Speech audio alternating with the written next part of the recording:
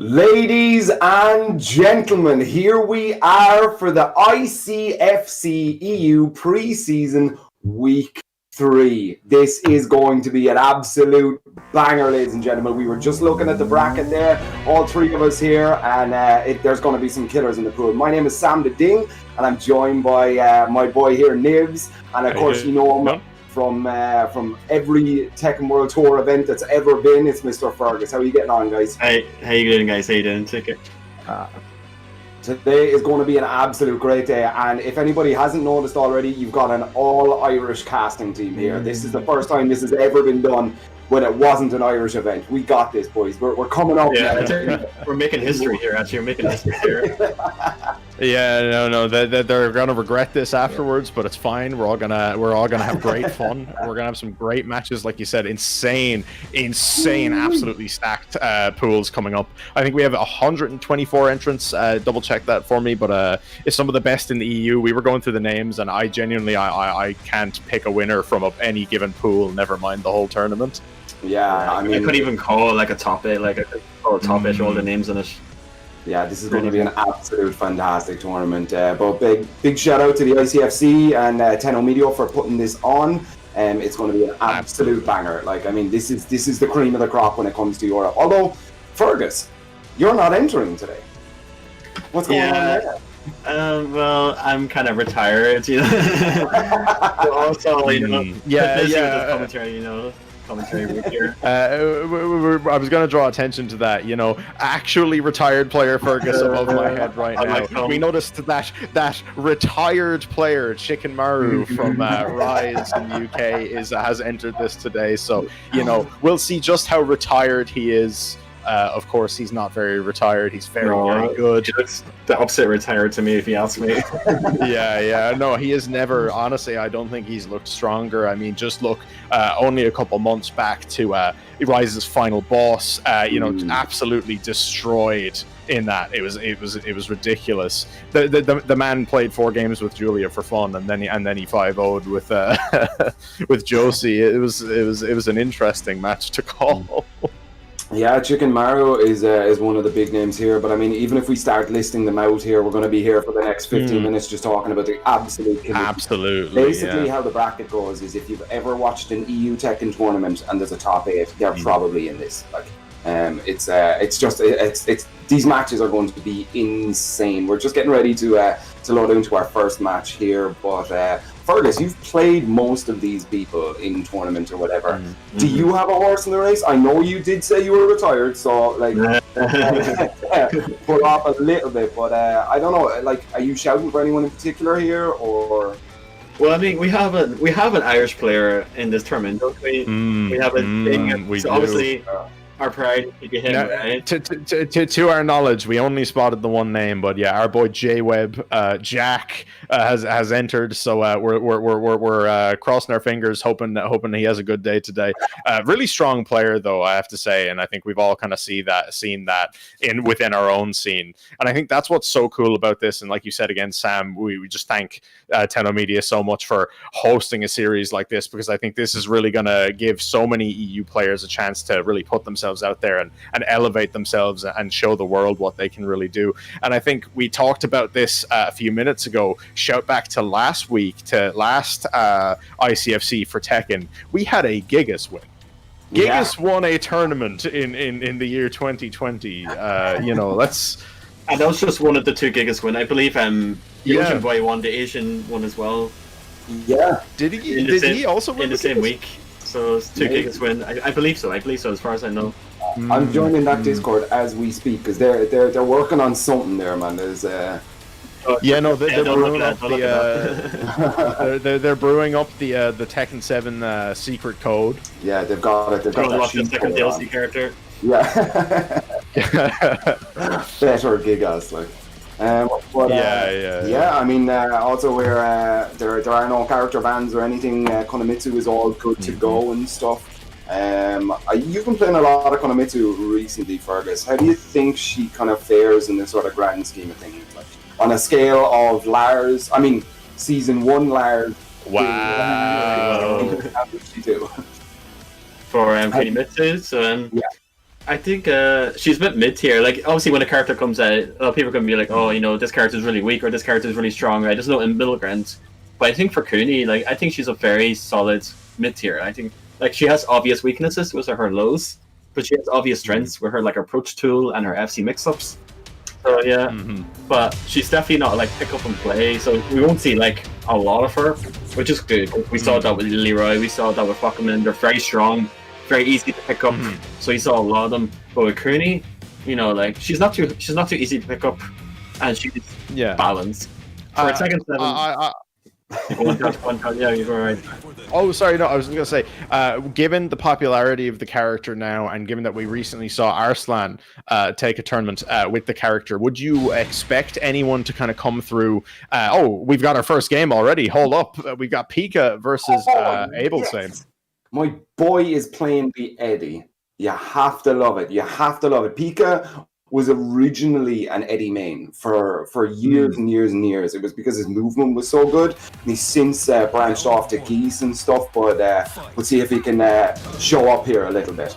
Yeah, PiKa's in like every tournament. Like if you see an online tournament in Europe, there's a big chance PiKa's in it. Like the guy is grinding. Absolutely, yeah, and that's the way he's always played as well. Just a really solid online player and stuff, and that's not to take away from him. His skill is absolutely insane, but you can see a lot of really good movement here with Eddy, looking really strong. But wait a minute, nice float. And I was gonna say, you note there that Abel Same has been sitting on Starburst, quite content to sit back because he has a small life lead and he doesn't want to walk into mix-ups like that. Yeah, it's like when you play a resource character, you know, like you get the resource and you burn it straight away. Like, you know, a lot of people tend to do this. Like, they can Street Fighter 5, you burn the feed trigger immediately, or you burn your rage drive immediately, for example. But it's nice to sit on it sometimes. Nice, the hop kick. And really nice call out from Abel Same there. And I think just really solid, patient play. Was quite happy to let PiKa come to him, and he made a couple of solid reads there. Yeah, really good. It's very difficult to approach an Eddy who's especially the sort of party mode Eddy that we see here out of PiKa, but he seems to have found a way. The forward does not hit this time. Oh, nice. There we go. Relaxed stance. Yeah, I think ducks under the high. You have a lot to say about this Sam anyway, since you played this character. Yes, I do. And PiKa was one of the reasons where I was like, of course I can play this character competitively. Nice punish. Oh, sidewall. Unfortunately, though, Abel Same does not get the damage plus frames. Yeah, I think there's not too many competitive Eddies. Like Jonding dropped Eddy for like Julia, and I think Julia mainly right now anyway. So nice. Okay, and closes out that round. One round apiece right now. Very back and forth, guys. Yeah, I mean it's a really close. This matchup is almost always in Claudio's favor, just because of the way Eddy kind of sits in the sort of grand scheme of Tekken characters and stuff. So Eddy players tend to have to work a little bit harder. That hop kick is so dangerous because it does hit you relaxed as well. I'd be careful, Sam. There might be a lot of people who definitely know how to play this game who disagree with you. I mean, fight me is my answer to those people. Fight me. You can't see the middle finger. You can't see the middle finger. No. It's all censored. Nice. Forward 1+2, blocked there by PiKa. Nice. He power crushes through the rage drive. Get that out of my face. Really clever play there. Really clever play. Just send that power crush out in kind of response to that blue stuff. Solid. Yeah, I think Eddy in this game is like paying for his war crimes that he commissioned in Tag 2. Give me that back 1-4. Give me it. Please, no one deserves to endure that again. Eddy Christie. Nice that. Man. Alright, 4.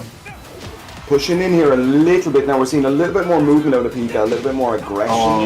Nice. Really good background. And what I find interesting there is PiKa chose to go for that spring kick while Abel Same was just backdashing. You'd wonder what the thought process was. Yeah, I mean the spring kick from... Oh, nice. Whoa! Abel making really short work of it, but the spring kick from relaxed is a really good tool for Eddy. Because it doesn't operate like normal spring kicks, but it looks almost identical. So you get a lot of people that will try and punish it like it's if it's a normal spring kick, but it's not. Okay. It's a bit riskier anyway, because you get like a full back turn string on the beta spring kick if you manage to beta-ish. Yeah. Absolutely. But Abel doing really, really well. We are in a best of 3 format here, guys. So PiKa is not down into losers just yet. We'll have to see if he can kind of tighten up the screws here. He does have a nasty Geese. He does. I've experienced this very recently as well. And do you think PiKa would be quick to switch to that Geese, Sam? Or do you think he can make this work with the No, he's switching to Geese. I call him right now. He's Geese right now? Yeah, okay. I love switching characters. PiKa's like party trick back in ranked was he would play your character against you and beat you. Yeah. He's so good with the movement of Tekken that he can just pick anybody up. And like the combos look ugly as sin, dude. But he just... and there you go. Yeah, like you said, there's the Geese coming out. So, of course, with the character switch, he doesn't get to pick stage, but probably not too fussed. He still has access to walls here on Devil Pit, which is what Geese likes very much. Yeah, it just takes one standing to and one bar, and Geese can cause so much damage. Now, you do have to say this obviously isn't as unfavorable of a matchup for Claudio as it would have been in kind of peak Season 2. Geese obviously a lot more reasonable since then. So, Fergus, in your experience, who would you give this to now on a character basis? Does Claudio do okay into Geese, to your knowledge? Honestly, I couldn't say, because I don't really play either character, but Geese, I think Geese doesn't really lose any matchups, really, like... Nice there. You see that block there? That quick low from Claudio is blockable on reaction. Yeah, absolutely. Thankfully, we just need netcode as well to make it easier. Yeah, absolutely. Obviously, big shout out to Bandai for really improving that. Here's that Geese combo. No, he drops. Jump over. You got them King of Fighters cross-ups. Nice. There we go. The power crush again. And you saw there, Abel same tried to create some plus frames, use a homing mid, but PiKa had the call out, went through it with the armor. Yeah, a solid choice there. He had the health to do it. He had the health to kind of... Absolutely nice. Tackle break. Flips him over. Sam, your heart must be broken, Sam, with the switch from Eddy. I mean, just a little bit, but I mean... nice. Boom! Yeah. He doesn't care who PiKa's playing, man. He's just going to finish him here. Yeah, and the low, a bit reactable from that mix-up. Abel ready for it. Full launch punish, which is what you like to see. Now, PiKa is sitting on bar. Oh, he's not out. There we go. Yeah. He just goes for the Mashama. I call that the PiKa special. Like, whenever he has 10%, he always jumps. He always tries to jump. There we go. And like you were saying, Fergus, one bar, one for standing 2. That's all you need. Wow. Yeah, really good reactions there and a really good guess there from Abel. Nice. Yeah, good optimization. Now, we are on an infinite now on the last part of this stage, and this is where I think it opens up a bit more for Abel. Same. Claudio, wow, he actually committed to the parry. There we go. Okay, just not for a meter. Yeah, I think PiKa is just seeing if he can win the rend without wasting the meter. Yeah. And you notice there, PiKa chose to go for down 1+2 as a low while Abel was on the ground. Tried. Yo, what you know about negative frames into Raging Storm? What you know about button into Super? We're playing 2Ds now. That was insane. That went under the Magic 4 as well. Like, as soon as I saw the running one, I was like, he's gonna Raging Storm right now, and he did. That's insane, dude. That is a really difficult move to execute online and in tournament. Not even talking about going under moves from it. Like, wow. PiKa showing his absolute character mastery. Why did he even play Eddy? I think he played Eddy because he knew I was on comms. Yeah, he did it for you, right? He did it for you. But either way, we definitely saw PiKa, I think, making a lot more reckless decisions on the Eddy, I will say, whereas, on Geese, he's coming, he's ready to kill. And I think, just as a character, I think Geese excels so well at that, like you brought up, Fergus. Managing that resource, having that resource available, really makes him so much more of a dangerous character. Yeah, and because PiKa's really smart with meter management, because he didn't go for the meter combo when the other guy had like way more HP, because in case he lost the rend, so that was the bar wasted. So that's like smart meter management decision making there. But so if he lost that rend, he would still have another bar or 2 bars to hang on to and to make a comeback wish in the next round. Yeah. So he's funny. Yeah, can we just point out as well that like PiKa's still like a child. I'm not sure that he's legally allowed to buy. It is 1-1, but PiKa did just 3-0 Abel. I like how we just roasted PiKa for like a very quick minute there. Yeah. Has to be done, man. That kid is so good. But we're on Kunimitsu's stage now, Vermilion Gates, so this is similar enough to something like a jungle outpost. I think slightly longer on the upside, but it does have a balcony break that will drop down to the next section, so that will be a factor here. Nice combo. And notice there he steps around, realigns, gets more damage. Yes, sir. Yes, sir. Gets him off the wall, peels him off the wall. But look, Abel is in a really tight spot here, just outside of Rage. Not where you want to be to make a comeback. Okay. Nice, and using that forward 1+2 from Geese, very, very terrifying move. A homing orbital, because he needed that, by the way. Running one. Absolutely. Just testing with the Magic 4s here. You can see Abel, he's kind of tentative to go in. Yeah, you can see that PiKa's feeling very comfortable with Geese, because like Geese is his main character. I'm not sure what the Eddy pick was, but you can definitely see how he shines with Geese now. Oh, wait. 2 seconds left on the clock! It's just... Okay, there we go. And yeah. Abel just throws out the knee, quick mid, and it caught PiKa trying to fish for another down 4. He was getting away with too much down 4 pressure there, so I'd like to see Abel try to contest that a little bit more. Yeah, I think PiKa's build meter with the fireballs. Which is what you don't want to let him do, and this is something... Oh, nice, he actually hits the mid. Yeah. Alright, stand up, die. He's went for the low every time that he's tried that, so I understand the guess from Abel, the guess low there. Alright, but Abel is putting up a really, really good fight. I know he's lost 4 rounds in a row here, nice. But he's definitely really, really putting the screws on PiKa here. No easy games in this tournament. Whoa! That was a nice. Okay. That was solid. Yeah. Good block. Yeah.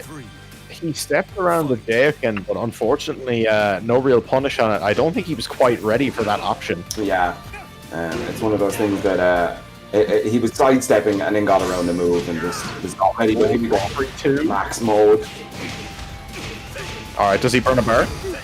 Oh, he does. Okay, good break. I think he called that Abel would stand straight up and tried to pressure him with the EX Shippuken, but it didn't work out. Yeah. Wow, 3 straight rounds for Abel.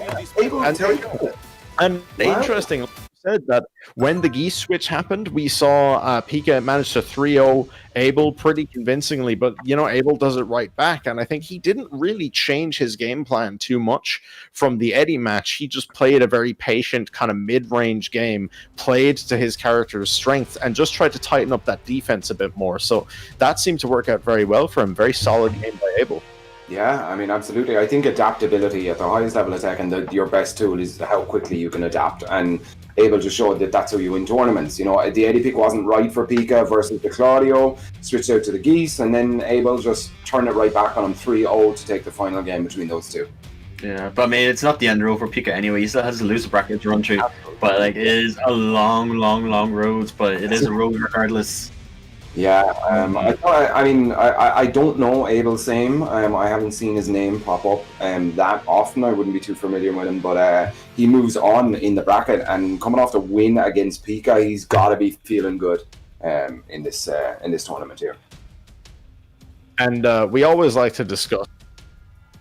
Oh yeah! By the way, guys, we just like to shout out to Matt Dorino as well for the tournament. Top donator right now is Chris. Is that Chris CG? Thank you very much. Thank you so much for that. $100, dude. Nice. And I believe we should be able to get a link to this in the chat. We have roughly Electric Eye, DJ Vu, Venks, a lot of the players. I think actually I'm noticing names in here. A lot of 50-cent donations in here as well, guys. The likes of your Panos, your Robert. I believe we can get a link to this in the chat. If there's mods there, I'm sure they can give you the command. You can contribute to the prize pool for these players throughout the event to support them. But, we have K-Wiss coming up next. My best friend. PijanySkryba. His best friend. K-Wiss and Chickenmaru both seem to firmly believe that the other is the best in the UK right now. Fergus, where do you lie on that debate? It's calling him out right away. Why me? Why me? That's Fergus. Who wants to go first to trying to pronounce this lady's name after? Yeah, you go first, man. You go first. Already there. The power rush. Alright, the lay player. Wow, K was really asserting his dominance here. Yeah. And you saw there, he just went straight for pressure, tried to back him up to this wall. And I think that's really important, especially on these stages with the multiple angled walls. You want to get that pressure in as early as possible because it's so quick to get your back put to them. Oh, don't wait a minute. PJ has got his perfect on right now. 1-1 on the round count. K-Wiz wasn't ready for that. Yeah, I think it's easy to get lay experience in ranked match because there's so many lays in like the true Tekken God era. So there's so many lays to play against in ranked. So getting matchup experience should be something Kobe has.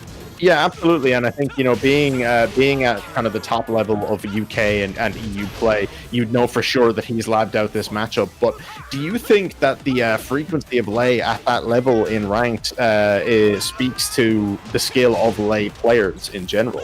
Oh, the key charge setup, back three. Oh, dirty! Did him like that? Okay. For those of you who might not be familiar, he was trying to set up for a situation that wasn't BM, but K-Wiz has got to be feeling good about that. I think. Yeah, I mean, it's a very strong start for K-Wiz anyway. Like he loves that key charge setup. Force them to tech roll into back three or down 4-4 counter combo. So yes, like I showed like as I was saying, there's so many lay players in ranks that K-Wiz can get experience off.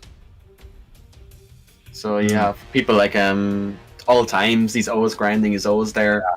You have Nitro, Unknown Sorrow, he's a French lay player, he's always around. Noe from Germany and a bunch of others, they're always around ranks for anyone to get the lay experience off.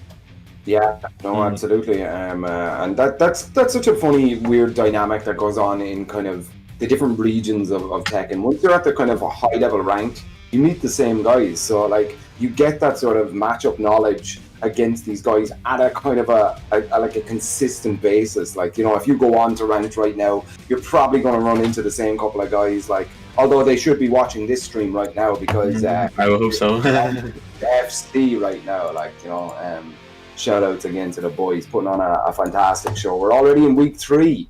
This was announced a while ago, man. The start of a beautiful thing. Like, we don't have offline events, unfortunately, but this is solid alternative for the time being. It's kind of insane, I think, how well I think just the drive behind online events has come along, and people are really stepping up to the plate. But what do you think? What do you think goes into this next game now for Skryba, Fergus? Are there major adaptations you think he needs to make, or did K-Wiz just make better decisions? I think he wasn't really introducing enough snake pressure because Lei got that new snake string in 4-1, which adds so much to his offense. And I didn't really see much of it from Skryba. Yeah. Oh, nice. Okay, the tiger stance, and that's what's so interesting about Lei is he has a lot of potential for built-in evasion with these sidestep stance transitions. Yeah, the stance, man. It's lovely to see, but God, it's annoying to play against. Oh, there we go. Yeah, counter hit palm there from K-Wiz will launch and confirm that into the kill. Yes, sir. Yes, sir. Are we calling him Skryba then instead of? That's what I'm going with. I'm not going to ult him. Nice power push there, and you notice that was a mid that Skryba threw out. I believe it's plus on block, potentially forces crouch on hit. I'm not. Yeah, he has a plus on block option, and he also has a hit confirmable mid-high launcher out of it too. Not there, just catching the ball back 3. Perfect spacing there from K-Wiz. Okay, running through here. K-Wiz is up around here in the potential final game between these two. Oh, he's just playing from the outside, sorry. He's actually forcing him to block something while he's stuck in Tiger to cancel him out of Tiger animation, which is pretty smart. Yeah. Really clever. Oh, ooh, okay. Skryba ended up back turn there, almost ate a full sequence, but knew how to get out of it. Yeah, clever play. I mean, that's the thing. Once you, we were talking about the Lei knowledge, but I think there's a lot more Hwoarangs in the world than Leis, so you know, you do get that knowledge as well. Oh, this will kill? No, not quite. I thought it would. Skryba sitting on magic pixel right now. He has rage. Oh, there's the rage sweep. Oh, here we go. The tiger pressure. Oh no, he did. Oh, he got clipped by the rage surge. And if you notice there, if you go back, he actually refloated Kwis, but I don't think he was ready for that. I think Skryba could have converted into a kill. Yeah, it's hard to prepare yourself for these situations. Like he was getting good pressure going there, like, but he didn't commit to the Snake 4-1 into the Tiger pressure because he needs to make a comeback. So he got the opportunity with the Snake 4-1 to hit, but he didn't go into Tiger. He went back to neutral. So in my opinion, he should have went into Tiger to continue the pressure and then force an immediate 50-50 on Kwis to maybe close out that round. Yeah, I mean, it's always the worst when you go back and watch the VODs. You know, you say that's what I should have done, but unfortunately, Skryba goes down into the losers bracket with PiKa, and Kwis moves on into the tournament into round 2. That, I mean, not that I expected it, because I don't know Skryba, but this is kind of what we're sort of expecting here now, that the big names are going to kind of move on forward in the bracket here a little bit, and I don't know. I mean, top 8 is looking a little bit saucy here, boys. Yeah, I mean, yeah, we already have.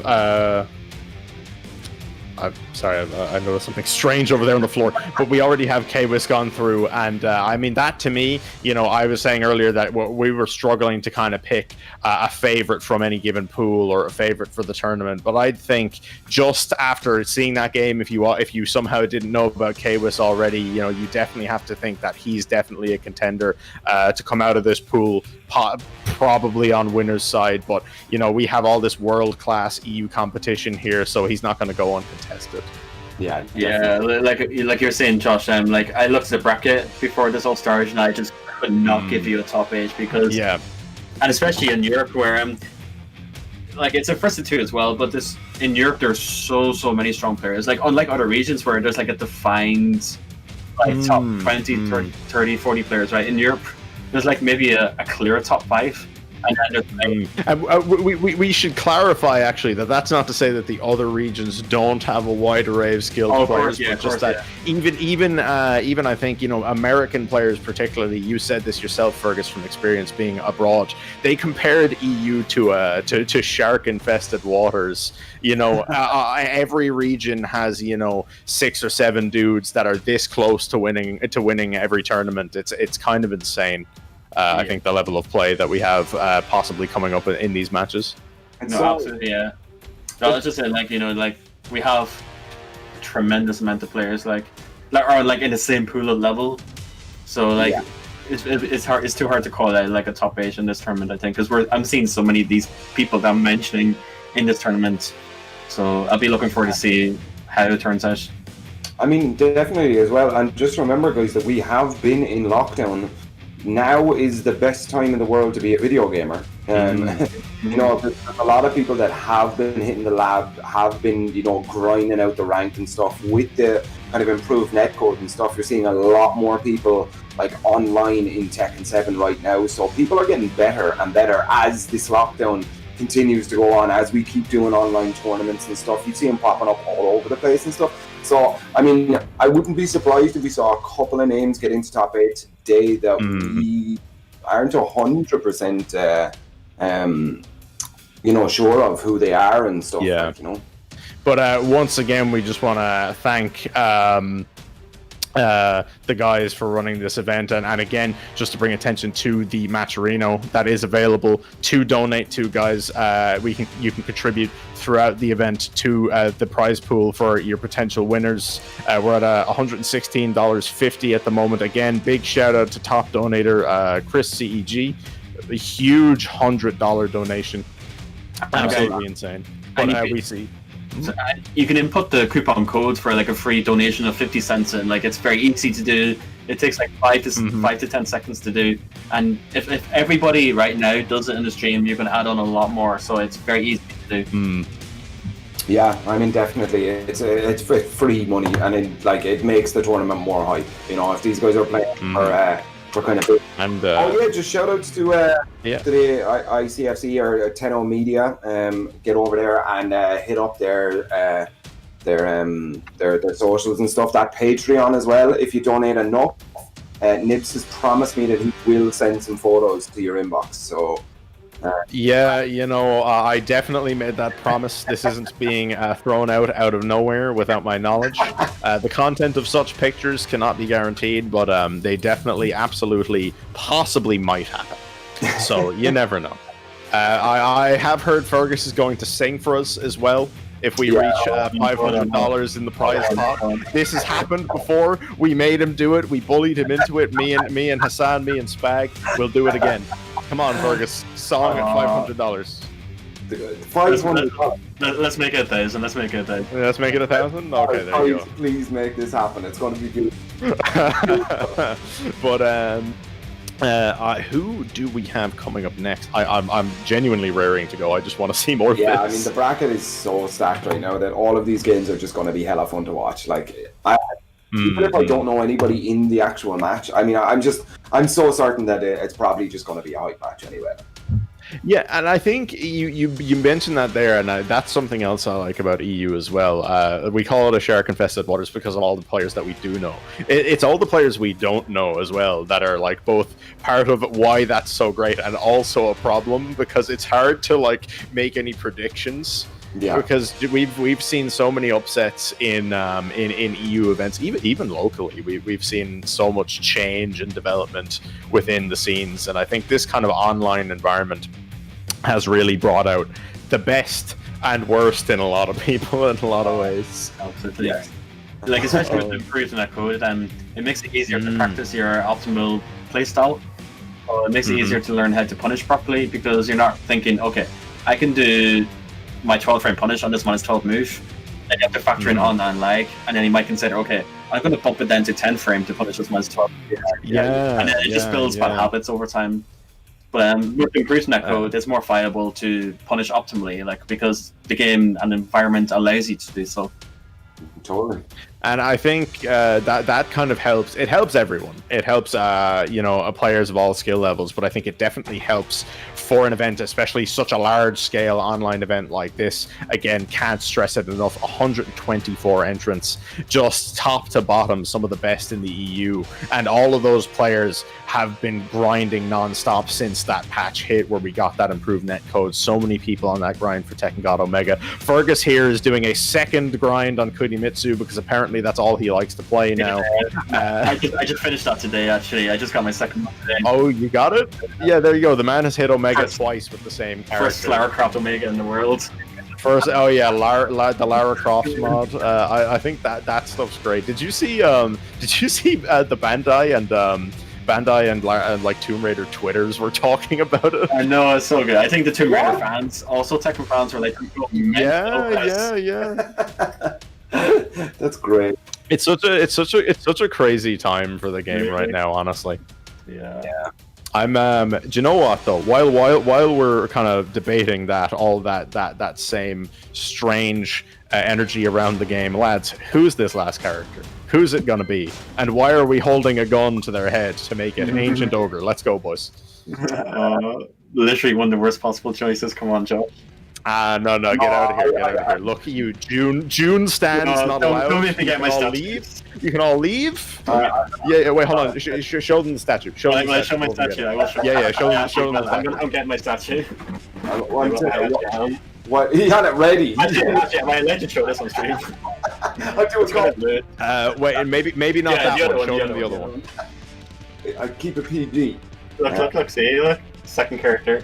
Yeah, there you go. See, he's devoted to his character. It's insane. Who's that? That's Lady Jane, is it? Wow. I've never come to this Oh, of course you will. You wouldn't hurt a fly, Fergus. Wait, you're retired. I'm going to be honest here, guys. I was chatting to Harada the other day, and he promised me that it's Tiger Jackson that's coming back. I didn't want to, I cannot stress to you enough how much of a Tiger Jackson stan our Irish friend CJ is. I actually think he would lose his mind. Dude, yeah, like he just like in all the Twitter threads with the Tiger Jackson gif, like fighting all the Christmas times off. Oh my god! Oh, let's not bring up that whole drama again. Yeah, but yeah. So that's Hwoarang through already, and interesting. You said, Fergus, you see a lot of Leia at top level play. Do you see a lot of Hwoarang in the higher ranks, or is he kind of more of a niche pick at the moment? For Hwoarang, we see Kiwiz a lot. You know, he's a streamer. Oh yeah, obviously, but you know what I mean. Do you see the same kind of volume of Hwoarang players in that kind of high level ranked as you would Lei? Because like you said, there's a lot of really strong Leis who play around that rank because they're the only people who play the character. Let's be real. But yeah, I think Kiwiz is really the only one I see in these ranks. Like Hwoarang's a very like not so common pick at all, but there's always people in lobbies playing with each other. So like a lot of people like just like strong Hwoarangs, you know, maybe they don't necessarily go into ranks. They kind of stay to lobbies with their friends. But there was one Hwoarang, bit of a legend actually. Some people in chat might know him, Dino Phoenix. Yeah, he's from Venezuela, but he's living in Turkey right now, and he was like one of the OG Hwoarangs like way back one days. So yeah, he's kind of come around. He's been a bit active, but okay, well that's good. And I think we've seen a couple of people like that, a couple of players who've kind of who are away from the game or who haven't played maybe in a couple of additions to the series kind of start to come back.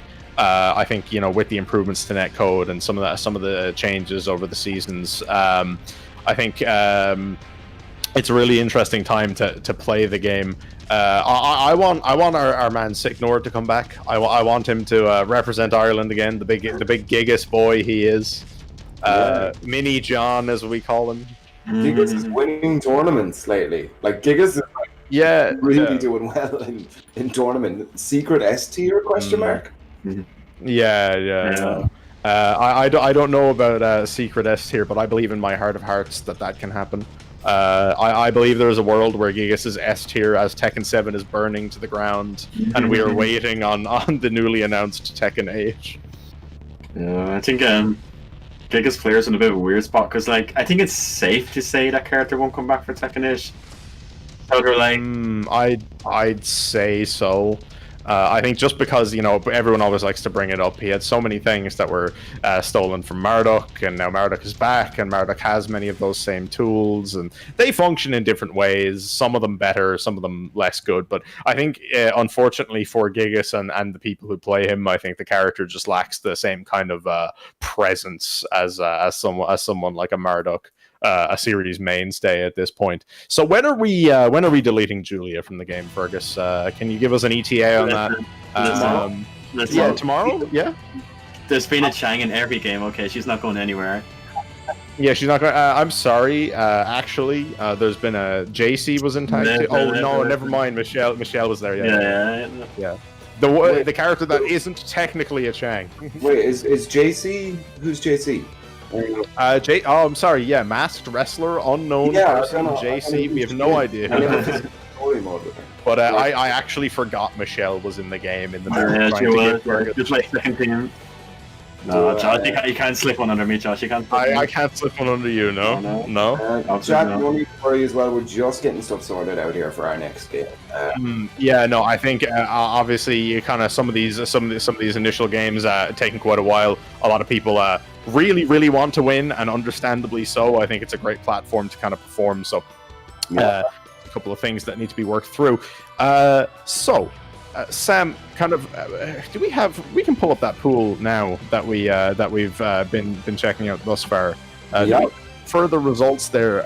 Any solid predictions as to how the rest of Kwiz's pool is going, and kind of do you expect him to come out on winner's side? Do you think there's any solid contenders to him?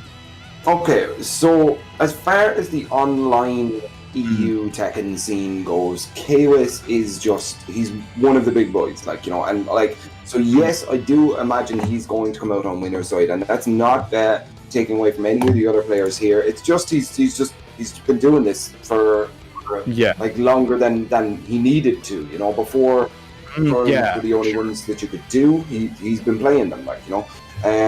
But I mean, I'm not going to make a prediction just yet, just while there's still so many people around, and I'm waiting on some unknowns to come out and absolutely smash stuff apart. Like, you know, I have faith in this lockdown to make us better video gamers. Like, we need that silver lining, guys. We need it. And I think I'm looking at that pool in particular there, just using KWIS as one as an example. Going through some of the initial results here, we've got people like Deadeye are through their initial games. Haroon picked up the win against Wang. Who else do we have through? Crossfire, Mr. Bunny, TinkiBoobiz from France picked up the win his first round game. And I think TinkiBoobiz, a player who maybe flies under the radar sometimes, but I think, I met him a couple of years ago, and I think very solid player and has only kind of gotten better in that time. And I think France in general, people always, look to Super Kuma as kind of, the best player from that region, rightfully so. But I think France in particular has a lot of really strong players that comes out of it. Fergus, is there any kind of would you put anyone kind of next to Super Kuma on that level? Obviously, you've got your Doug from Paris, is a strong contender. Yeah, you have people like Doug, like you said there. You have Kalak with his Lili. You have Gunny with his Jack. And Babino, he's a bit not as known as the others, but he's from the same town as Super Kuma. And he says that if Babino gets the opportunity to travel more, he will make a lot of waves. So Babino's definitely another one. Okay. We've also got Blackkazama is in the tournament as well today, boys. Don't forget that. And I believe Blackkazama should actually be coming up for our next match. Yes, let's go. Spectre. Well, I think we have Spectre versus Blackkazama, so that should be very interesting. So, Fergus, tell us a bit about Blackkazama. So every time I meet this guy, he always throws like a drink at me. That's why is that? We're Asuka brothers, man. We're Asuka brothers. Asuka brothers. It's nothing to do with him, perhaps stereotyping you as an Irish man. But Blackkazama, like obviously, like I said, he plays Asuka. He's from Spain. He has a very, if you guys know S-Line from Korea, the crazy, wacky kind of Asuka, like he does like all these setups. He doesn't really care about winning. He just wants to land this stuff in Europe. Blackkazama. Yeah, in Europe, Blackkazama would be the closest to that style. Like he just parties. He doesn't go for like optimal combos. He goes for like constant resets and kind of really aggressive style with Asuka. So I think we're gonna see some of that coming up. Yeah, and do you feel that works out for him more often than not, or would you maybe like to see him tighten up that kind of core game a bit more? And I suppose that's the question then, is like, do you think that he doesn't have that core game strength, or do you think he just chooses not to use it because he's having fun? I mean, he obviously has a good balance between the two. Like, he has his moments where he needs to party, and like sometimes with Asuka, you do need to like amp up the aggression, amp up the gimmicks a little bit to close out a win, because fundamentally she's not like a super solid character because her basics are not quite there compared to the rest of the cast. So it is kind of encouraged sometimes to like kind of up the aggression with her, up the mix-ups, because we're down 1+2 into 4-2, and also all the Oki that she has. She's very strong Oki. Yeah. Blackkazama is good at kind of striking a balance between the two, but he does tend to go towards the party aggression kind of style. And Saturday, boys, let's do it. So I think Inspectah. Sorry, it wasn't Spectre. It's Inspectah is coming up next against Blackkazama. I got my names wrong. Do we know Inspectah? I don't. I personally, I don't. I was actually just going to ask you the same thing. No, I mean I've never heard of him, but as I said, I'm gonna keep like slamming this home. There are going to be some unknowns here that are going to absolutely smash. Like, I mean, yeah, we know Blackkazama. Blackkazama is great and all, but let's just see what this Inspectah kid can do. Like, you know. Yeah, I'm sorry. By the way, I just want to bring this up. I'm referring to the pool that Blackkazama is in. That's a win on the board for Ireland, baby. J Webb took his first hero. Ireland's coming. One player. This is our event. We own it now. If we don't win, we call rigged. This is all a sham. Yeah. If you lose, this is UK. But for real, again, all jokes aside, we can't thank Teto Media enough for hosting this event and kind of making this a regular thing. Again, social displayed here for any reason you want to get in touch with any of us. And once again, if you can refer to Teto Media's Twitter, YouTube, I believe they have an Instagram as well. Go give the guys a follow. There we have them right there. So yeah, Twitter, YouTube, and it's Patreon. Okay, perfect. So yeah, if you want to support the guys with a donation as well, that is an option. And once again, the Matcherino available for the stream if you want to support the prize fund for the event.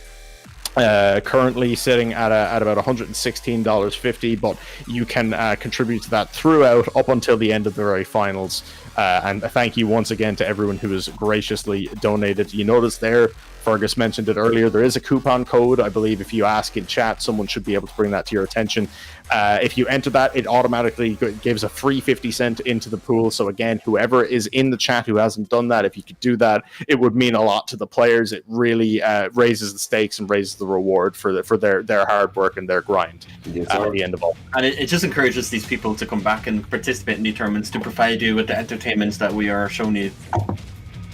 Yeah, I mean, it makes everything so much easier. I mean, you want to see the online community of tournament organizers and commentators as well, like and players just get bigger and bigger and bigger, and like the kind of bigger the prize pool, the bigger the kind of hype and the kind of spectacle or scale of the event and stuff. But on that happy note, ladies and gentlemen, we are getting back into the game. It's Blackkazama.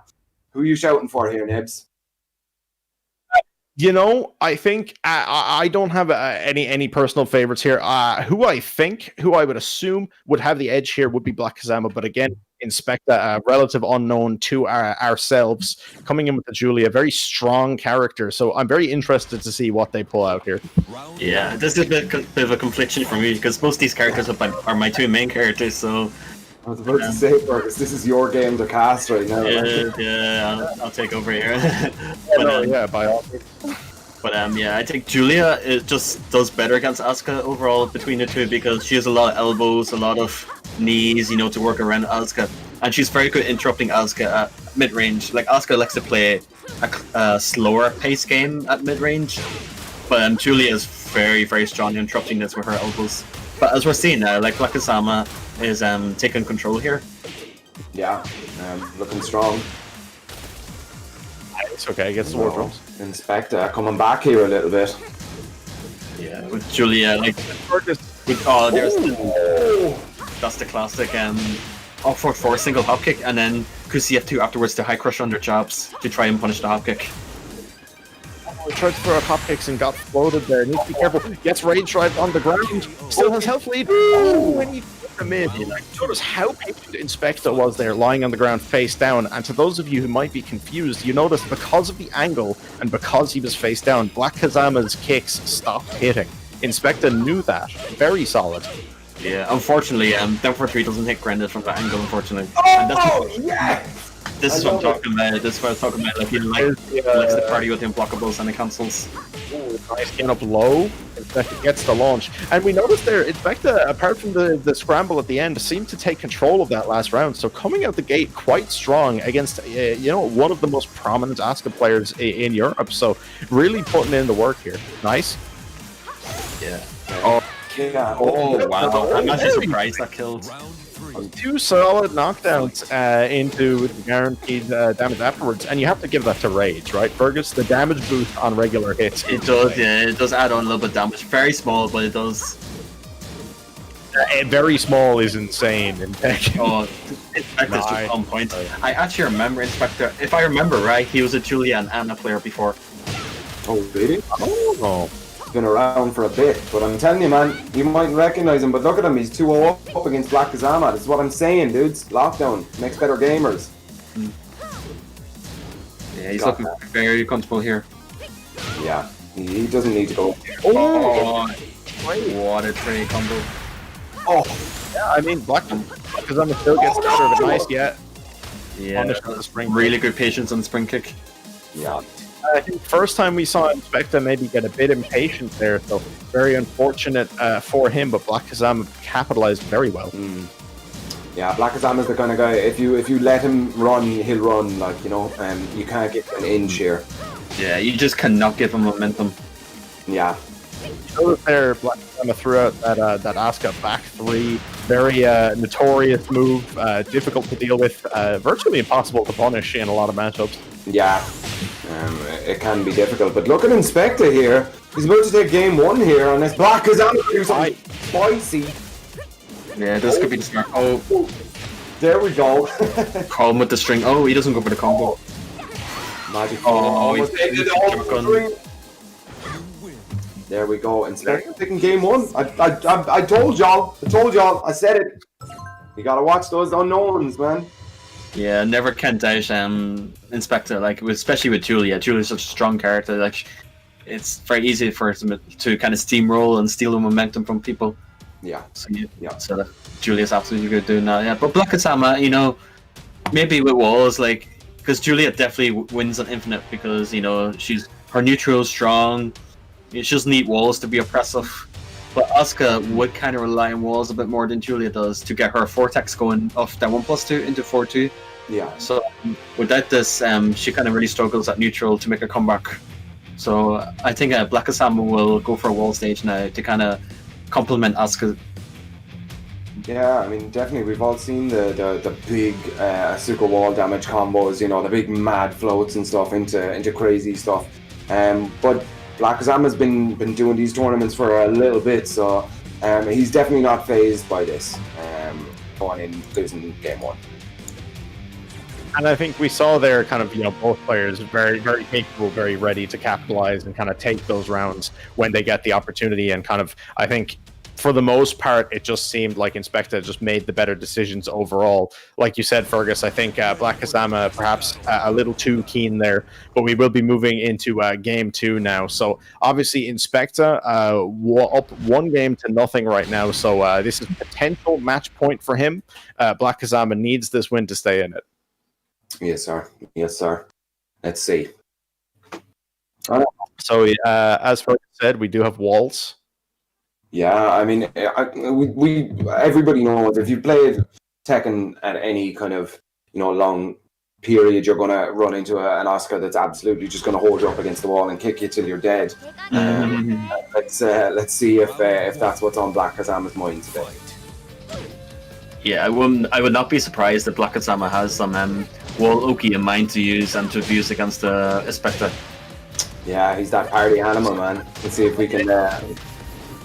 That's a couple of rounds now where we've seen Inspectah get the tip range war drums. Fergus, can you explain that interaction to those who might not be aware? So how war drums happen is if he spits out so only the low connects and the high whips, it becomes a natural low wall splat, which just really adds to Julia's wall game at bow and arrow. Yeah. I mean, that's all you can say, right? Just bow and arrow. Oh, and arrow, sir. Oh, and arrow. One helping opponent. Oh, very unfortunate. Very unfortunate. Whip punish. Yeah, if you're slow at whip punishing with Julia, you're gonna get launched first. So you have to be like very confident in it. Nice. And here we go. Yeah, the Oki already out from Blackkazama. Perfect. Oh, nice. What even happened there? So it seemed like Inspectah started the tech roll right at the end. So Blackkazama crossed over and hit him in his feet. Okay. So good stuff. We love it. Okay. Oh, the grab. Nice. Okay, go for another one. Good break. Julia at the wall. You do not want to be in this position, especially against a breakable wall where war drums will launch you for a full combo. Yeah, just to those of you who might not be aware, that red fence just to Blackkazama's left now is a balcony break. So if you're splat against it, you can be sent down for an extended combo. Very nasty stuff. Yeah. Potential for big damage. Okay, now and see that there, Blackkazama's choice of move, sitting on a health lead, not afraid to take the punish. That move positioned him. It positioned him to be the one with wall control. Very solid choice. Oh, good back four. Yeah, I think he caught Blackkazama's up for 3. This is still right now. I mean, yeah. Is it intimidation or is it a controller issue? Oh, there we go. And nice. See, he used it again. And unfortunately got flipped right back over, but Blackkazama was very quick to try and put Inspectah's back to that wall. Wants control of the balcony break. Nice power crush. Yeah, I think wall or like map position is so big in Tekken. It's one of those techniques that you don't really learn, but wow, Inspectah is coming in. Potential final round now between these two. Yeah, remember, it's hard to call when. Oh, right through. Oh, no. I think we just call those resets, right? Yeah, He pressed next time. Stands there. Okay. Just say get up. Oh, nice. Cracking on the back three. The homing. Okay, this could be it for Julia right now. Oh my god. That was a bit of a scramble, wasn't it?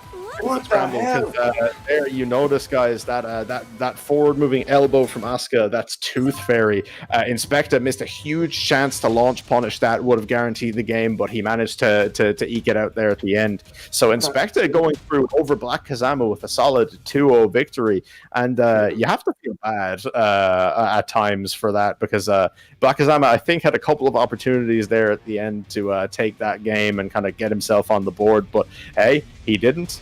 And, Inspectah's moving on, but solid game from both players. I think, Fergus, like you said, those walls definitely did pay dividends, though, for the Asuka. Yeah, I mean, Asuka benefits from the walls, of course, but we all know Julia's wall game, you know how it ends, like you said, Nibs earlier, just bow and arrow, that's it. Like, we saw Ren just completely stone with bow and arrow. That's it, yeah.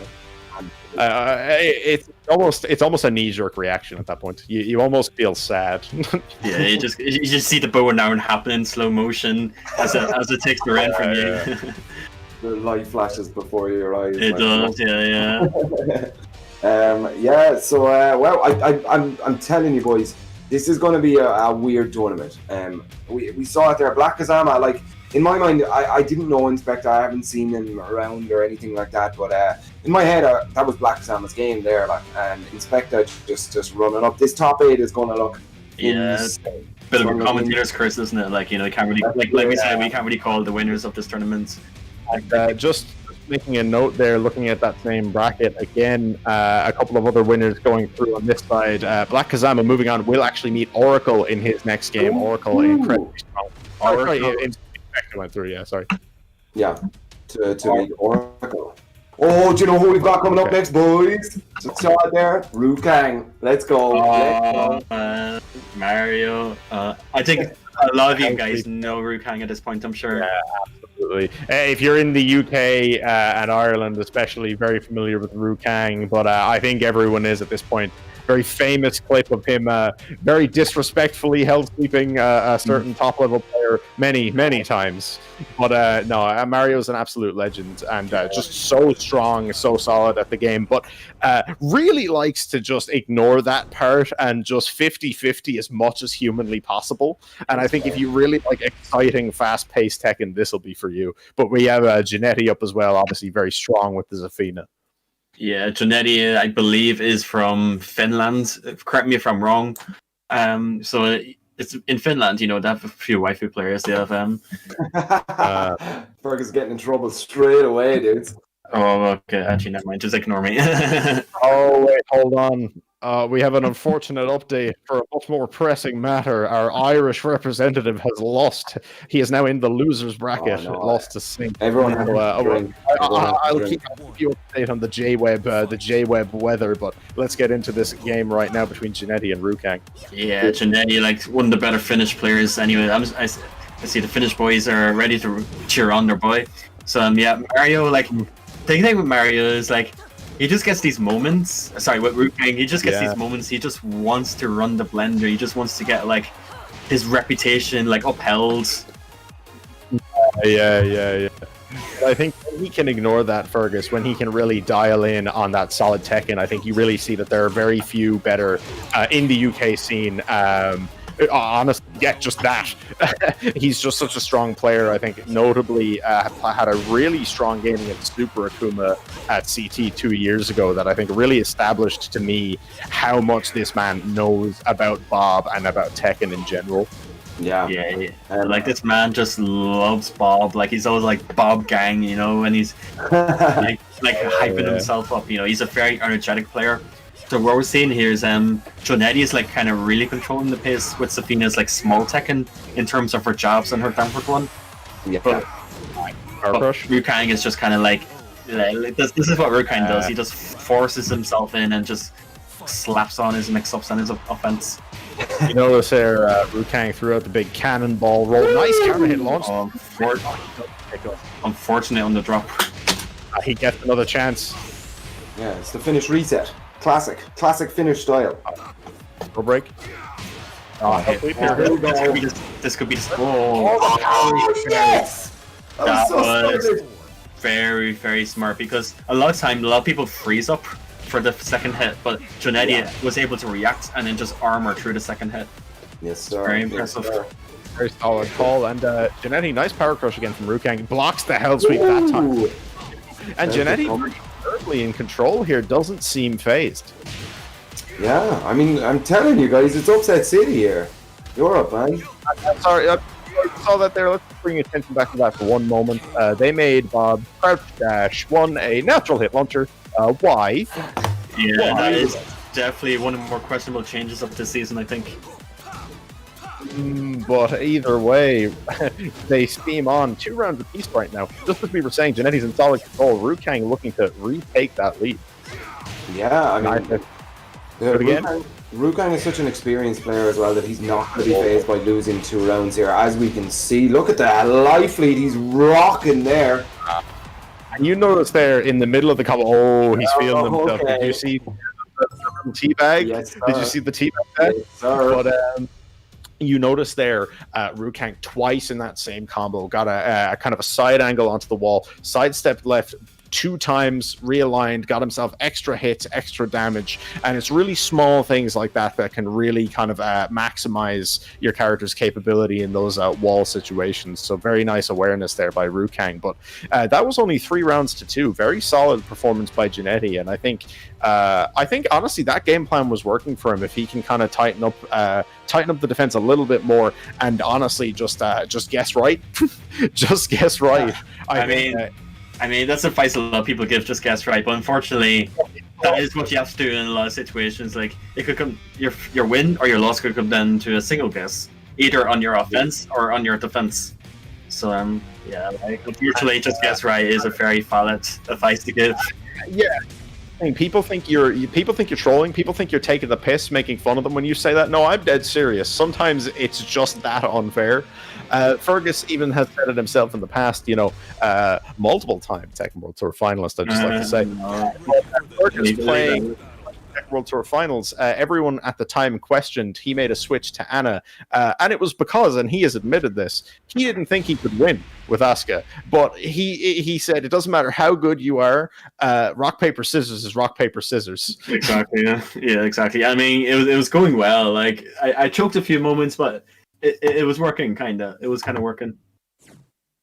But so we're going to the next match. So we're on an infinite stage, which can only be good for Zafina because of her movement and particularly her backdash to create distance. And if there's no wall behind Zafina to kind of trap herself behind, she can kind of keep going with this. Notice there, Jonetti blocked that hell sweep in the middle of backdashing, I believe. So it's rare, but it's quite possible while you're backdash canceling to accidentally block a hell sweep. So having more room to do that is obviously nice, but Jonetti more than likely called that out on purpose. Doesn't commit to the hand. Maybe just didn't get execution. Yeah, because she was off axis, so the hand hit from the side, so it didn't go into the animation. Okay, right. I didn't know that. It only connects on axis. I thought it automatically realigned for some reason. Nice crouch dash 1 there from Hwoarang. He will get some nice damage from this. And you notice Bob's combo damage outside of walled situations isn't actually that high. It's just that Bob as a character can be quite oppressive and has some really strong punishment options. Yeah, but you can't say Jonetti, Zafina, like the movement with no walls in the way, it's going to help him a lot. Absolutely, and I think, like you said, to complement that backdash, arguably top top 3 backdashes in the game. Zafina has access to some really nice poke tools. I think the big one is always back 1+2. There it is. Big hands. Like, it's not just her movement, but it's also her hurtbox and her evasion and some of her moves that kind of makes her really hard to hit. Definitely. Nice flow here. Kang, you saw the last hit there at the end. I think actually was a reset, but it didn't matter because I'm pretty sure it was guaranteed. Yeah.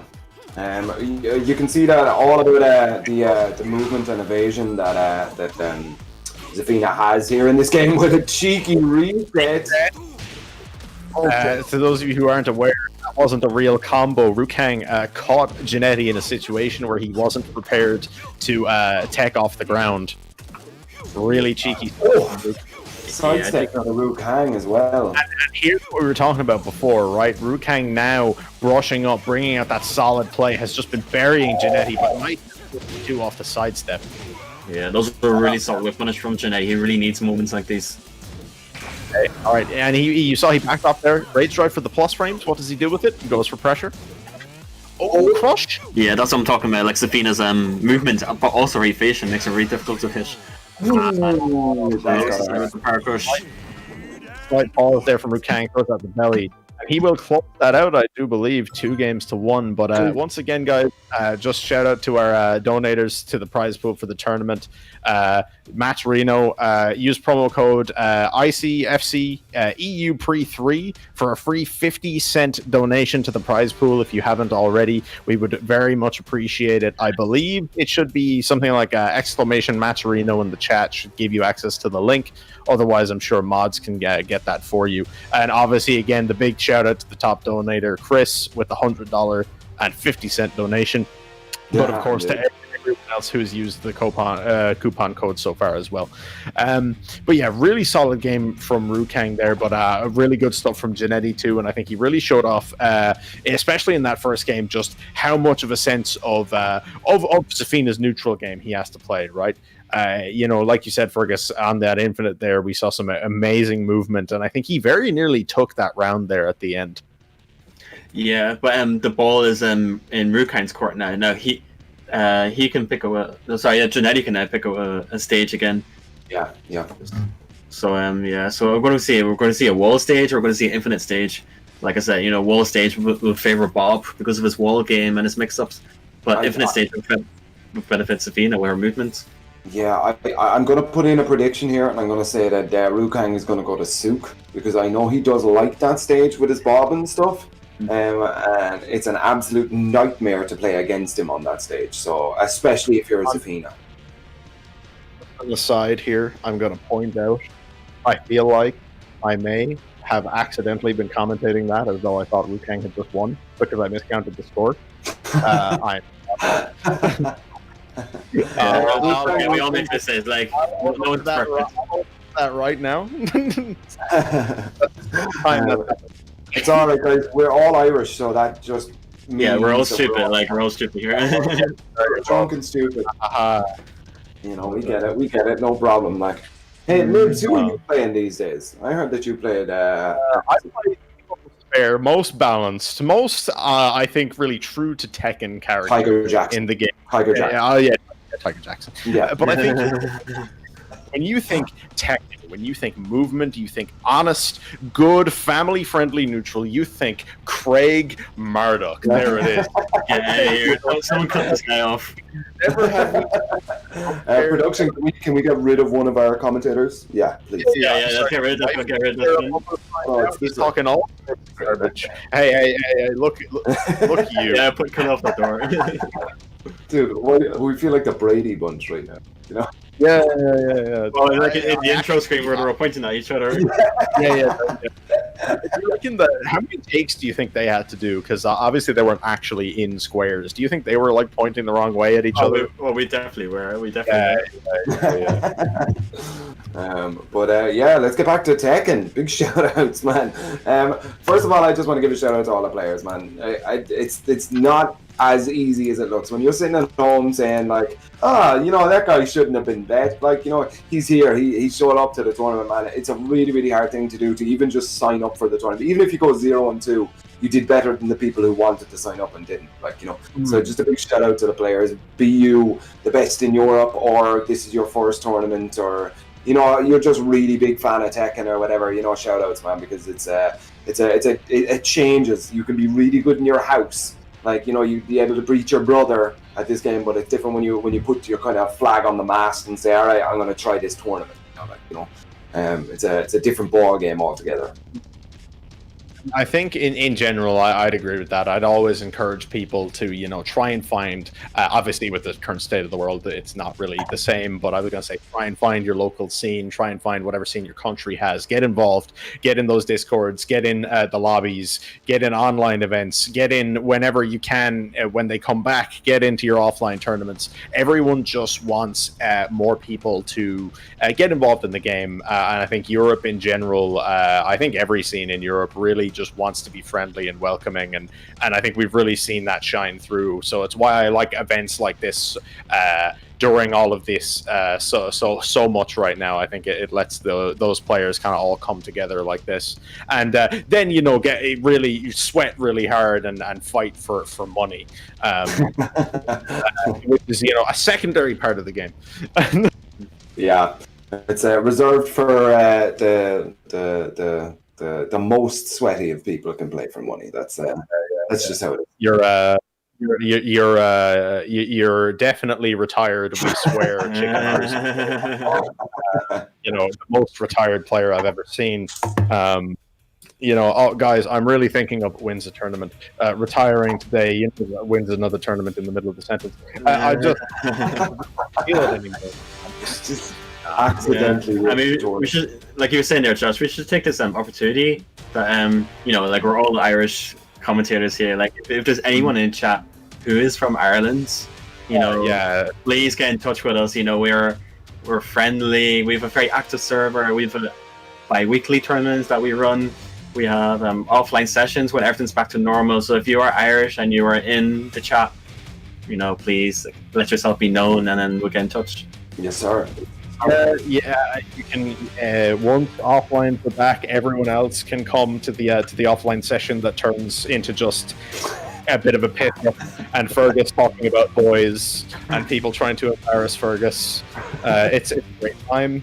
It's a lovely time for everyone. But I genuinely think we need to talk about that Discord a bit more, because Fergus has been curating this thing for, I'd say, what 2-3 years? 3 years. 3 years. This in Tekken 7 anyway. Yeah. Just an Irish Discord for Tekken 7, and that thing has grown an insane amount. There are so many players I didn't even know existed until like a few tournaments ago, because they just showed up out of nowhere.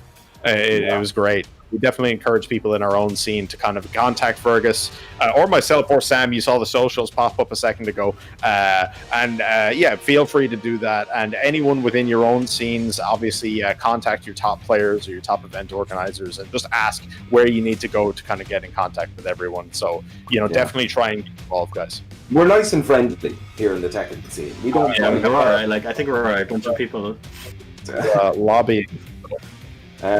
But it's definitely is one of the more welcoming. I was in a different game before Tekken many moons ago, and I was just so surprised that the kind of just people are just like, hey, do you want to go get a beer? I'm like, but I just bet you in a tournament, like, we should be enemies now, like, you know. And it's like, nah, don't worry about it, man. You have to tell me that setup, like, how does that work or whatever, like, you know. We have our next game lobbying up now, though. I do believe we have Kalak on deck now, and Kalak, yeah, there we go. Like, you hear the reaction just at the mention of his name. I think when we were going through the short list of players that we could pick out earlier, everyone kind of had that reaction immediately when the name Kalak came up. But we do have BAKRi as well, on the most fair character in Tekken, Craig Marduk. It's dishonest, horrible Lili at Lili players. Please do something about this. Definitely not low character, I swear. I mean, you can say all this about Marduk, but is he the undisputed Falatudo champion, though? He's the undisputed Falatudo champion. I will accept no paper champion in my Tekken board story. All right, but here we go. I was about to ask, does Kalak still play? Okay, 3 lows in a row. You gonna stomp on that? Oh, Kalak's just starting getting really aggressive with Lili. Yeah. No, real talk, all jokes aside, Kalak, one of the best Lilies going, and I think really really showing what the character can do. And I think, Fergus, I genuinely like to ask, do you feel like Lily's in a good place right now? Because I've seen a lot of discourse about this recently. Well, I mean, first thing, it's kind of suggested to not take opinions of characters' scores too seriously in general. Yeah, for dealing with new players, like. Yeah, so to get that out of the way, Lili, I think, like, she's in a weird spot right now. Like, she did get stronger a little bit on paper, but the game just kind of power crept her a little bit too much. So. Nice. Solid block on the stagger low there from BAKRi. Didn't go for the launch punish because he was going to kill with whatever he threw out there. A nice duck. Yes. So, you know, whilst that 1-2 string from Marduk, second hit is a high. Kalak was ready for it, reacted. Ooh, he's doing some spicy stuff here. Get after it, Kalak. Look at this. Boom. Fuck. Forward too low from Marduk. Oh, he tried for the jackhammer. Good break, though. How Kalak did is he ready today. sidestep that low? I will never know. What a good read there. BAKRi parried a punch and went into Marduk's mount. A three-way guess for the opponent, but Kalak guessed correctly. And you see what happens, boys? When you guess right on the coin flip, everything's fine. That isn't actually a guess, though, because you can buffer in a 1+2 after the 1. Yeah. So you can guess 2 out of 3 times. There we go. Yeah, I mean, it just takes one guess to lose, right? So Marduk is really good at forcing these situations. Yeah. Yeah, and I think that's strength. Nice block. And you notice there, Marduk tackles from a distance, and you block the tackle like that. It is launch punishable. Very important information that Kalak was aware of. Nice. Yeah, that's like Lili's kind of Asuka's back 3 equivalents. She goes under so much with it, and it's really hard to punish. Oh wow! But it doesn't matter. He got raised twice, so it doesn't matter. Raised had he blocked, he would have still been in a 50-50 situation. Nice stuff. Kalak has been on point fighting everybody these guys. Yeah, but it is still 2-2, ladies and gentlemen. Like, there is no absolute stomps here. Looking really, really strong here for all the BAKRi fans in the chat. Really getting trapped on the tackle string. Jabs, and there we go, quick low. Yeah, no, Kalak walking away really solid. And I just want to backtrack a little bit. I didn't miscount. I was correct. Kang had one. You two were wrong. I am the smartest mathematician of our age. But Kalak was that just like kind of settling in a little bit? Was that just like let that roost. But no, I can read. We can all read. We're paying attention right now. Taking game 1 against BAKRi, looking very ready for the Marduk matchup. And I think on paper you could have a lot of debates about whether or not honestly there's some strengths and weaknesses to both sides of this matchup, but Kalak I think definitely showing a lot more knowledge to character specifics, and that's really shining through for him. I mean, yeah, definitely. The Lili Marduk matchup is kind of a little bit of an odd one, because in theory you want to get in close to Lili, but Marduk never really wants to get in too close. He just wants to do his damage and kind of pull out a little bit. I don't know. I don't play either of those characters, but this is just what I know. How do you find Marduk versus Lili? It's kind of interesting because a lot of Lili's pressure, which traditionally can be dealt with, I think, reasonably enough, will work a bit more effectively against your big bodies. So Marduk suffers from that problem. But as you said, Marduk wants to be close. Yeah, because Lili's kind of big flaw is that she's very prone to being stepped. So like Marduk obviously doesn't have the best step in the game. So like he's definitely like more susceptible to Lili's pressure. Yeah. But like you said, Marduk does want to be close, but again, not too close given that pressure situation. But Marduk, despite being a grappler, despite being a big setup character, does have access to one of the longest range launchers in the game, and equally one of the longest range generic lows. But Lili strong now, Kalak with a huge life lead early on. Yeah, the stage is pretty nice for Lili because she gets some safe launchers on this stage, including like Sidestep 3, which she can break the floor afterwards. Yeah, I swear to God, I've seen some Twitters of Lili's doing crazy stuff on this stage, man. And I just, anytime I play a Lili on this stage, I'm just That's it, boys. I'm all set for him. I'm out the door. And, you know, submissive heal there. Kalak just, you know, happy to commit to the mids. Yeah, he doesn't have to do anything crazy here now. He is up a game and he has the life lead. Yeah. Before, on the arcade version of this game, Lili actually used to have a death combo in this stage.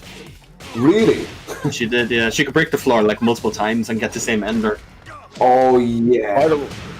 By the way, Fergus, did I get that move name right? I don't want the Lili mains being angry. Oh, dude, you don't have Lili mains, and they'll get you, dude. Lili mains are Root of Evil.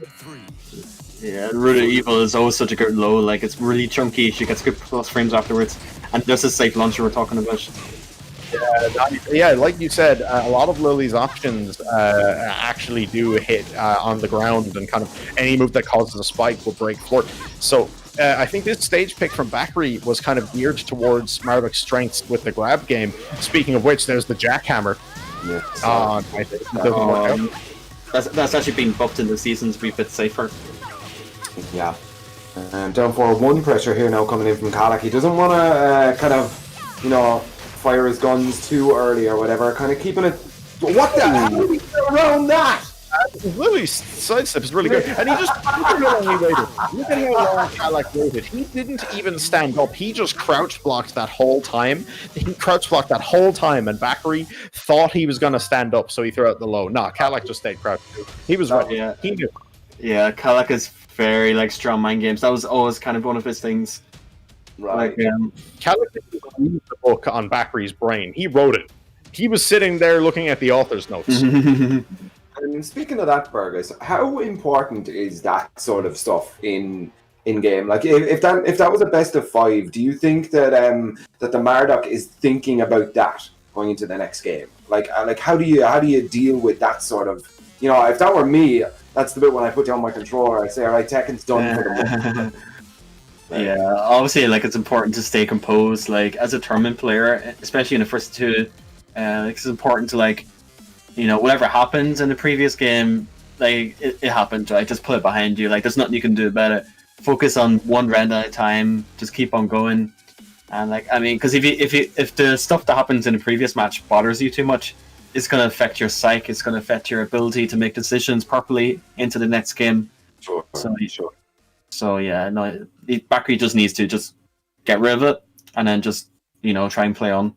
Yeah. Like, Kalak is just, like, he's, in my opinion, one of the better players in Europe, and definitely the best Lili in Europe. So, like, his mind games with the character, despite her flaws and her issues, you can just make her shine, for sure. Yeah, definitely. But, yeah, so that was Kalak 2-0, I think, there. So Kalak moves on in the bracket. We're going to be getting our next game queued up here. But, yeah, ladies and gentlemen, this is the ICFC EU Preseason Week 3. I got it right in one, boys. Did you hear it? I did it. It's a long title, but it's part of the preseason, guys. So these are all kind of, you know, tester streams to see how we are going to do when the actual season starts in January. I think is the January 6th is the start of the actual season, and this is a global thing. So America have their own thing, and Asia have their own thing, but this is the European one. That's why we're seeing all the biggest names from Europe coming in. It is a weekly event that's running most Wednesdays and stuff. Actually, that's probably the easiest way out. Rather than hearing me waffle, head over to twitter.com/TENO Media, the same with youtube.com or the Patreon link and stuff, just to kind of keep you up to date and see what's going on and stuff. I know if you go onto it right now, onto their Twitter page, you can see all of our lovely faces. Just me, Fergus, and Nick. Yeah, you can also see a wee clip of me, like, showing off the tune statue, like, promoting the agenda. Has to get it done, man. That's the reason you buy those, like. Yeah, exactly right. Yeah, show them when I need to. That Twitter clout on, man. Like, you know. Exactly. Yeah, Fergus is mad on the clout game recently. I feel like Fergus has changed since he retired. You know, he's always hunting for the views. Yeah. Probably like a jaded old man. Like, I just do like that, right? Get off my lawn, you silly kids. Yeah, exactly, right? Get your rage rights away from me. Go play over there. I heard Poke Chop in a match one time. I can't even remember who he was playing, but he's saying like some guy low parried him or whatever. And he said, "I don't care, man. I've been playing this game since before low parries were in it." Like, exactly right. Yeah. Like, you know. Back in my days, we didn't have these comeback tools. Yeah, I won't get started. The amazing comeback tool that is the low parry. Yeah. Well, kind of, yeah. Full combo, yeah. I mean, look, Junkyard was a serious issue before low parries, like, you know. So you gotta respect. But like then again, let's give a shout out to Bandai Namco here. Like, they keep changing the game, and I know everybody doesn't like all of the changes and stuff, but it keeps the game new. It keeps giving the kind of high level players something new to go into practice mode and learn and that sort of stuff. Like, you know, new characters, new mechanics. Like, you know, imagine if Tekken 7 was still on the bound. God, I don't want to imagine that, to be honest. I would rather Bound stay dead and buried where it belongs. I mean, yeah, I think I'm a bit on the other side. I think, but anyway, next match. So okay, first bear of the day. Oh, and here, we were talking about TinkiBoobiz earlier. So yeah, again, a really strong French player. Who I haven't seen him play in quite a while, but again, I feel like Tinky has always been quite strong and would have only gotten stronger in that time. I am not familiar with Crossfire personally, but Fergus, do you know a bit about Crossfire?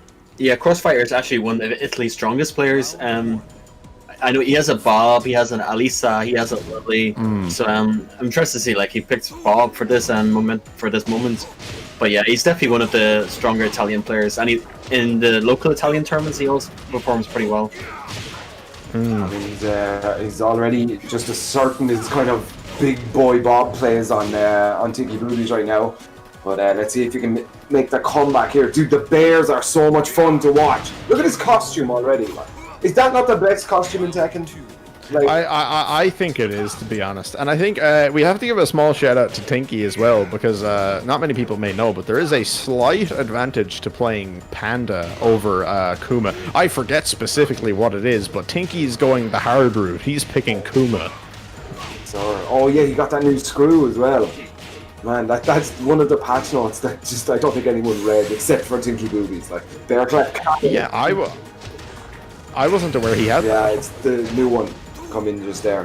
Boom. Oh, no, he's still alive! Got caught by the low, unfortunately. Yes, sir. Dude, Crossfire showing France what Italy has got today underneath. Oh, wait.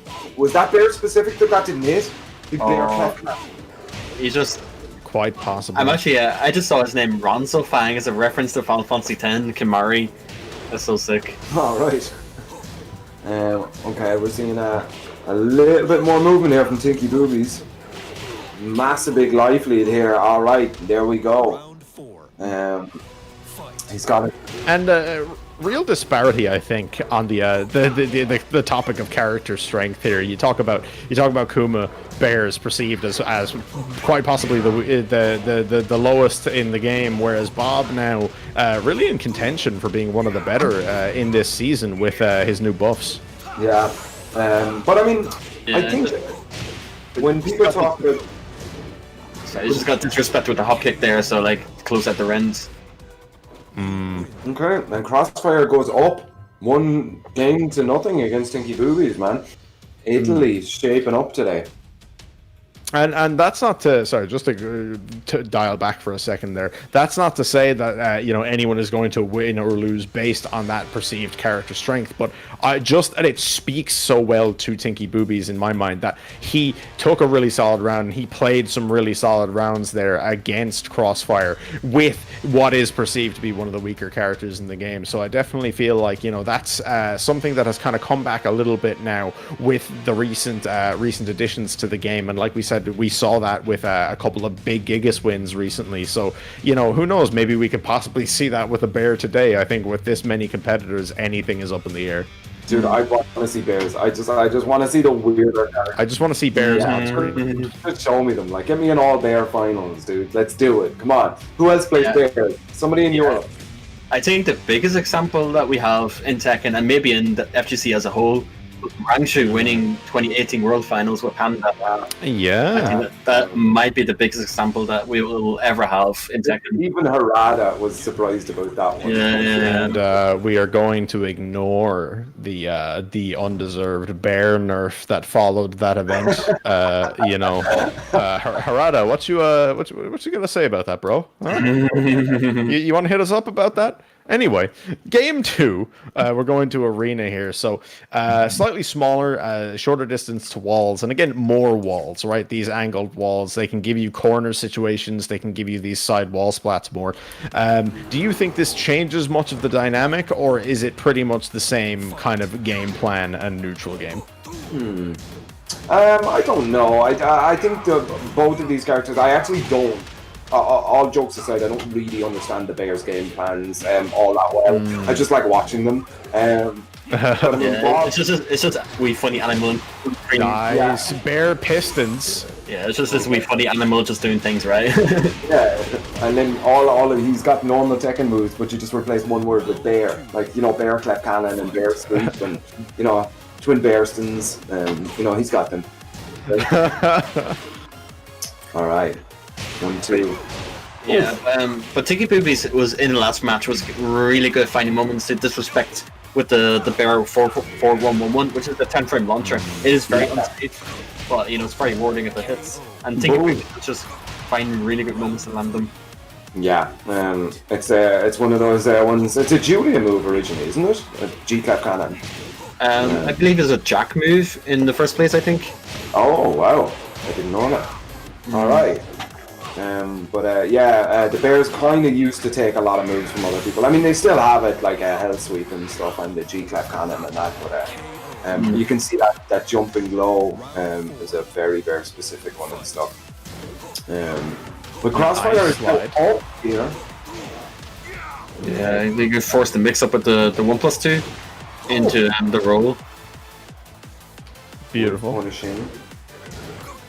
Just driving, turning up the heat here a little bit. Oh, nice. Process too. You're up in the air now. Look at the damage. Oh, one more. To stop the Chinese get-up kick, so really good awareness from Crossfire to spike him with the dem one. Yeah. That was very quick. Crossfire. All right, wait. 2-0. TinkiBoobiz just got 2-0'd. Yeah, 2-0. Yeah. So he moves on to losers bracket. Again, not out of the tournaments, but it will be a rough road to come back, but not. Yeah, for sure. But I suppose, again, that just speaks to how stacked this whole thing is. I think, we've seen some insane performances from some really high-level players already, but just think of how many insane games we haven't seen on stream just by the nature of how many people are playing. So, there's potentially an absolute monster tearing through everyone right now, and you just don't know. He's just waiting to show up in top 8 and kill everyone. Yup, I'm telling you, I called it from the start, dudes. Lockdown breeds better Tekken players, alright? So, we're about to see some people, Lockdown is still relatively new. Like, that guy who was just under that kind of top 8 level, never really kind of got out of his own turf or whatever, but now, better netcode and more online tournaments, plus all the time off that you need to get really, really good at Tekken.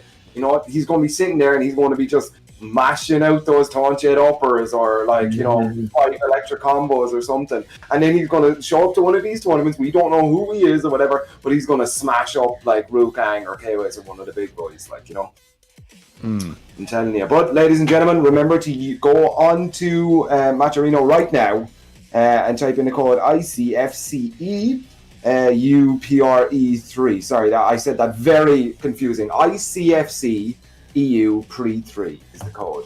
And I put a free 50 cent in the chat, It's a free 50 cent into the pool. We're already up at $127 right now. It's a nice job, but remember, Fergus is going to sing y'all a beautiful little lullaby if we make it up to $1,000. If we somehow make it $1,000, if $1,000, if we have any generous donators sitting in the chat who would care to embarrass our dear retired friend live for everyone's entertainment. But yeah, again, we saw some more people using the coupon code. So again, as Sam said, we would encourage everyone to use it if they can. Just a quick shout out to the number 2 donator there. I know that guy, the $2, the Rickmeister, my man Eric. Another Irish boy in there, so there you go. The Irish are representing across the board. But get that man a pint of Guinness. Yeah, no, the coupon code takes like 5-10 seconds to input. Like, if everyone in stream did it, you know, it would add on so much into the price pot. So like, yeah, absolutely. So like, if you want to see these players have motivation to join these tournaments for maybe make a bit of money out of them, you know, it only provides entertainment for the viewers, for the staff, for everyone. So it only helps everyone, and it doesn't take much to do. It takes 5-10 seconds. There, you just copy paste the code in, contribute, and that's it. Yes, sir. Very, very easy. A really, really nice system as well that they've done in Matterio. There are some sponsor quests as well and stuff that you can do, but they're all very, very easy and stuff that you can just follow the links and stuff and see what's going on. Ladies and gentlemen, I bring you some sad news. I interrupt our regularly scheduled content to bring you an update on our Irish player, the J-Web Watch, as we're calling it. J-Web has been eliminated. He lost 2-1 to PiKa in loser's side of his bracket. So unfortunate, but understandable given the circumstances. Still proud, of course. You know, we're still proud and support him, of course. Yeah, absolutely. But you know, if anyone is following on the Irish Tekken bingo, you all have to drink now. Yeah, absolutely. But next, guys, we have a big game coming up. We have Chickenmaru, the definitely retired killer of the UK, versus DritonRama, I believe. Oh, yes, sir. This is going to be a really good match. This is absolutely. I would go so far as to say, not to disrespect anyone else who's been up so far, that this is probably going to be the most competitive game we've seen thus far. Yeah, definitely. We know both of these players. These players are like our top names. I'm pumped. This is going to be a slobber knocker, dudes. This is going to be choking each other out. Like, let's do it. Like, May good old JR proud, huh? Who's your money on here, Nibs? If you were to pick. Well, you know, I may or may not feel like I'm somewhat obligated to say Chickenmaru. But no, honestly, I actually think it's really hard to call. Like, I can't overstate how much I firmly believe that, obviously, probably the best in the UK right now, one of the best in Europe. I think Chickenmaru is always in with contention, but DritonRama, last time I saw him, was also absolutely tearing things apart, and he's playing Law, and to be honest, I just think that's kind of cool. So I personally want DritonRama to win, if for no other reason than I want Law to go through.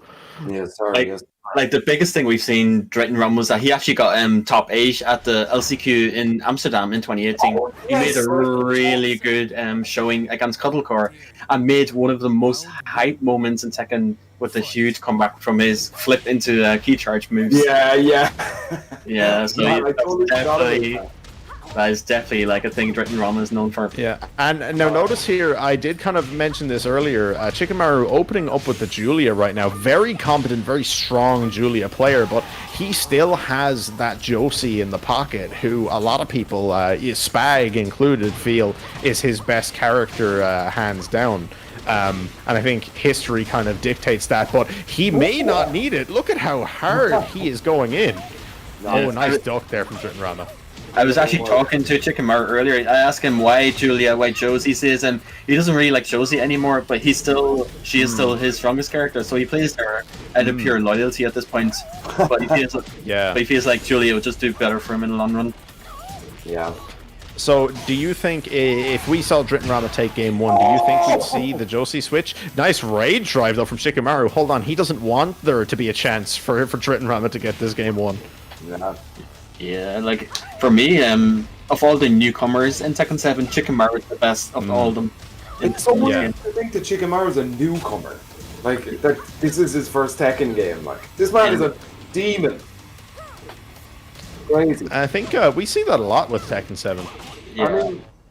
I mean, if you want to get into Tekken, now is probably the best time, you know? A lot of really cool Absolutely, characters. but just so many new blood players contending at a high level in so many scenes. Nice though from DritonRama. Will close out this round, and he puts himself on the board. 2 rounds to 1 right now. Potential game point for Chickenmaru. Yes, sir. Yes, sir. Hey, what's up with DritonRama's law costume? What's that? What you never just walk down the street? Something wrong with his casual clothes? I don't like it, man. Law. It's old man law. Yeah, law ain't casual though, bro. Law's all about them suits or the chef outfit, man. Where's that at? Or the Brooklyn? Nah, he had to sell that when they closed his restaurant down. It was there we go. Chickenmaru going in the middle of all of our nonsense. So 3 rounds to 1, a solid game 1 there from Chickenmaru. Really going in hard, and I think showing off like what's so strong about Julia's pressure game. Fergus, what does DritonRama need to do? Because I feel like apart from the round he took, a lot of that looked really strongly in Chickenmaru's favor. Yeah, what I think what Driton needs to do is obviously, we talked about earlier, the matter of guessing, right? You know, unfortunately, that does come in case, especially against Julia, where her whole game on her 50-50s. But in neutral, he needs to calm down a little bit more, because he's walking into Julia's elbows and 4-for-1s a lot, which, you know, it's not hard. It's not easy to do. But against Julia, is a very necessary thing to do. Yeah. So I think he was doing really well by just keeping pressure on Julia, because Julia's movement is not the best, and her panic moves are not quite there, like apart from her interrupts with Magic 4.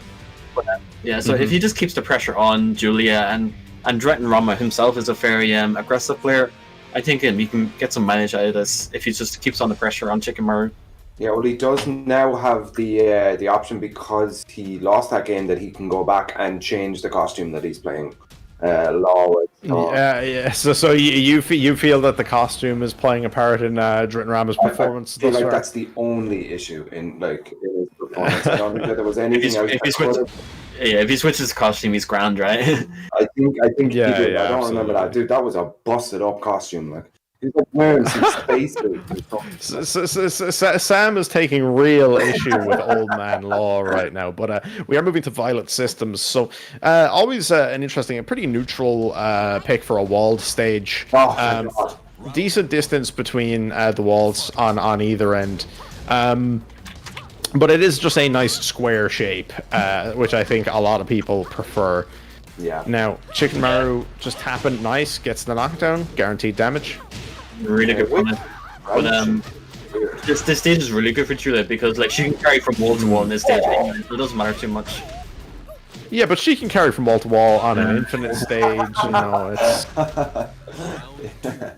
DritonRama coming out with a gate swinging, man. I'm telling you, it was the costume. It was holding them back.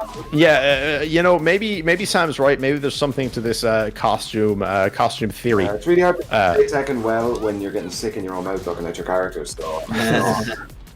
But it's really solid lead right now from Chickenmaru, and he's established this all with solid pokes, down forward ones, elbows. Nice while standing punish on the whiff. Yeah, because Julia's back 3, she can space light to make it safer and make it harder to punish for a lot of characters. The flip over. Yeah. Oh, the float. One more. Oh. Right. Oh, there we go. Yeah. DritonRama, I think he threw out the high out of desperation at the end. Yeah. But I think, definitely should have been a bit more patient there. Had rage available, walls damage. Very scary. DritonRama needs to wake up here a little bit. You know, he got the first round because of the costume switch, but he needs to just kind of focus up here a little bit on that and see what's going on. Oh wow! Nice Magic 4. Yeah, he's really picking his moments and to when to challenge Julia's pressure. And you saw there he tried to go for a jump over setup, but Chickenmaru just a bit too ready. Yeah, he just didn't have quite the access at the wall to perform it. Oh. Dirty. Nice. And the clean as well. Really, great mindset there from DritonRama. Snapping away here. Really loving those loads here in this round. Oh! Big Magic 4, that's got a heart. Downward one check just in case he was stuck in, because when Julia gets downward one and crouching pawns, it's a lot of reward. Yeah. Really good down forward one. But oh yes, he's around him. No way.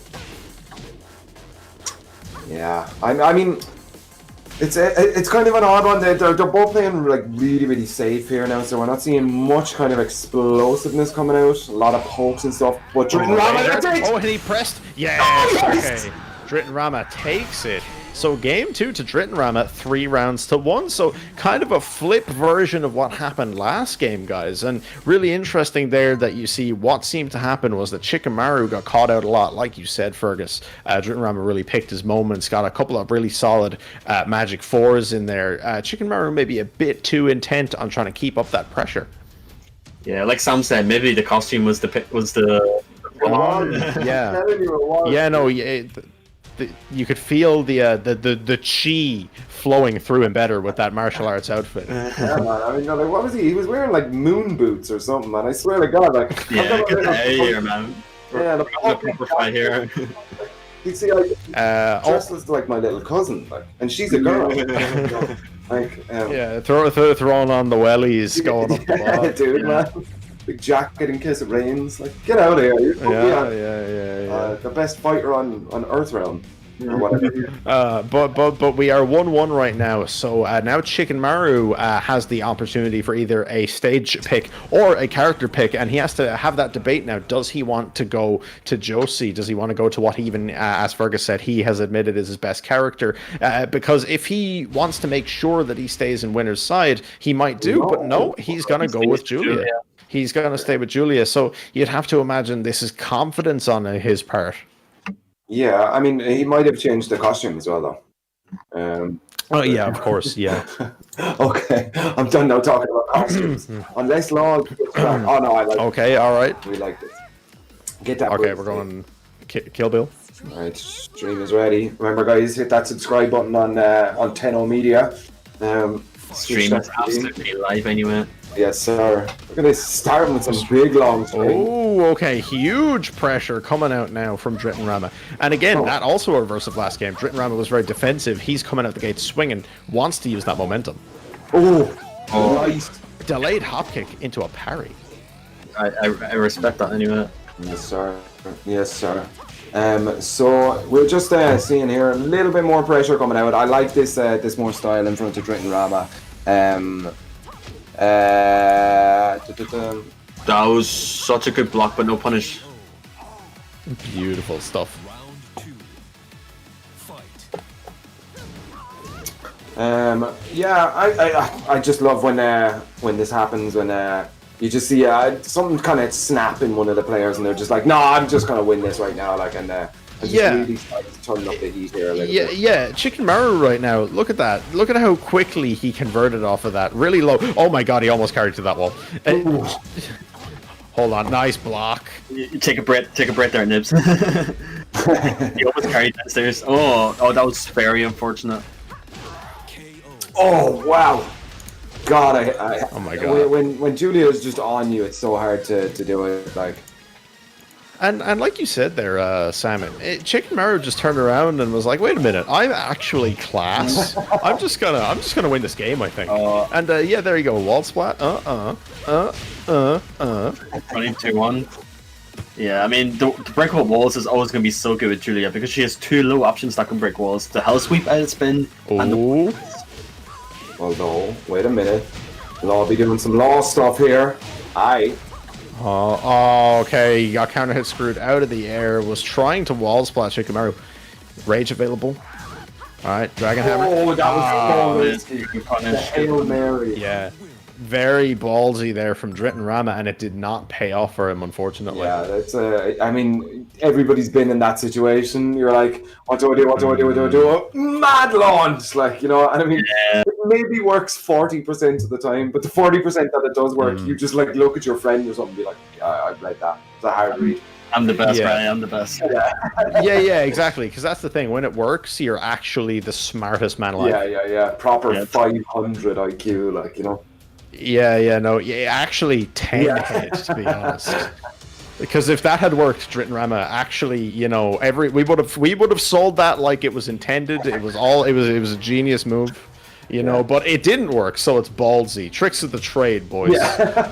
That's how I feel my FC mix-ups. You know, if my low gets blocked, I'm like, why did I do that? I'm so. Oh yeah, why did I do that? But when it works, you're just like, oh, I'm so good. Yeah, right. There's no middle grounds. Like I'm either I'm the best. It's so true. We're just getting our next match queued up here, guys. You see Mitrust Storm is coming up next. Yeah, versus Bolt, I believe. Ooh. But I do think, am I mistaken? Are we still 1-1 right now? That was it?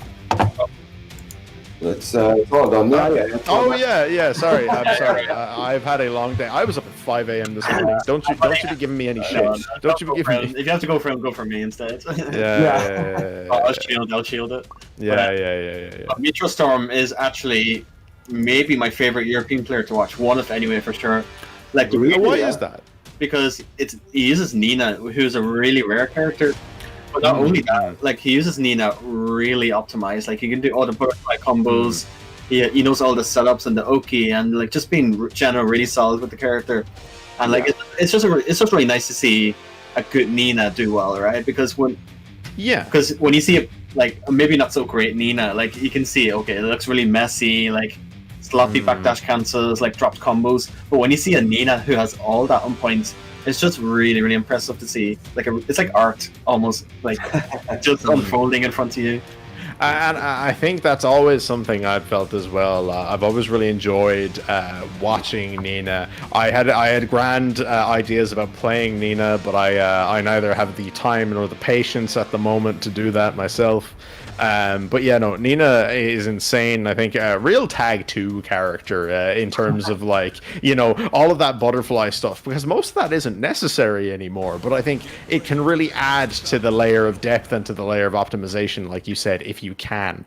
But on the other side of this same game, let's like not focus on Nina too much. We do have Bolt, and Bolt, one of the few you know, Noctis mains that really jumps out in my mind. Bolt has been improving incredibly recently. I think a really strong UK player and just a really good player in general. Yeah, like I mean, in Europe we have like a lot of like active Noctis players. You know, we have Bolt, we have Ducky, we have Sync, we have Mercury as well. Mercury. Yeah, so like we have a few active Noctis players, and of the best of them, I think Bolt might be the strongest. But we'll see how he performs against Mitrust Nina. Yeah. Oh, a nice sidestep there from Mitrust. And look at how, like you said, Fergus, look at how ready he was for that immediate butterfly loop. Oh my god. Right at the wall already. Oh, interesting evasion there. Nina's Parada's finger there. I'll bring over. Yeah. Oh, nice low parry there. Wait, Mitrust has rage. No, can't win, right? No, not quite. Doesn't reach wall. Oh, huge risk there for Mitrust going for that full crouch low, I believe. At that range. That was really spicy. Yeah, but no, that rage drive very nearly hit wall. Oh, nice whiff punish. What the hell happened with the 4-1+2 on Nina? Had a perfect there. Mitrust and that was back. So quick with the ivory cutter on that as well. Yeah. Oh wow, nice. 4-1+2, no problem, sir. And both these players so quick to kind of convert off of all this, right? We haven't seen any minor combos so far, apart from situations like that, unfortunately. Wall now, nice. Oh wow, okay. Just keep doing the string. Even if absolutely. Why not? That's what I was gonna say. Was Mitrust had to be careful there for wall positioning, but he didn't have the time. Yeah. Yeah, so Bolt is definitely doing Scotland proud right now. Yeah, right. Yeah, no. Oh, nice. The poison missed, and he gets the full conversion. Watch this. Oh, this is going to be nasty, isn't it? Okay, Oki. Okay, he goes for the mid. Do you know what, Fergus? I know exactly what you were talking about now. This is so nice to watch. It really is. It's so nice. It's like satisfying, right? Yeah. He hasn't dropped anything. He's not doing anything like. Oh man, beautiful. Oh, nice. Ballsy move there, slow, but it worked out. And Mitrust as well, though, you got to think, nice. Oh, he goes for the chop. That's a low crush, and it went right over Bolt. Yeah, I know what Mitrust went for that. He went for him. If both tech rolls there, he would have been put into immediate Corso back chain grab mix-up or Corso back one bomb. Alright. So, do you think Bolt knew? I'm not sure, but staying in was a good option regardless anyway. Okay, rage drive blocked. Oh, just jabs, no respect. Break. Needed it. Okay. Bolt needs to hold something out to get this last bit of life. Oh, Nice, yes! that down forward too. Not dead. Oh, and he goes for the mid. Wow. Bolt takes it. And- Wow, what a comeback. By the skin of his teeth, just Yes. threw out a down forward 2 on a massive life deficit. But it's those situations, if you have the confidence or the insanity to do it, where those things work, because Bolt is looking at that and he's thinking, right, I have no rage, I'm at a massive life deficit, and the pressure character is approaching me. I'm gonna do a launcher, and it works. So you know what? Solid play from Bolt there, but I think really strong game from Mitrust. I think that can't be undersold, and I think he barely lost that. And he's going into this next game kind of pissed about that, to be honest. Yeah, I would be as well. I should have this round, but I just got run into a launcher, which went a long way from there. Mitrust Storm. He's known for his Nina. Nina's his main character. He's famous in Europe for his Nina. But he also has a Zafina and Anna. So he plays his sisters as well, and also So I wouldn't be surprised if we see the Anna come out, because he's been grinding Anna for the last while. Because he got his Omega with Nina, so he's on Anna now. So he might be pulling out the Anna. Just ignore what I said. Okay, he's still on Anna. Disregard everything I just said. Yeah, you got it. Well, sometimes, Fergus, welcome to the commentator's curse crew. Sometimes we just say things and it never happens, and we look like massive idiots, and people on the internet make fun of us. But, I am definitely used to at this point. But, Mitrust coming out the gate here, putting on some strong pressure. Similar to stage switch again, just going for the solid, nice square shape. Nice conversion here. Optimized. Yes, dude. Okay, there we go. That's scary. Sidestep 1 pressure from Nina. The grab, nice break from Bolt. Needed that break right there. That would have done a huge amount of damage because it would have wall splat as well. Woo! No counter hit. Okay. Just chopping away here now. Mitrust doesn't really want to lose any more life here. Okay. Oh, the nice. 3 punch. That's it. He should be able to kill off this. Yeah, the butterfly is so satisfying to see. Yeah. Ends in the blonde bomb. Blonde bomb, genuinely one of my most, one of the most satisfying moves to me. I don't know why. It's so simple. Yeah, I mean, it's called blonde bomb as well. It's just so 6th century. Yeah, absolutely. Using the best Nina costume by far as well. We stand the biker suit, to be honest. Definitely. Lycra. Nice. Well, 94 punish. Tip range. Okay. Ooh, low parry. Nice. Weird. And you see there, though, heavily scale the damage from any parry combo. Oh, he gets him with the Oki, though. Sir, off the wall. Plus frames? Nice. Damn, Bolt, okay. Can low parry the weapon lows, so you just have to block them. Yeah. Dude, that down my... And I think that's a muscle memory thing as well, that some people can get caught off guard with against the likes of Noctis and Negan, is trying to fuzzy and parry lows. But yeah, like you said, can't do that to weapons. And not do that to weapons, ladies and gentlemen. Oh my god. Dude, that Oki is just a nightmare, that against the wall Oki. I hate it. Slide. Okay, there we go. Pressure coming in. Yes, sir. Oh, nice. Beautiful punish. Tried to sidestep my punish, but it was just a bit too slow. Yeah, it only works once per match. Alright, goes for the low. Oh, No, committed wow, to the low okay. string. Very ballsy move. 7 golden letters for Mitrust. This is anyone's game right now. Oh, huge counter hit sweep, and he is ready. Then the butterfly's coming out again. He is so not afraid to use those. Oh! That was actually smart. He was fair. Oh, the clutch punish. Oh, and yeah, there you go. He realigns into a butterfly loop. This man's flexing. Blonde bomb, kill him. He didn't even need to do that. He just wanted to flex on him. No, he's flexing. He's hard flexing. Imagine being one of the few Nina players walking around. Of course you'd flex. Yeah, exactly. I mean, this is why I play this character. Have some of this.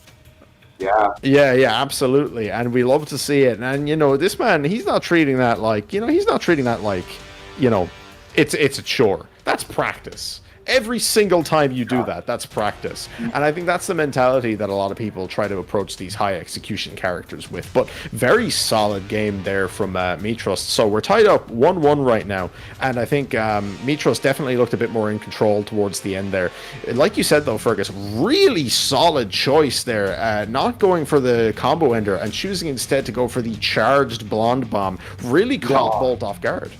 Yeah, because in the previous interaction that happened, Bolt stayed on the ground to avoid the Corsica back chain grab or Corsica back charge blonde bomb mix up. So he's like, okay, I'm going to stay on the ground. And Mitrust read this. He had no hesitation. He's like, I'm going to do blonde bomb straight away on him on the ground. So it was a really smart decision. Yeah, it was such a nice little play as well there. Just made sure that he re-splat against the wall, peeled him off, and got the game there for himself. It is 1-1 now, and we're going to go into the final game between these two. Yeah. Dude, these guys are awesome. Someone actually just points out in chat, Mitrust Storm in 2017 was actually almost a Tekken World Tour finalist. Really? Oh, damn, for real? I unfortunately was like 1 or 2 points ahead of him. That's unfortunate. Like, not that you got in, but that he didn't. Yeah. But you know, it would have been really cool to see Nina on that kind of a stage. And you know, you always ask the big what ifs. If he had gotten in there, could we have seen potentially a Nina Tekken World Tour win? We will never know. Exactly. Yeah. So yeah, Mitrust Storm is like on that level, you know, where he had the opportunity to do that. So. Yeah, but huge damage here from Bolt. Really nice optimization off of that counter hit. He doesn't go for the down forward 2 setup that we'll see a lot online. And he knew that Mitrust wasn't going to get up. Yeah, I mean, when you're at the sort of super high level of Tekken play, you can't really get away with those, you know, noob killer strats anymore. Like, Well, you see, until it becomes a high level mind game where you're just like, oh, he knows about the noob killer strat, so he thinks I'm not going to do it, so I'm definitely going to do it. Yeah, I think Infinite actually might be really good for Bolt because Nice. Okay, good break. Awareness of the chain grabs. Because Bolt, Noctis has really good combo damage and also really good nice. And a full launch punisher. Oh, he just goes for a grab. Flip around? Okay, sir. No. Look at how ready Mitrust was to pick up off of that drop. How did he know? How did he know? I don't know, but, you know, he knew. God, this is why we're talking about them and not being them. Like, damn, man. Yeah, absolutely. I think genuinely sometimes I feel like ashamed watching high level play. It's okay. Fergus isn't here because of that. He's retired, so he has to. Yeah. Okay, nice spear knockdown. Doesn't get the second one. I think sometimes that can catch the legs, if I'm not mistaken. Bold fans in the chat go absolutely insane. Your boy is 1 round away. Yeah, potentially from sealing this set against, you know, as Fergus says, one of the best in Europe and probably the best Nina player walking. Yeah, could be, definitely. Yeah, I would say so, absolutely. But but looks like Bolt is making a statement here. You know, he wants to close. Ooh, I have not seen that string. Is that new? It is new. It's new in the season 4. Yeah, it's our new 12 frame Punisher. Okay, cool. Does that by chance counter hit launch on second hit? Probably. Yeah, probably. Oh, nice sidestep into the down over 2. Bolt has it. That's gotta be it. Yeah. Style. All right. Okay. I see you, Bolt. Yeah, Bolt was ready. Very nice turnaround, and I think I really liked the back and forth we saw there. I feel like, to be honest, the first game I felt was somewhat in Mitrust's control, but it was a lot more back and forth, whereas game 2 was all Mitrust. Game 3 there was pretty much all Bolt, apart from a couple of really solid rounds. But either way, Bolt advances on. Mitrust, of course, will go down to losers, I believe. I'm pretty sure that was still a winner's game. But really solid Tekken. Semis anyway. I believe that was one of semis. Yeah, Bolt's definitely like showing out. Like he's like arguably the best Noctis in Europe right now, and he definitely showcased that scoring that win against Mitrust Storm. Absolutely, and I think to be honest, if I didn't feel it already, if a lot of people didn't feel it already, I think I now have a new favorite Tekken player to watch. I'm honestly. Hold on. All right.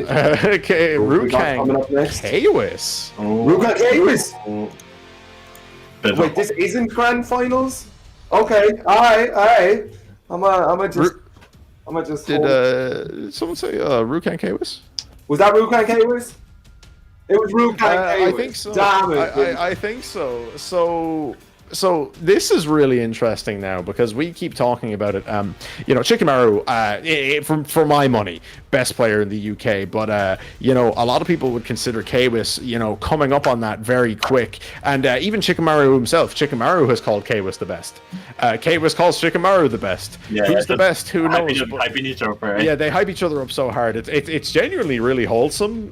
Please all be like that with your friends. But I think Kwis looking really strong, but again, we've seen Rukang perform today. We know that Rukang can perform, and he is also, you know, one of the top UK players. And I think this is a really interesting match to me now. It's a chance for both players to make a statement and maybe kind of prove to each other who's better. You know what I mean? You know, this is an inter-scene, you know. Whether or not there's an actual rivalry, this is important. This matters on a personal level for these players. Yeah, not even in the same country, but in the same city as well. They're both from London, so yeah. I mean, you know, whoever wins probably has to buy the other like a burger from the chicken shop. Yeah. So, Fergus, I'm gonna do that thing that you always love that I do and make you pick favorites. Who's gonna win? I think they play each other a lot. I've seen them play in tournament before. I think Rukang usually has the edge in tournaments, as far as I remember. I could be wrong in that, but that's what I remember. But at this point, you know, the past doesn't matter. At this point, they're both at the level where either one could win. It's way too hard to call right now. So, yeah, and I think you have to be a very firm believer in that. The past is like past results are a good reference. They're a good guide. But you know, the past does not beget the present. It does not beget the future. And any player on any given day, if they put in the work, can turn around and absolutely beat the ever-living shit out of someone. So, you know, if Rukang has had the advantage in tournament in the past, that's not to say that he can take this, you know, free from Kwis today, because, you know, Kwis is one of the best in that scene. He is one of the best in that city. And, you know, Rukang has more, I'd say, offline tournament experience, but Kwis has been grinding this game non-stop. You know, look at that. Got the TGO Hwoarang. That's not easy.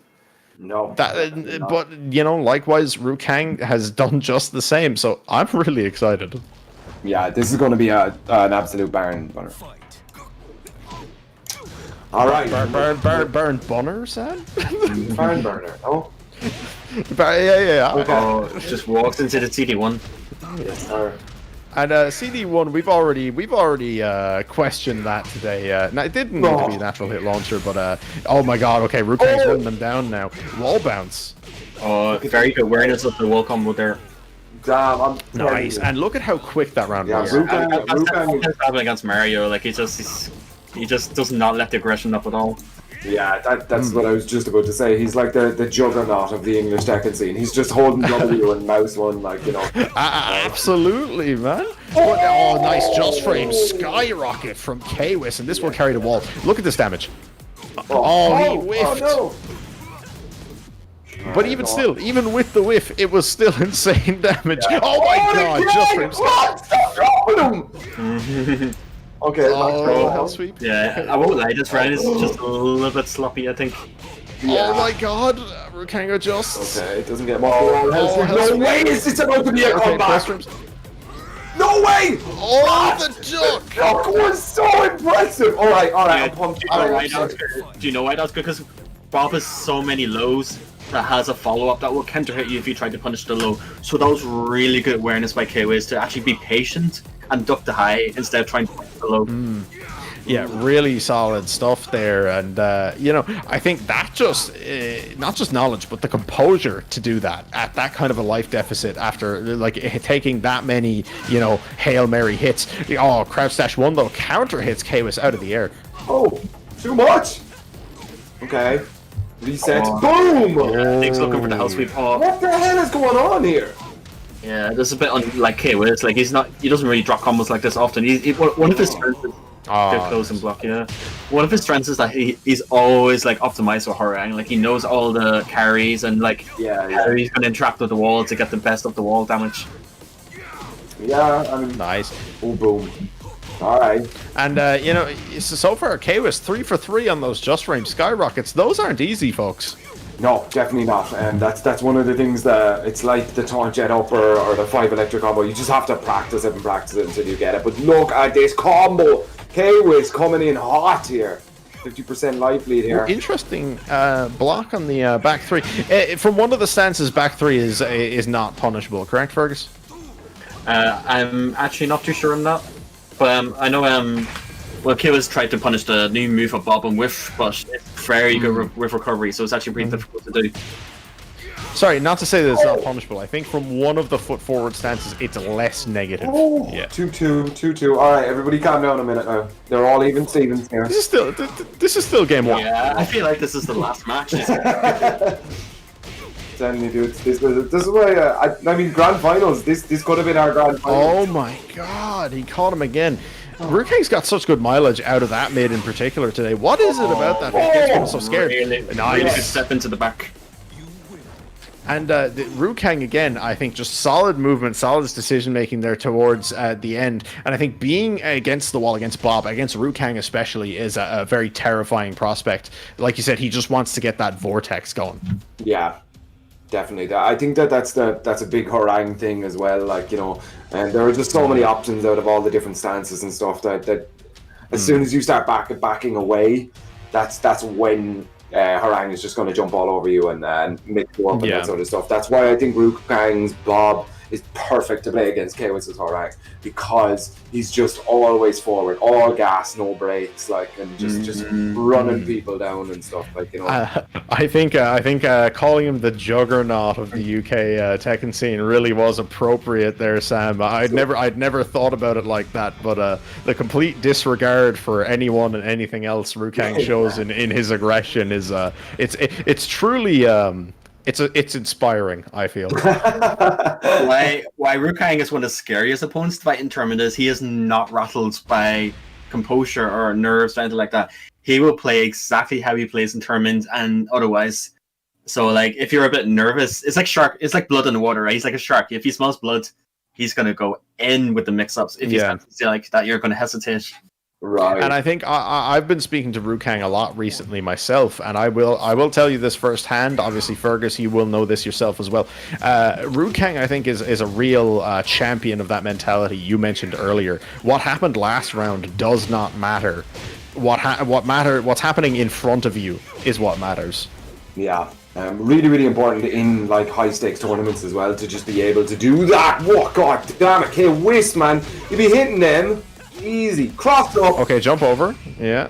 No Okay. way! Yeah, just Rage Art. And he will take a hit. So this Rage Art will do more damage now. His health is lower, so it scales stronger. Look at that. Huge.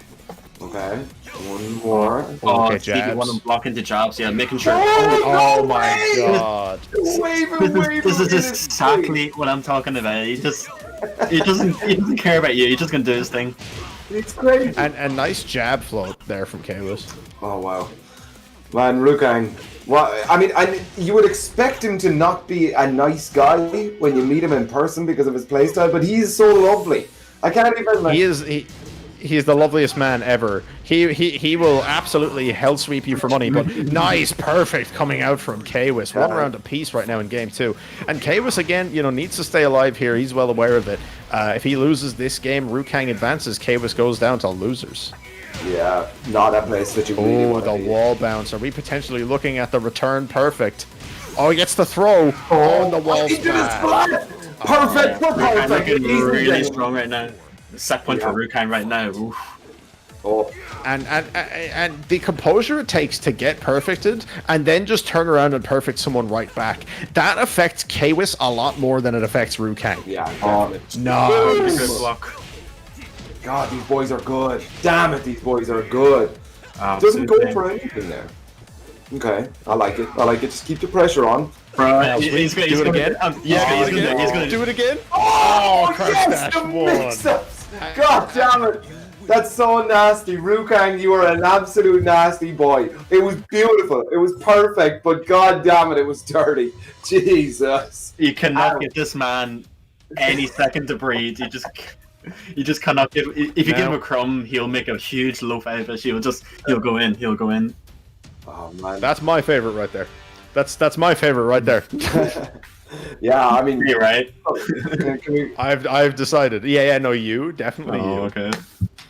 Yeah, we're just gonna take a brief segue here to inflate Fergus's ego for a moment. Let's go. I deserve it. Yeah. No, but absolutely, really solid showing from both players. Let's not take anything away from Kwis here. Really solid gameplay there. Excellent movement, excellent whiff punishing, combo damage optimization. But unfortunately, a lot of very uncharacteristic drops, as you said, Fergus. And you wonder how much of that was nerves from just being in the face of the unstoppable force that is Kang, who wants to sweep your legs. But Kang advancing on, and Kwis will move down to losers. Once again, though, guys, shout out to the Match Reno for this IEC FC. If you hit up, I believe it should just be exclamation Match Reno in the chat. You will get a link to it, and if you use coupon code. Oh god, it was on the screen a second ago. You're right.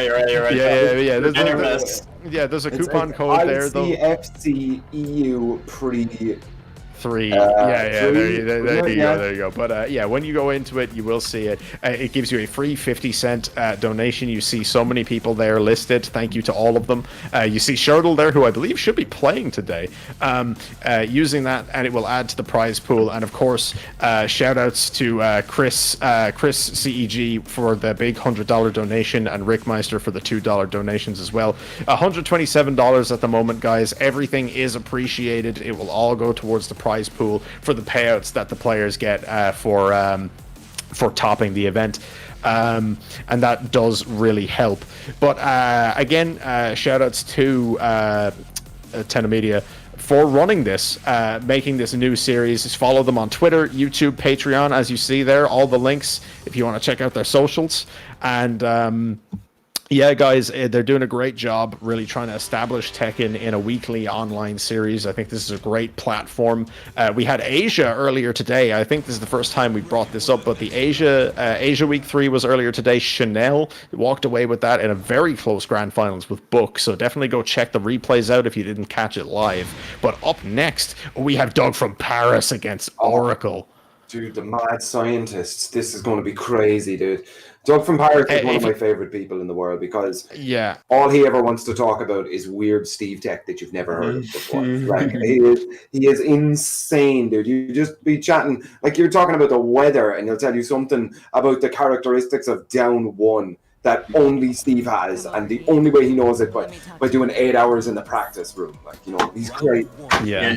But if there's anyone that knows Steve in this world, it's definitely Doug from Paris. Yeah. Yeah, he will genuinely probably look at any Steve match and tell you exactly why the Steve player won or lost. Yeah. No, that's Doug. That's Doug right there. Yeah.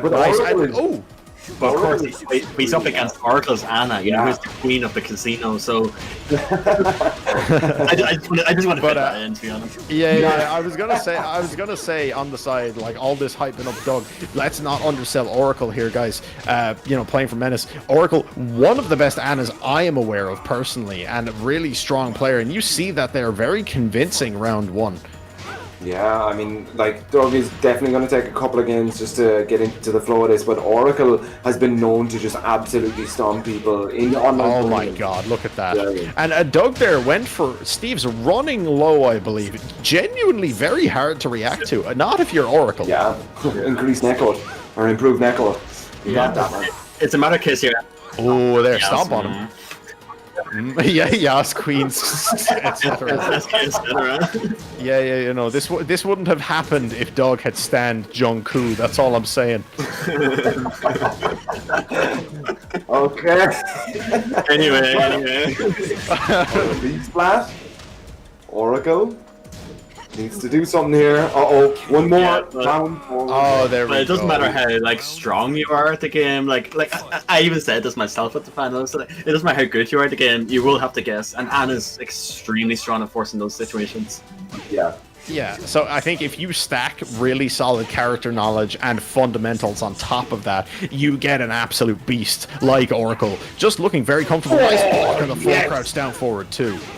That was huge, man. Doesn't have a wall to go to, unfortunately. We've seen this stage a lot today. What's that about? I don't know, man. It's a bit orange. Yeah, It's a bit bright for my taste. Yeah. But Duck's theme is kind of like camouflaging a little bit. Yeah, absolutely. Yeah. Do you reckon this is a tactical choice, Fergus? Do you reckon this is rigged? I mean, it's random set stage, so just very. No. Look, Fergus. Remember, this is rigged because the Irish guy lost. Oh, true. Yeah. Okay, nice block. Wait, Oracle's about to come back here. Frames. 8 seconds left on the clock. There we go. Commentator's curse. It's all good. 2 rounds to 1 though. Doug from Paris still in this. There we go. Yeah, you saw the extended Duck 2 there, the blue sparks. If you block that, the next one is unblockable. Oh. Okay. Yeah, just slice away here. There is the low Oracle Bell. Oh! What the hell? Oh my god. He's been down there for like a million years. The Oracle, casino. Extended mind games, playing the slot machines. Yeah. Flipping coins all Play day. and pull the lever and guess right. Oh man. Yeah. I love how consistent a part of the narrative is. I'm personally loving this, to be honest. Yeah, absolutely. I'm sure you are as a big Anna man, but I think Doug definitely has the capability to come back from this. But Oracle, I think overall just played that first game really solid. A lot of solid matchup knowledge there. Ducked at the right times, had his punishes on deck, and then just made use of Anna's mix-up tools when it mattered, right? And that's something you talk about with characters like Anna, characters like Marduk. It's landing the hit and then making the most out of the hit, and Anna excels at that because you're eating full damage and then you're guessing. Yeah, especially Anna's carry and damage buffs in season 3. Oh yeah. So when she touches you, be prepared to lose like half your life more with Rage Drive. Yeah. And we have the second actually no, this is now the favorite of the day, I believe, Violet Systems. Yeah, man. What the hell? How many stages are in this game? Like 3? 3 or 4 anyway. It's the Marvel 3 effect. There's only 2 stages in existence. All right, but there we go. We're getting saucy. All right. Right, Anna's here to show Steve a good time. So let's see what mix-up can come out. Wait, isn't Anna Steve's auntie? Well, yes. Oh, got weird real fast. Oh, there it is! Okay, nice. Oh! I thought he was going for that saucy stuff here.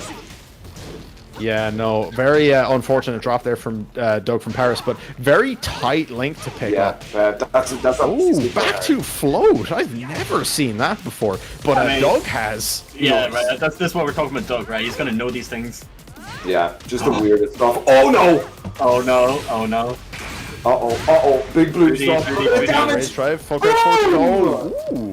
Crouch cancel hip attack. Yes. Kills him, man, with the booty. That's Anna in a nutshell. Like, she thinks murder you if you get into her web.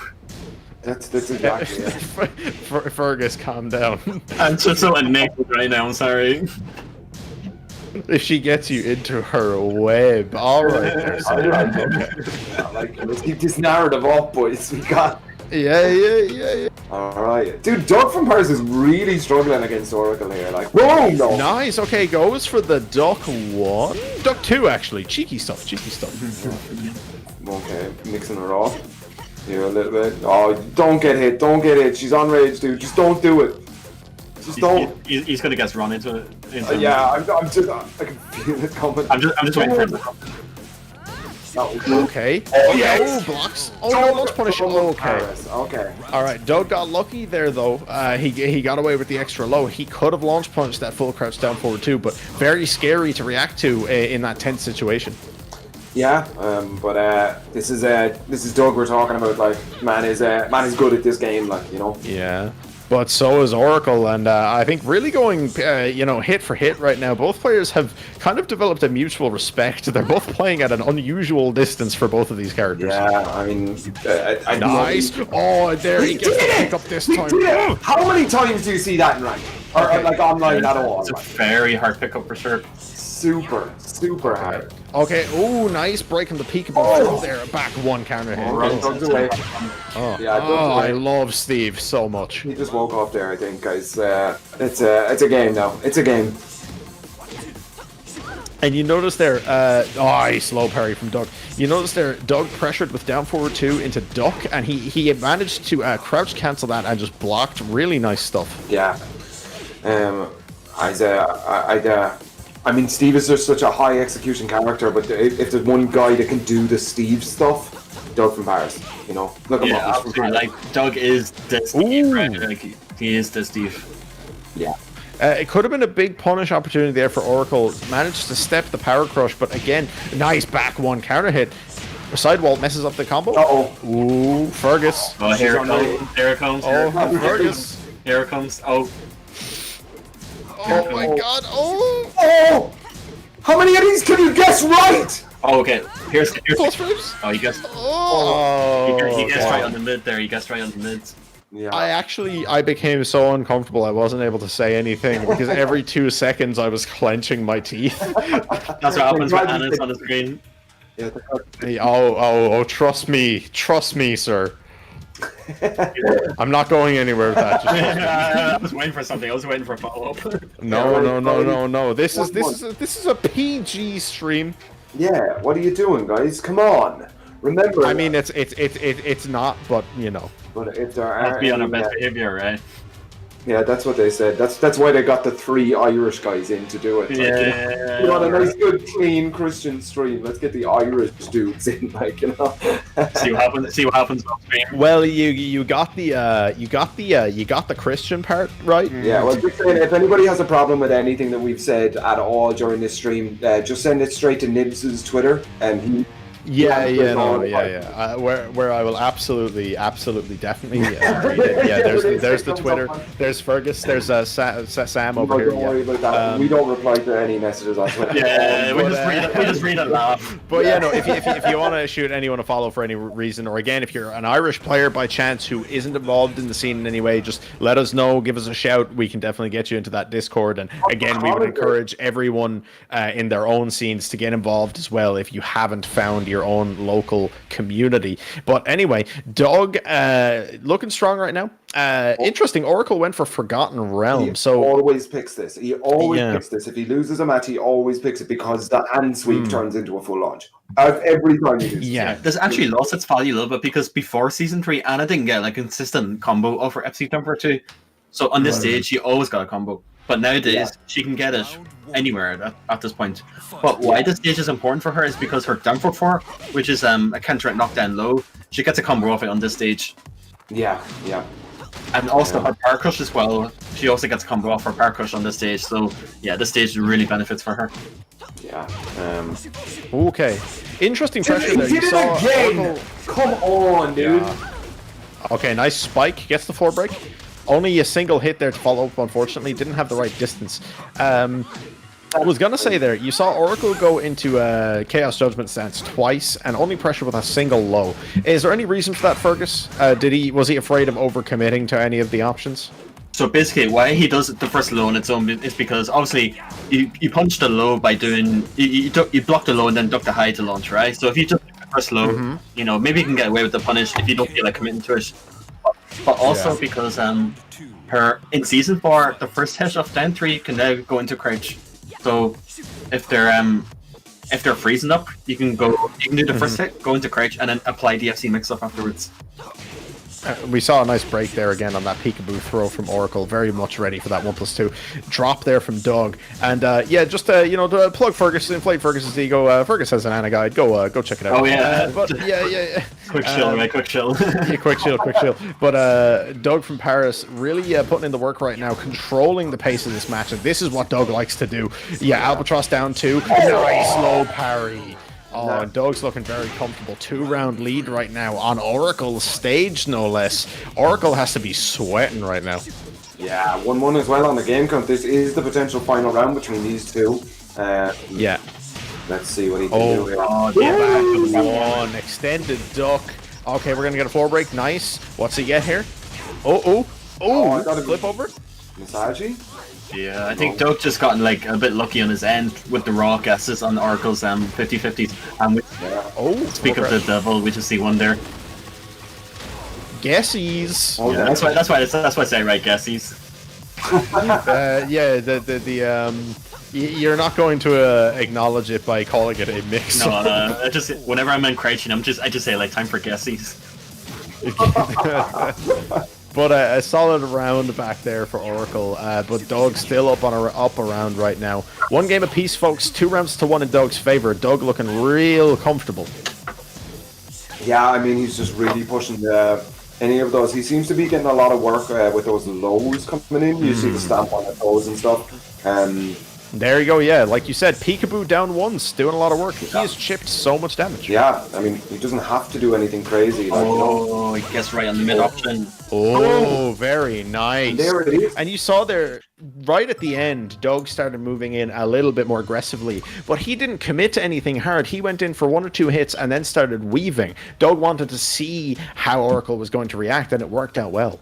Yeah, I think one of the things was Doug was also playing at a certain timing where he didn't let Oracle get a chance to go into crouch and apply Anna's 50-50 game. So yeah, Doug was really good at just kind of just halting the timing of Oracle and just not let him try anything. And because of this, he obviously made the comeback with 2 games in a row. But Oracle had a few moments where he was able to successfully open the FC mix-up opportunity, but he just guessed wrong himself. Like, he guessed wrong his own 50-50 because he went for mid quite a few times over the low. And Doug just blocked the mid most of the time because he was like, the mid does more damage, so I will just take the low and maybe it's a 5 afterwards and see what will I do from there. So yeah, Anna, like, her mid option does more damage. So Doug was aware of this, so he's like, I'm just gonna take the low and then survive rather than eat the mids and definitely die, right? That's the kind of decision making you need to be aware of in 50-50. Taking the less damaging option, so you know you will survive. You know you have an opportunity to play again. But if you duck into the more damaging option of the 50-50, you know you're dead. So yeah, Tekken's a hard game. Tekken's that's kind of hard. That's what I was going with. That's crazy, dude. That's like, I mean, there's so much to think about whilst playing this game, and these guys are really, really good at playing this game. So you gotta give respect to anybody who's even this far in the tournament already. That was winners semis again, I think, if I'm not mistaken. But I could also be mistaken. But just Tekken is such a hard game to compete at this level. You gotta respect these boys. Like, Doug is just insane, but Oracle is also just one of the better online European players right now. Like. But we're going to see Doug from Paris again, I think, coming up in our next match here. Give me 2 seconds. Yeah, it seems like Doug from Paris is the next guy coming back. I don't know, Fergus, if you're in a tournament, right, and you're waiting on your next match, is it better to have played the match previous, or do you want to come into it like fresh? If I was in this situation, I think if I just won the match, I would just let me play again. I'm a momentum, I'm feeling good about the win. I'm a bit of a high, let me play my next match. If I just lost, I would probably be like lamenting and then wishing, the usual. I'd be lamenting, wishing all sorts on myself. But no, I think if I won on a high, I would let me play again. On a loss, give me let me catch a breather. But yeah, we get Bolt, all the Bolt fans in the chat be happy to see this. So he's back with his Noctis against Doug from Paris, arguably the best Steve. So arguably the best Steve, and I think we saw it proved just there. After a dicey game 1, Doug took that set back pretty convincingly. So definitely going to be interesting to see how he plays against Bolt. But we saw Bolt as well play really well earlier, beating. Damn, I've actually forgotten his name. The Nina. Mitrust Storm. Yeah, Mitrust Storm. I apologize, but Doug from Paris. I would say coming into this quite confident. I think you do see a decent bit of Noctis online. Absolutely, yeah. And I'm pretty sure Bolt plays a lot online as well. He plays against strong players a lot. He has a really good mentality. He always goes he always challenges strong players to sets, and he's actively trying to improve off them. So I would imagine he has a lot of Steve experience. Oh, And we're potentially seeing some confidence coming out from Bolt right now. That was a nice round 1, and he's looking really strong so far. Yeah, he was doing some mad stuff there as well, using weird optimizations and stuff just for the wall distance. Really clever Noctis play here. Ooh, unblockable. Nice, and there we saw that unblockable after the extended Duck 2 again. Back one. Duck is so strong with his back one timings. Yeah. So extended Duck forward 2 specifically. Yeah, that back one is such a strong tool for Steve. It takes the wind right out of your sails super quick. But there we go. How can he consistently land that? That is so difficult to do. Like, that's it. I think the impressive part to me, and to a lot of people I think who've actually tried to learn that combo, is it's not the execution itself. It's reacting to the fact that you have to do it. Yeah. I think back one is like the move where, like, if it hits me on counter hit, I like jolt back a bit in real life. It's one of those kind of moves. Yeah. Yeah. Like it looks like it really hurts, right? The crumble stun, the screen shake. Yeah. The Big Blue Death Fist as well as one of those other moves, like, you know. Nice while standing punish there from Doug. Really compact. Oh, look at this! Just intimidation. Oh my god. Hell, another low? How many peekaboo down ones was that? 4? It was 4, yeah. I mean, if it's working, you know. Absolutely. And I think, like you said, Fergus, it's the same thing as Doug defending against Anna. If you're defending against peekaboo, you're not scared of down 1. You're scared of the grab. You're scared of the main. He just come back from that? Yeah, dude! You know, sometimes, you know, you just make it look easy. And I'm sure the Bolt fans are very happy. The Scottish boys are probably popping off like mad right now. But Doug again will adapt. We'll definitely see some adjustments going into game 2. But Bolt again looking really strong there. Like we said, Doug really dominating a lot of the flow there, seemingly with that kind of real compact style he likes to bring out. But Bolt just seemed to find the opening whenever he needed to.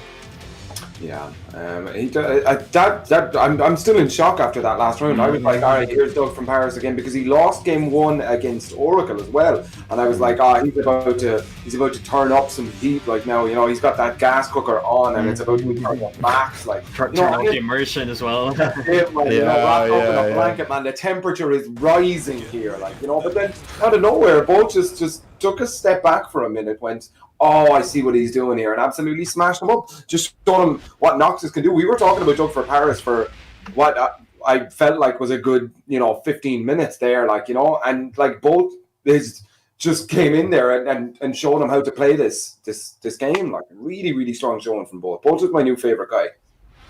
Yeah, he's definitely, like, if he played Noctis, Bolt is definitely one of the Noctis you should be watching to improve your own. Right. Yeah, okay, Doug from Paris. You can see a little bit more aggression here. He was not happy about getting that getting come back upon. Oh, dirty. That one hurt. Okay, just pushing through here a little bit. I'm always scared about Steve's coming in because he's such a high execution character. If you see a Steve in like ranked or anything, you know that this guy has played this game for hours and hours and hours. Like, yeah, it's a very like slow paced kind of style, but like the explosive hits when they happen will hurt you so much. And Doug is very good at like that kind of style. Like he plays very like kind of dry defensively, like hit and run kind of style. But like just as I was about to say, like he gets these moments of big explosion, usually through back ones. Whoa, grah! He gets them, dude. A massage. Yeah, that was probably all planned, Doki, as well, knowing Doug. Oh, it's silly to think, isn't it? Like, but Doug is up 2. Wait a minute, is this a rewatch? Now, have we seen this match already? He loses game 1 and then comes back in game 2 and absolutely starts dominating people. Bolt has come back before though. Let's see if he can do it again. Nearly made a hands of that one. Okay. Oh, yes! Good low parry awareness. And a wall parry 2-2-2-2. Yes, sir. The classic Noctis strat. Oh, Demo Man into the Demo Man. That was nasty. I like it. I like it. So Bolt looking like he wants to come back again here. He's Scottish, is he? Bolt is Scottish, yes. Right. Yeah. So it's like representing kind of a niche scene as a whole. I mean, the Scottish scene are like really passionate boys. Like when they show up, they show up. I've no doubt in my mind that the chat right now is just being blown up by Scotland's pride. Like Absolutely. They're a great bunch of lads. Oh, they are, yeah. I mean, like they have players like definitely showing up and doing work right now as Bolt is doing. Yeah, I think you say you call them a niche scene, and you mean that in relation to size. But what they lack in size as a scene, they definitely make up for in I think capability. I think the Scottish scene very strong. I think just look at BAKRi. Again, a top UK player right there in that scene, and now Bolt coming up along behind him. I think definitely one of the kind of breakout names from that scene. So it's really cool to see him doing well on this kind of a stage. Yeah, absolutely. Like they don't get like much representation, like I said, because of the size of the scene and stuff like that. But whenever they travel, one of them always gets like a good placement. So it goes to show the Scottish scene has more than has the skill level to offer to show themselves on a European scale. Yeah.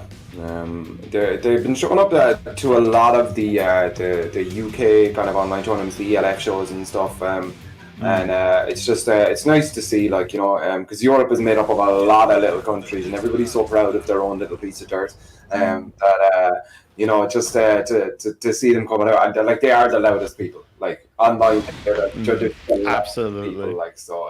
It's really, really nice. But let's see if Bolt can do his Scotland boys proud, or is Doug from Paris going to take it? Yeah, let's see how it goes anyway. Like infinite stage, yeah. I think this might be in the favor of Doug, but Noctis has really strong open Oki, like with the ender in 444. Yeah, and Bolt is really good at knowing his options after this 444 Oki situation.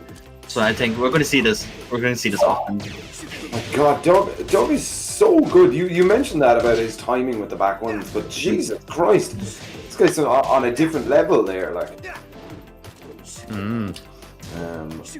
yeah, a little bit more tentative. I respect it now. Like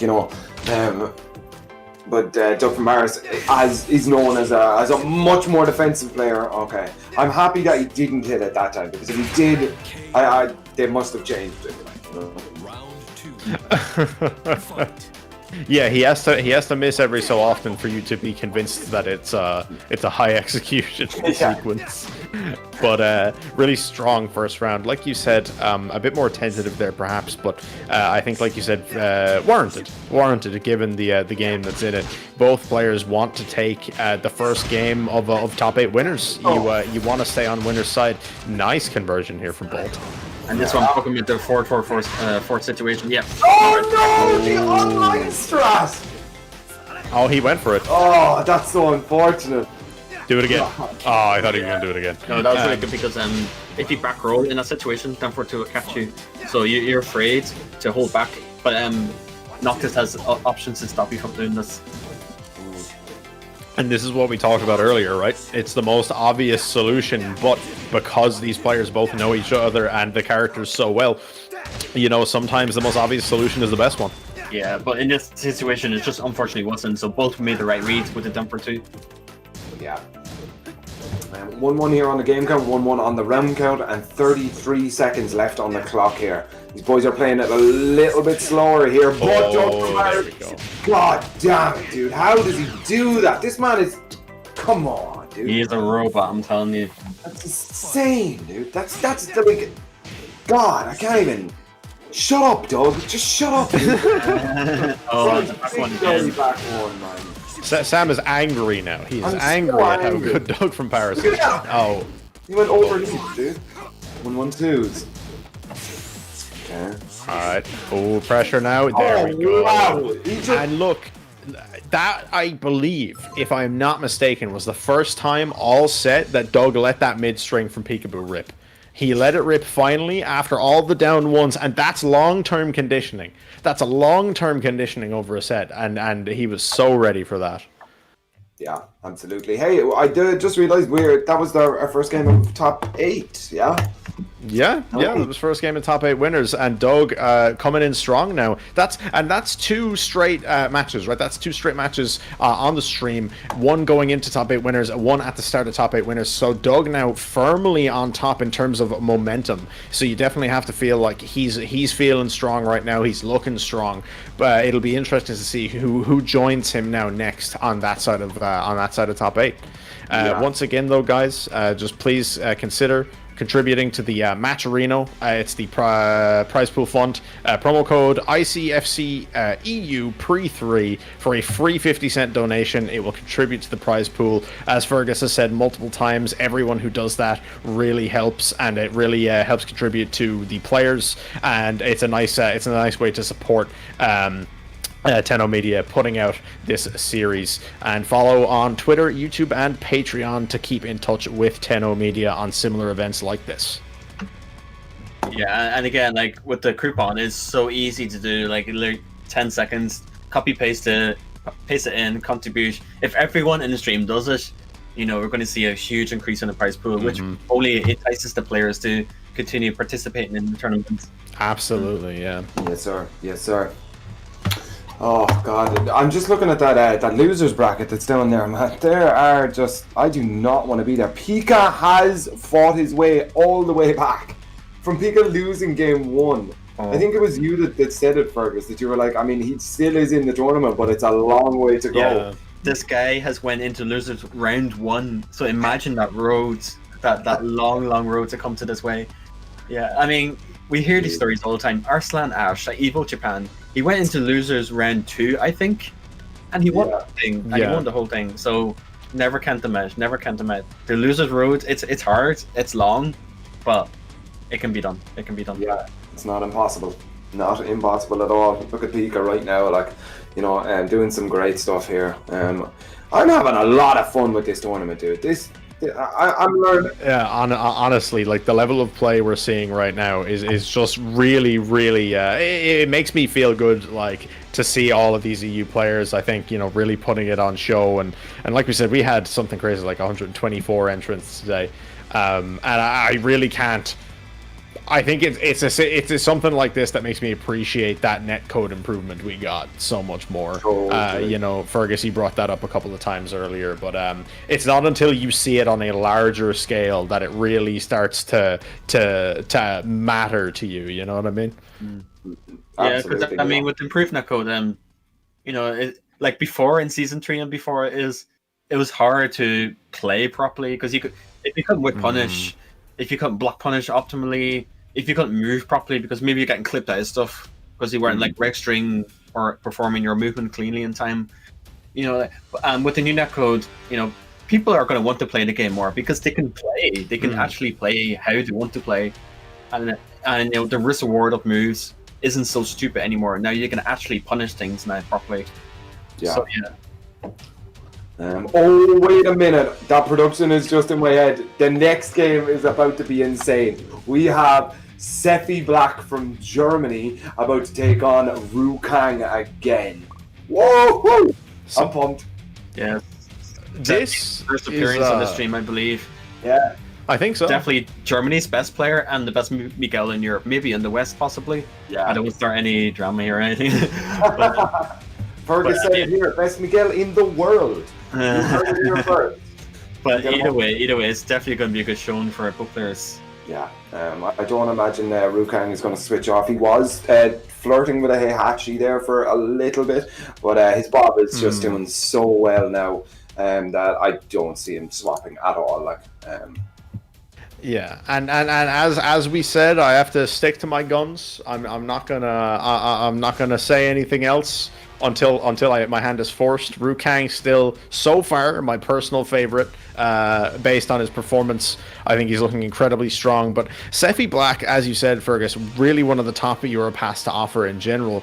And it's real clash of styles here for me, right? Kang, like you said, Sam, the juggernaut of the UK Tekken, he just wants to hold that W key. He's going in. Sephi Black is just fundamentals the human being. Yeah. He just wants to play traditional Tekken. Yeah. So how do you feel this matchup goes on a player basis? Fergus, you know these players extremely well, and you know how well they know each other. How is this going to go? Well, I believe they had a Tekken God Prime deathmatch like a week or two ago. Oh. And I think it was in favor of Sephi a little bit. Because like Sephi's style, not many people can do it in Europe. Like many people like think, oh, I can move, I know frame data, but I don't know how to implement the I don't know how to implement it. I don't know how to go into the right spacing with my movement. I think Sephi is one of the few players in Europe that actually utilizes the style well. You know, like his knowledge of the game, his movements, the way he's in the right spacing for a lot of things, and how he uses his moves and these spacing. He is definitely like super knowledgeable and can definitely use this well. But you know, it's a clash of styles, like you said. Like Mario, like Sephi tends to be like a bit respectful on his defense. I know this is blood in the water for Hwoarang. You know, he smells that he's going to go in. He's going to force his mix-ups. So it's up to Sephi how strong his defense and his reads are to counter the style of Hwoarang. Yeah. So we're going to see this full dash, I guess.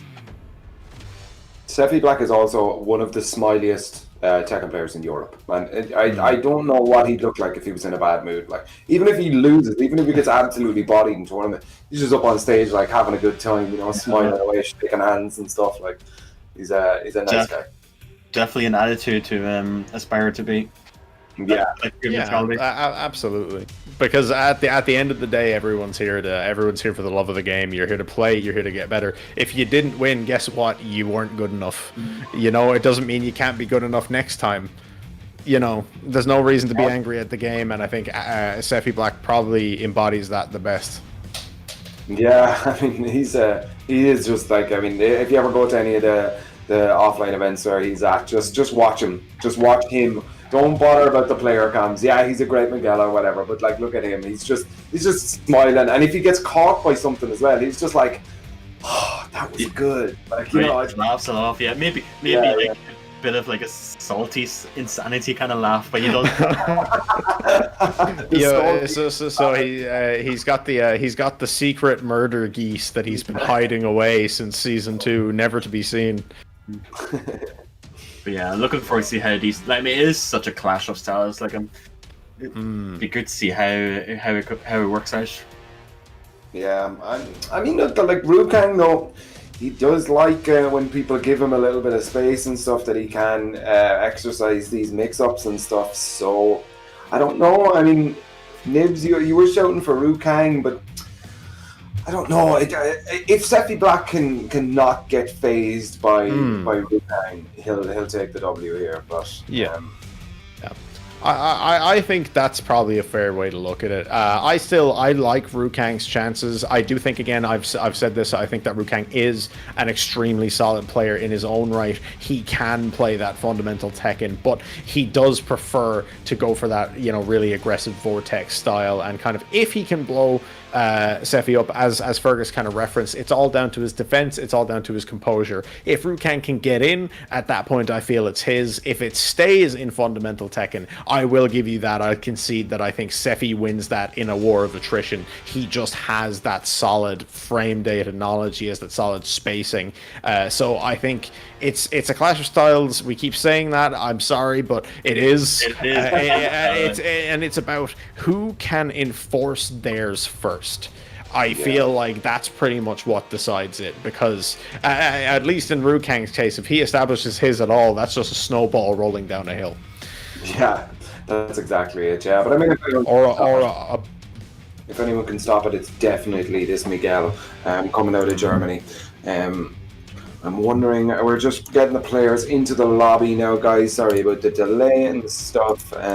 There's no major panics here. Like I'm enjoying these games today, man, and we're almost at the end as well. We're in top 8. It's great. Yeah, To be honest, I actually think this crept up on us a bit faster than I expected. I didn't realize how fast the time had gone, but I also expected this to already have run later. So, you know, these players are really tearing through each other, and I think it shows kind of like we've had some games coming down to some real grinds, but generally speaking, it's been hard-hitting, non-stop action in game, and that's what we like to see, and it's a real sign of, I think, the quality of all of the players and the length of knowledge they have. But just once again, in the meantime, guys, if you do want to hit up the Match Arena, which you can find linked in the chat for the stream, you can contribute to that prize pool for the eventual winner. We're at $127 at the moment, and you can contribute to that all the way up till the end of Grand Finals, as far as I'm aware. Obviously, again, we keep having to shout out top donator Chris, big $100. And again, guys, the ICFC EU Pre-3 promo code, you see it on your screen. If you haven't yet, please go to the link and just use the promo code. It's a free 50-cent donation. Every little helps. As Fergus says, if everyone in chat does it, it helps a lot. But here we go. Sephi Black versus Kang, winner's side in top 8. Damn. Yeah, and the winner of this will go into winners finals against Doug from Paris. Oh wow! Okay, so this is already man. It's getting so close to the end. All right, I'm pumped. Time flies by when you're having fun, right? Yeah, time flies by when you're really jealous of other people's tech and abilities. When you're hanging out with some good friends, the friends being the Tekken community. Dad, like. But yeah, of course, you know, District G's Kang right now fighting for his boys. Sephi Black just fighting for himself. Yeah, right. We'll bring that up, actually. We're talking about shilling Fergus. Let's shill Sephi Black for a second. Sponsors, hit your boy up. Yeah. Any potential spot, you have a guy with a really successful stream, one of the strongest players in Europe, Mika, like he plays Mika, like pretty rare character, so there's gonna be like a big following for that. Yeah, I mean, it's absolutely no-brainer. Like this guy needs a sponsor, and I'm surprised he hasn't got one yet. Yeah. Okay. Right, but you see though, Sephi Black so far in firm control. Not until he eats that crouch dash 1 though. Hold on, Kang might take this round back and make it 1 round apiece. Oh, nice low parry. And look at how patiently Sephi Black stood there. He did not seem phased. Yeah, with that minuscule amount of health as well. Low. Okay. Nice. Okay. Double back 2. Quick mids. 1 round apiece. Solid game 1 so far. That round was a lot longer than the first. I think we actually skipped over that. Ooh, no launch punish. Oh my god. Okay, now getting run down. Okay. Oh, he's gonna be mad. Alright, and that round only lasted 12 seconds, guys. Wow, yeah, they're in a rush, man. Nice low parry. Alright, we're against the wall now. This is where Kang wants to sit. Keep him there. Oh, yes. Oh, yes, there it is. Yeah, here's the wall game kind of suffocating Sephi a little bit. Okay, man, Sephi, he plays so weird. It looks so scary. He just like stands still, stops doing it, and just swaps into Savage. Oh my god, the parries that have been coming out this set.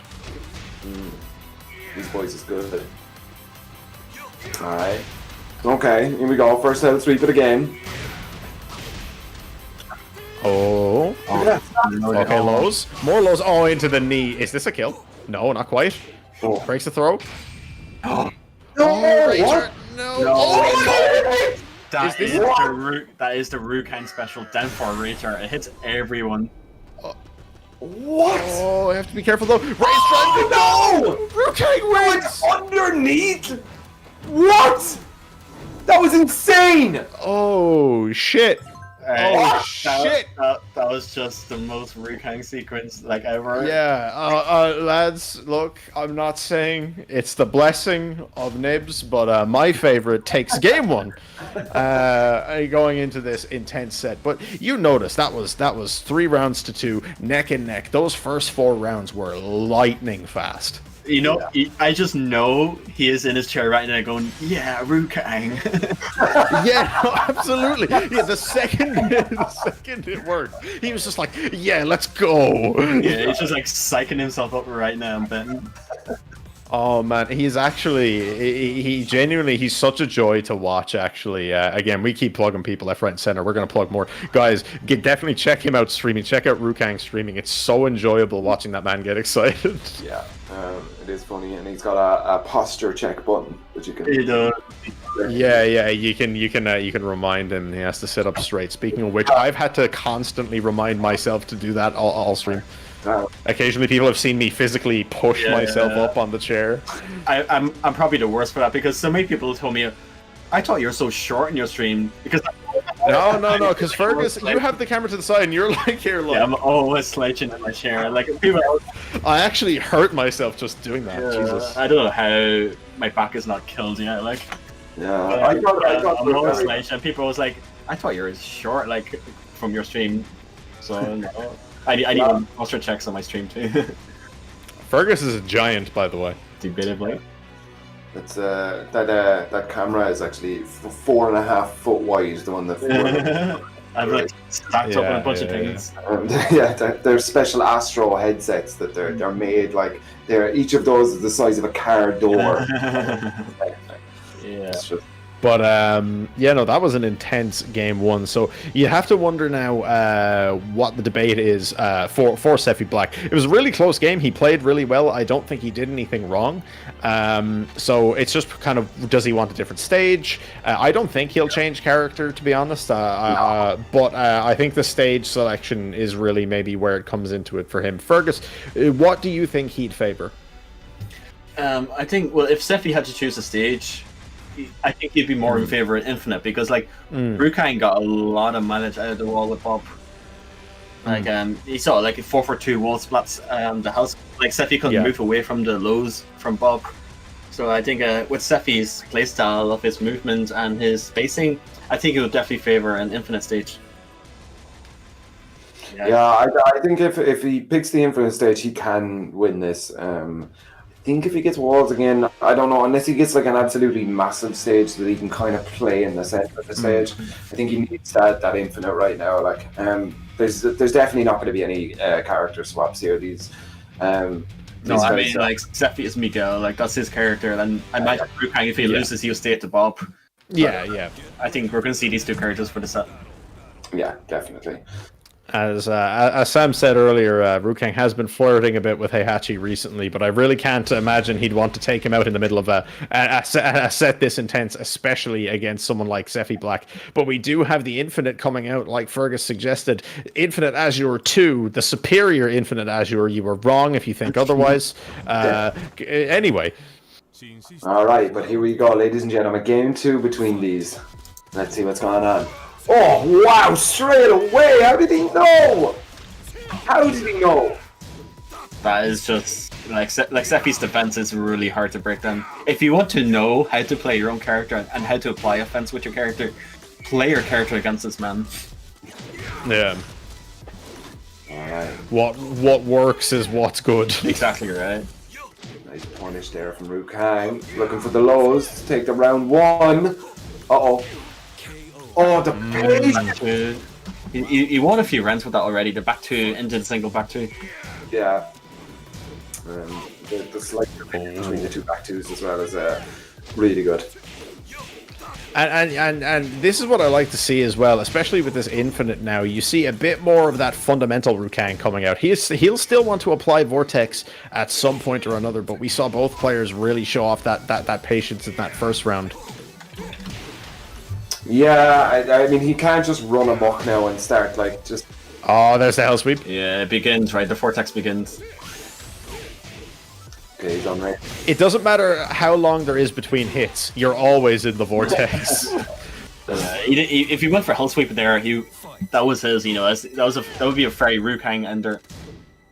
Yeah, absolutely. But one round apiece, Sephi keeping himself on the board, definitely not out of contention. Hell Sweep. And Hell Sweep, not traditionally something you'd think would be that usable against Sephi. You saw Rukang try to throw out like 4 crouch dash 1s there. Yeah, that was crazy. And Oh, I think a rare FC sweep from Steffi. He normally doesn't like to do these things. Every time he lands Miguel's downward combo by accident, he never does the combo. He goes, "Oh, I'm sorry," and then just backs off. Like he apologizes for accidentally doing Snake Edge. Oh, nice. Okay, goes for the knee. And does he feel that they're robbery or? So the next round. So, good whip. Oh, nice whip. That's the thing Steffi's strong at. He likes to go into Savage manually, and if he sees a whiff, he whip punches with that's something out of Savage stance. Because Miguel's Savage stance whip punishers are really, really strong with the 1-1 and Savage Stamper 2, for example, the launcher. So he's really good at like applying Savage like manually at spacings. So if he sees a whiff, he gets a big reward. Hell sweep. All right, maybe do it again. Yes. Oh, no. Okay, crouch dash 1. No. Oh, wow. okay. Sephi Black taking game 2 here. That puts the score at 1-1, ladies and gentlemen. Wow, it's getting intense. It's getting intense. And I think, Sephi did a really good job, but I think Fergus talked about it a lot there with the manual Savage stance into the whiff punish. He did a really good job of just kind of slowing himself down, not panicking when he did start getting hit with those hell sweeps, with those big vortex options, and he just kind of let Kang make his own mistakes. So, very solid play. But this is going to be an interesting match because it is now Kang's turn to pick a stage, and I'm pretty sure he's going to go back to a wall stage. Kang, he's going to go to Sook. He's going to go to Sook. If any of you don't know the Kang lore, this man loves this stage an unreasonable amount. He loves the starting angle it has. He knows some weirdly specific distance combos for Sook and Sook alone. I don't know what it is. It's the Sook buff. He gets him, man. He gets him. Yeah, I remember I played him at CT 2017 in bracket, and I swear to God, I saw this stage like for all 3 matches.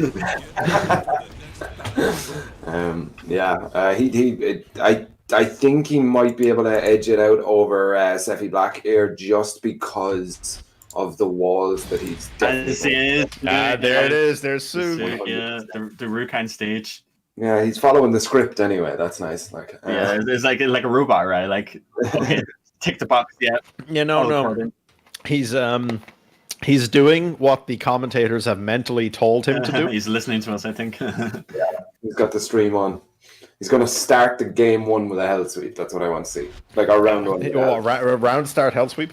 Yeah, he can do it. He can do it. I'm sure he's got to. Do it. Do it now. Oh, he went for a low. Okay, it's close. It's close. My powers of foresight not as a okay. Nice crouch dash 1. Okay, yes sir. You got this. Nice. And you saw there. Oh, never mind. Oh my God, quick round. 14 seconds. Really nice health lead. Kang feeling good about that one. Nice duck. No launch. Oh wow. What's interesting is he had the right string for it. He just didn't commit. Yeah. Okay. God, okay, look at this. Kang is just outside of rage again. Like. Hell sweep. Oh, the trip.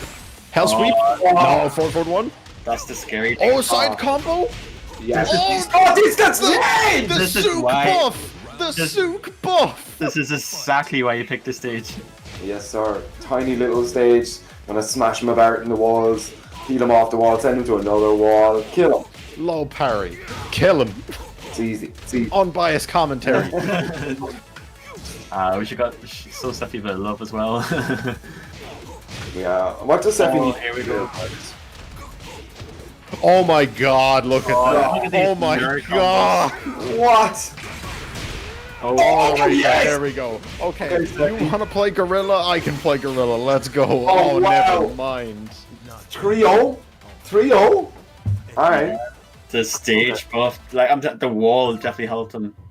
Was that winners still, or was that losers? That was winners that made. So now he's in winners finals against Doug from Paris. Right. Oh yes, of course. Oh. Okay. Talk about another clash of styles. Right, exactly. Yeah, Doug's kind of slow defensive play against Rukang's just wherever the hell that was. That was excitement. That was fun. Injected right into your eyeballs by Kang. But no, very solid game from both players, and again, we can't overstate just how good Sephi Black is, and I think that last game was uncharacteristically one-sided for any Sephi Black match, because we saw game 1, game 2, he was competing right up to the very end. Obviously walked away with game 1 very solid, so Sephi Black has to be feeling good right now. Yeah, Michael. You know, and I think actually referencing that, Sam, you brought it up earlier about his mentality. He's never one to dwell on. He's never one to dwell on losses. He's never one to dwell on hardships. He's going to go into losers, and he's going to be fine. He's going to be fine. I'm actually scared for whoever Sephi's playing. I'll be honest. Actually, let me check that bracket. Yeah, I look at it right now. I had a look there, and I just saw like PiKa and the amount of players that PiKa has bet down in the pile of bodies PiKa has left behind him. I'm actually curious on this pal. 5, 6, 7. He's on an 8-game win streak right now. The losers run, man, is insane. That's from losers round 1 as well. That's from losers round. Yeah. Yeah. Okay. So Sephi will be playing whoever wins between PiKa and someone that PiKa is still currently waiting to face. Right. But we're going straight into another game here. Kalak versus Crossfire. So Crossfire bringing out the Alyssa this time. Yeah, weird one. We saw him play somebody else earlier on. I can't remember. Was it a Noctis? No. Yeah. But yeah, Crossfire, like I said earlier, he has a Bob, he has a Lili, he has an Alyssa. So we're going to see the Alyssa now. Yeah. And do you think is that a matchup decision, Fergus? I'm not so much on the character matchup itself. Maybe a player matchup thing, because I know these guys play each other a little bit.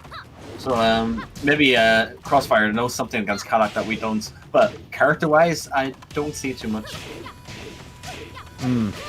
But either way, we do have DEUS Kalak versus I'm assuming that's Vitality Crossfire. France versus Italy. Yeah, we've seen this France and Italy matchup a lot today. Boom! I'm gonna blow him up here. Nice block. Both of these characters have. Oh, it doesn't get it. Knocks him down again. All the lows. Take him, dude. Watch your shoes. Down. That Root of Evil, such a nasty low to throw out. Oh, nice hop kick punish. Weird option to go for that there. And anything would have worked. Maybe tried to call something out. Maybe. Oh, good awareness. Oh, the 2-4 from the side. Oh no! Damn. Okay. All right. We got a game now. It's fast. It's fast, boys. Keep up. Keep up. All right. Down 3s to start it off. Easy. It's running in, sliding in. Watch your shoes. Shoe shine. Down forward once. Oh, that's a splat. Oh no! What the hell is going on, boys? Okay. Oh, I'm trying to parkour shot to the hawk. Oh, because the F3 +4. Oh, it's such a good thing from Lili. Yeah. Really strong. Oh no, that's in the rear. Uh-oh. Oh, nice power crush. Into the destroy form low. Such a scary stance to be in with Alyssa. Yeah, it just throws me back to watching any game with Shergo, and he just goes into destruction mode whenever he can, like ever. Yeah, it's such a scary stance for real. Yeah. And Alyssa has so many ways to access it as well. Yeah. Nice defense. Yeah. Oh, nice. There you go. Huge Matterhorn out the door. Let's go. Oh, wow. The back roll catch, the okie dokie. Let's do it. 2-2 here on the round count. Ooh. Ooh, interesting hop Isn't kick. that my Float, favorite? Fortunately for Crossfire. Oh, whiff punish. Oh! This bit of a scramble right now, I think. Yeah. Alright, reset. Oh, nice hop kick punish. Alright, Kalak going in. Alright, now we have a solid combo. Will carry the wall? Yes. Yeah. Absolutely. Oh, counter hit. Good wall combo. I mean, good conversion. Ooh, what? Oh god, what's gonna happen? Oh! You know, I was gonna say that is the Kalak special. Last round, last bit of life, Angel Knee, up 3+4. He always does this. He always tries to low crush something with it. That is like 100% Kalak, like little strategy. And what was that little step cancel he did after Angel Knee then? I think it's back one into side step cancel. So he really likes back one, because back one by itself has quick recovery, and what he does is he does back one cancel. So he likes back one cancel, down 4, back one cancel, Root of Evil, back one cancel, other mids or whatever. And sometimes he finishes on block, and it's only -11, so it's a pretty rewarding splat. But yeah, back one cancel and up for 3+4 at the end or end are like Kalak Lili specials. Dude, that's huge. So do you think Crossfire now, does he stick to Alyssa? Does he move to one of those other characters you mentioned, or is this a stage pick? What in your mind? What does Crossfire need to do? Well, I know Crossfire. He is a very like emotional like player. Like he bases a lot of pride in his gameplay. So I would not be surprised if we saw the Lili Mir right now. Really? Yeah. I would not be surprised. Oh, that would be fun. That would be hella fun. Let's see what we got. No, and we don't. Okay. He stays with Alisa. I feel so. I'm having so much fun right now, Sam. I feel like we have a professional consultant. I know, yeah. Just ask them questions like, "Hey, why do you jab? What's that? Why this? What's happening?" Tell us more. Yeah. How work? I just I've been in the scene for so long. Like, when you Tekken, how do Tekken do? Alright, but here we go. But game 2, nice. Okay, interesting opener there from Crossfire. Kalak pressed. Yeah, not afraid. Sidestep Matterhorn. Really good sidestep whip punish. Yeah, Matterhorn is just such a nasty special get off. Yes, sir. Okay, on the raid. That always throws me off. The special one. Yeah. I'm too busy mashing buttons to even know it. That was a really good job to float him. At least they're running options. Yeah. I'd say it's kind of a safer option. She does have the slide, which can go underneath it, but it beats a lot of the other options. Yeah, there's the back ones I was saying from Kalak. Like this is like his main pressure tool. Yeah. So that was some solid movement there from Crossfire to get around to the back, but unfortunately couldn't make anything of it. Kalak jump over, nice. Yeah, he's getting a little bit more trickery with Lili. He's not normally like kind of still set up heavy with Lili. I wonder who gave him this influence. I can imagine. Yeah, I wonder. You know, we're having too much fun here, boys. Yet more secret Irish influence, Fergus. Just we're everywhere. Yeah, that's how we've survived for so long. Oh wow, the front splash. Okay, nice defense right now from Kalak. Oh, never mind, gets blown up by Crossfire. So this is Crossfire's last-ditch effort here. He needs this round. Yeah, or else he's doing an absolute dynamite losers bracket. Right? Yeah, I think Kalak is like... Boom!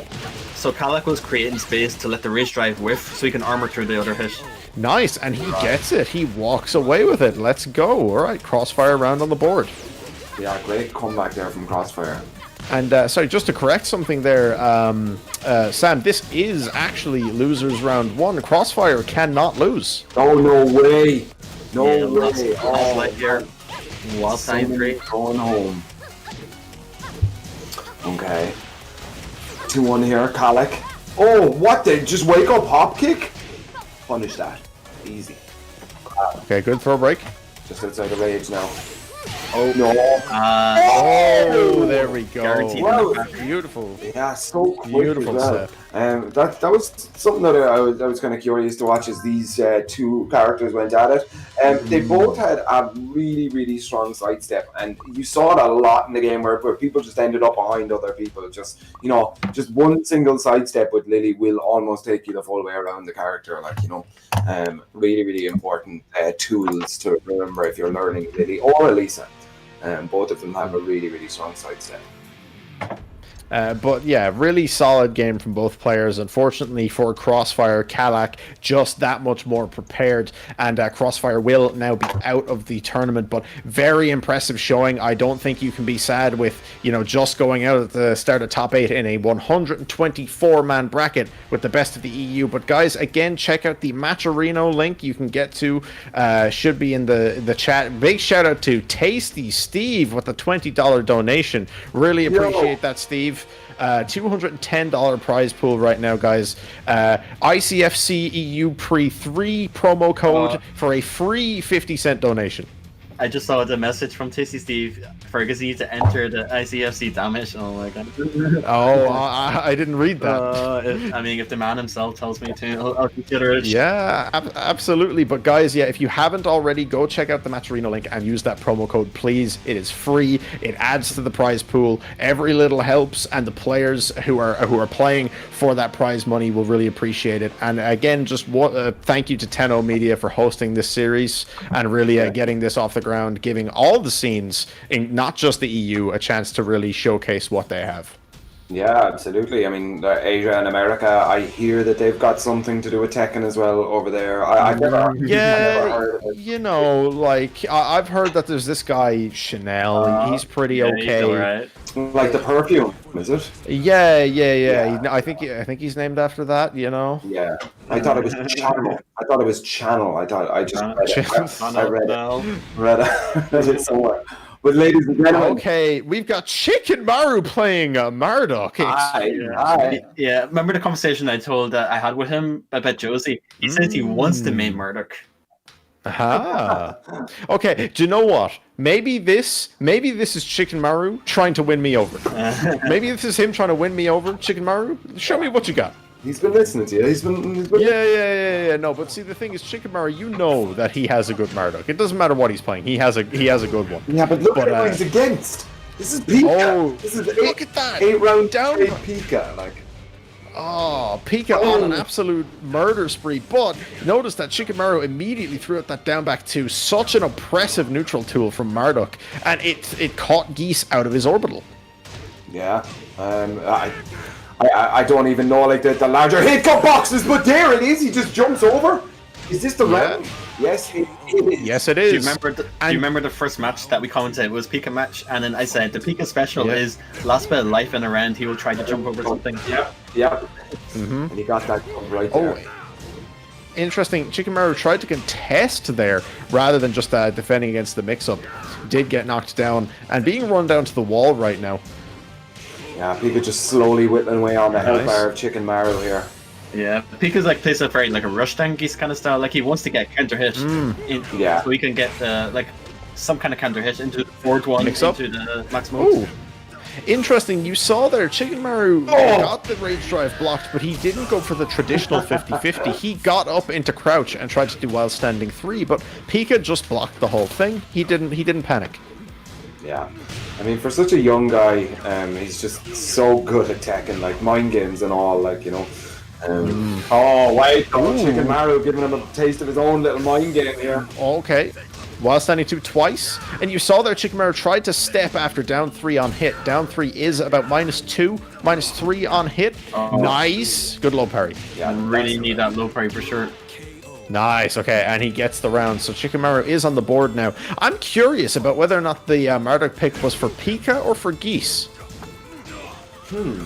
I don't know. I mean, if Chickenmaru likes the Geese pick, he might just be, you know, trying it out in this kind of high-pressure situation, see if it is. He just threw out down forward. 1 huge launch, goes to wall. Does he go for the mix-up? He does. He throws him into the air. Okay, mix-up, gets knocked down. Look at the damage, dude! Shut up! That was... Oh my god. No, okay, everyone knows that setup. If you hold back, that will catch you. Yeah, so what happened there was... Oh, hold up. Oh dear. Oh no, he dropped it! Oh, Meter? He's going to be killing himself. Oh, he's going to be killing himself! Oh, that's down for 1. And you know, full well, he did while standing 1, stood there for a moment. PiKa, I think, thought that Chickenmaru was going to do down 4. He ducked. That was like the ballsiest down forward 1 ever. Yeah, the ballsiest down forward 1 ever on the ballsiest man in UK Tekken, Chickenmaru. Oh my god, this guy is... Okay, he realigns. Dang. He realigns. Okay. Oh, yes. Oh, side wall, down back 2. No! Jump over. Wait, if you're PiKa in this situation, you are losing your mind. So, lost it off that dropped combo there. That has to hurt your feelings. All I want to say is Chickenmaru is the best. He is the best. We are once again bringing to you the message of good, fair, family-friendly, only Tekken, only honesty. Craig Marduk. Remember this, Craig Marduk. Streamer, can you turn off this camera? Yeah. But no, in all seriousness, Fergus, fuck you. Chickenmaru, go ahead, kill them all. It's been a long day, guys. I'm sorry. Daddy's just tired from work. Okay, he's been work. I woke up at 5 a.m. to work at 6 a.m. Don't start with me. All right, sorry, Dad. I can't even pull the Elder's cards.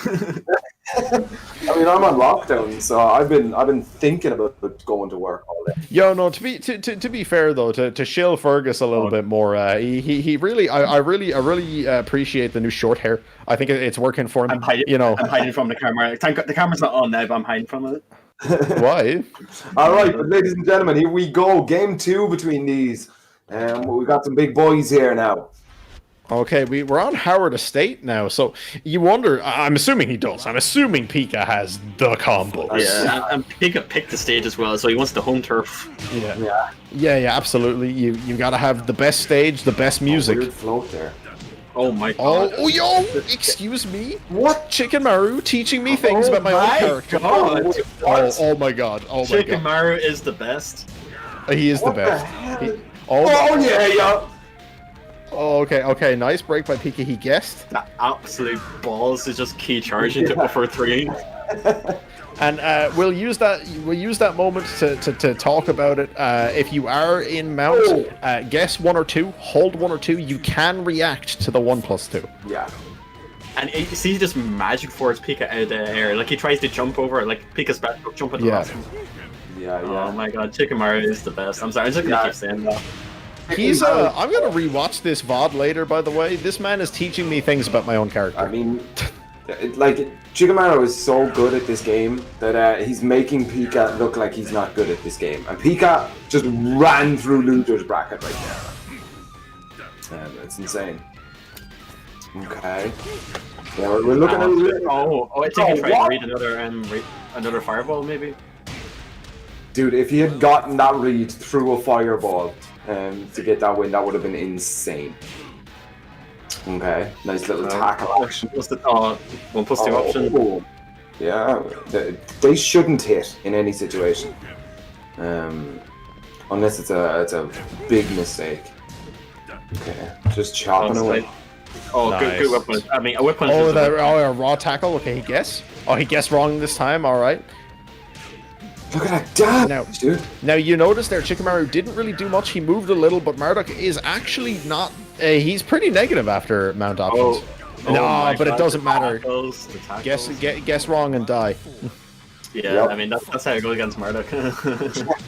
Guess for your life. Oh, nice jump 4 by PiKa. He's not out of this. He does have the bar. No. Nice block and launch punish. Okay. Okay, what? Okay. Into the sidewall. Oh. Why is this guy so good? Oh, he's the best. The best. The best. The best. That's just straight up 2-0 right there. Like, PiKa worked so hard to get to that. PiKa was on an 8-game win streak in losers bracket after being knocked down to losers in round 1. And then Chickenmaru just make them look like a small child. Well, you know what PiKa should have done? He should have guessed right. All right, there we go, ladies and gentlemen. Chickenmaru, the best. You said the line. Yeah, say the line, Bart. Chickenmaru advances in loser's side with Marduk, no less. Incredible. Incredible low-tier character being represented by our hero, Chickenmaru. But who do we have next? We have oh yeah, so that's going to be Chickenmaru versus Sephi Black is going to be coming up soon. Wow. That would be a really good match. I'm actually really hyped to see that match in particular. And I wonder. And the other loser match we have is Bolt versus Kalak. That should be a really good match as well. Alright, Scots, get in the chat here and start making some noise. Like, you know. Get your scrams out. Yeah. Yeah. Do you kind of favor anyone in particular between Bolt and Kalak, Fergus, or is this a bit maybe a bit more up in the air? I mean, I've never seen these two play, so I don't think I have either. Yeah, so it will be kind of up in the air for me. But I think Kalak, I don't know how much Noctis experience he has, because as far as I know, there isn't a super strong Noctis in France, so I'm not too sure. But Bolt, I know, would have Lili experience, because I played him personally with Lili in launch sets before, and also I believe there's a Lili in Scotland, at least a pocket character in Scotland that you have practice against. So yes, exactly, Peaceman's Lili. So Bolt will have to have a lot of Lili experience, so I want to see how it goes for sure. All right, so yeah, we just got the confirmation there. We do, I believe, have Bolt versus Kalak coming up next. Nice. So we'll get the answer to our questions very, very soon. Yes, sir. Yes, sir. Let's go. Let's see. Hey, chat, who you got? So this is insane now. So we have Bolt versus Kalak on the other side of this. Okay. Let's do it. All right. What does he know that we don't know? What does he know, Fergus? Fergus is about to tell us what he knows, man. Oh, I played Kalak's Lili before. I mean, not as Lili is Kunimitsu. I played it before. It's really good. It's definitely really good. I also play Bolt a lot with my Kunimitsu in ranked. Yeah. So he definitely has Kunimitsu experience. He definitely knows the Punishers. But Kuni's the kind of character where if you're not fully familiar with her, she can kind of steamroll you. Yeah. So let's see how Bolt handles this. And there's definitely going to be a lot of people happy to see this. Oh, he breaks the throw. Very nice. Kunimitsu getting more representation in some high-level play, so it'll be interesting to see what Kalak has. Yeah. Rockety girl outfit as well. We gotta respect it. Like, I know Kalak said to me before that he wants to make Kunimitsu his true secondary character. Yeah. Really? Like, he really likes the character a lot. Yeah, okay, he goes for the roll into the mid there. Solid Oki from Bolt. He caught Kalak rolling away. Oh, nice! There's the matchup knowledge, like he knows it. Yeah. He waited for that teleport and then went for the wild standing punish. Really solid stuff. Yeah. Ooh, the low parry. I think at this point Kalak is definitely thinking about swapping back to Lili. He just has to be here. See, in saying that though, you know, Kunimitsu, despite obviously having some relevance in terms of Tag 2 matchup knowledge, Kunimitsu very, very recent. So surely Bolt would be more prepared for Lili. Yeah, but Tag 2 Kuni and this Kuni, like, they're actually just different characters. Like, oh yeah, no, sorry, just to clarify, that wasn't to say they are the same, but there is some minor character. oh, there is absolutely, yeah, but like the main thing is like set, how you set, like that would carry over from Tag 2. Yeah, it's okay. Gets the throw this time. Oh, nice. Okay, nice patient Oki there from Kalak. I like huge life lead, nice power. I like watching Kuni play. Like, I think Kunimitsu being a cool character design. I mean, I fell in love with the character. Like, she's the most fun character I ever played in this series ever. Really? Yeah. Like, I'm really surprised how fun she is. Nice. All right. Yeah, she just looks very cool as well. Great weapons by Bolt. Yeah. Job. And both players seem so ready. Yeah, what's the Oki here? He's so ready with the Oki situations off this. Yeah. Nice. One of Noctis with strong points. Yeah, absolutely. It's a lot of damage into it. There's the fork. Ooh, nice. Shields and block. Good throw break. Shields and block. Basically homing poke. Okay. Are we able to see a 2-2 here? No, it's not nice. Bolt can do something. Nice. Beautiful. Very good awareness by Bolt. And knowledge of the matchup as well. Yeah. Kalak can't get away with doing silly things like... No, but Bolt... Ooh, immediate low parry. Bolt is the kind of player that will like study matchups a lot in practice mode. So I'm pretty sure... Really? Yeah, so I'm sure he has figured this matchup out. Yeah. Oh wow. Just straight up. You're gonna flip him over. We can see a lot of homing moves come out of the side of Bolt here. He doesn't really want to deal with the sidestep coming out of Gunny. And notice how many times there Bolt was happy to just do 2-2. Yeah. Nothing else, just 2-2. It's a very strong neutral poke. Oh, nice! What's the mix-up? Oh! One more mix-up here. Oh! Spin! Okay, That was Kalak. insane, dude. That was insane. Oh, that was cheeky. Yeah, that was real cheeky. That was a bit of a chunk at the end there. So basically, like, he actually made the right read. He ducked, but Kalak did the back 1-1-1, which has the very follow-up into the low. So he actually stood up into the low part. So it's just a little bit of jank there. So that's kind of Kuni in a nutshell. Like, with the way she makes comebacks is through her FC low, through her FC mix-up, and she can loop it. So like, she's really strong at making comebacks like that. So that's what Kalak was able to utilize well against Bolt. But Bolt showed really strong matchup knowledge. Like, he did what not many people do, which is punish the second hit of downward 1-2 from Kunimitsu, which is -10. Because a lot of Kunis will try and fish for the last hit. A lot of people will freeze up and not punish the second hit, or they're not aware that's unsafe. So Bolt viewed this and was able to capitalize on it. Yeah, you could see just little things about Bolt playing this matchup that just showed that he was completely comfortable in this. But we got an infinite stage now. This is going to be fun. Okay, yeah. It shows an infinite stage here as well. It's going. I don't know. I mean, Noctis really does love to have that extra bit of range here, but we'll see how that plays. Like, okay, nice break on the throw. Needed that early break as well, and again with the early break. Keep it up. Okay. Oh, nice. It's so beautifully well designed in this game as well. Yeah, it looks great, doesn't it? Yeah, I think Bolt just prefers the infinite stage just for the Oki off the 4-4-4. Yeah. Plus, like, some people genuinely, I think, just prefer the ability to move around without having to think about walls in the mix in the first place. Exactly, yeah. I think that's what Bolt kind of prefers. Okay, we're just gonna Bolt. Just gonna stand here. Pushing forward here, even though he's at a massive life deficit here. There's the blue stock, sent out early. Nice, good punish there. Yeah, Kalak didn't have to do much there. Like, it's kind of hard for Noctis to make a comeback on a moving opponent. So Kalak was just happy to sit back and just let the timer run out.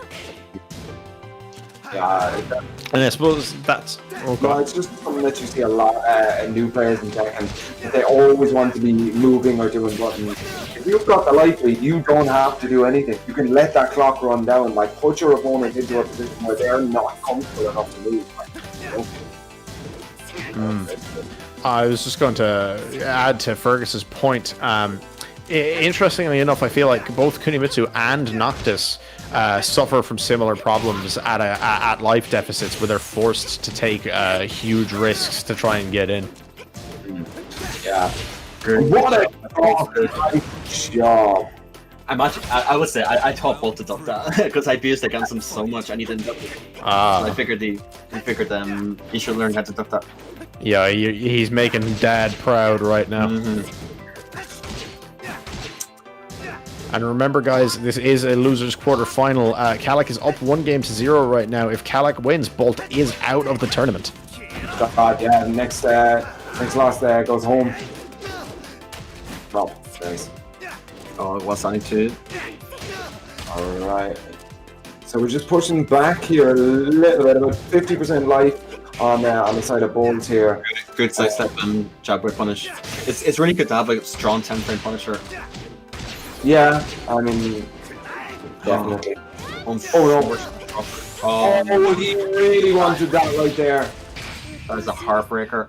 And nice, yeah, using the Rage Art just to confirm the kill. Doesn't want to even give himself the chance to drop a combo. Yeah, I mean, why would you? You get a moment to breathe as well and stuff.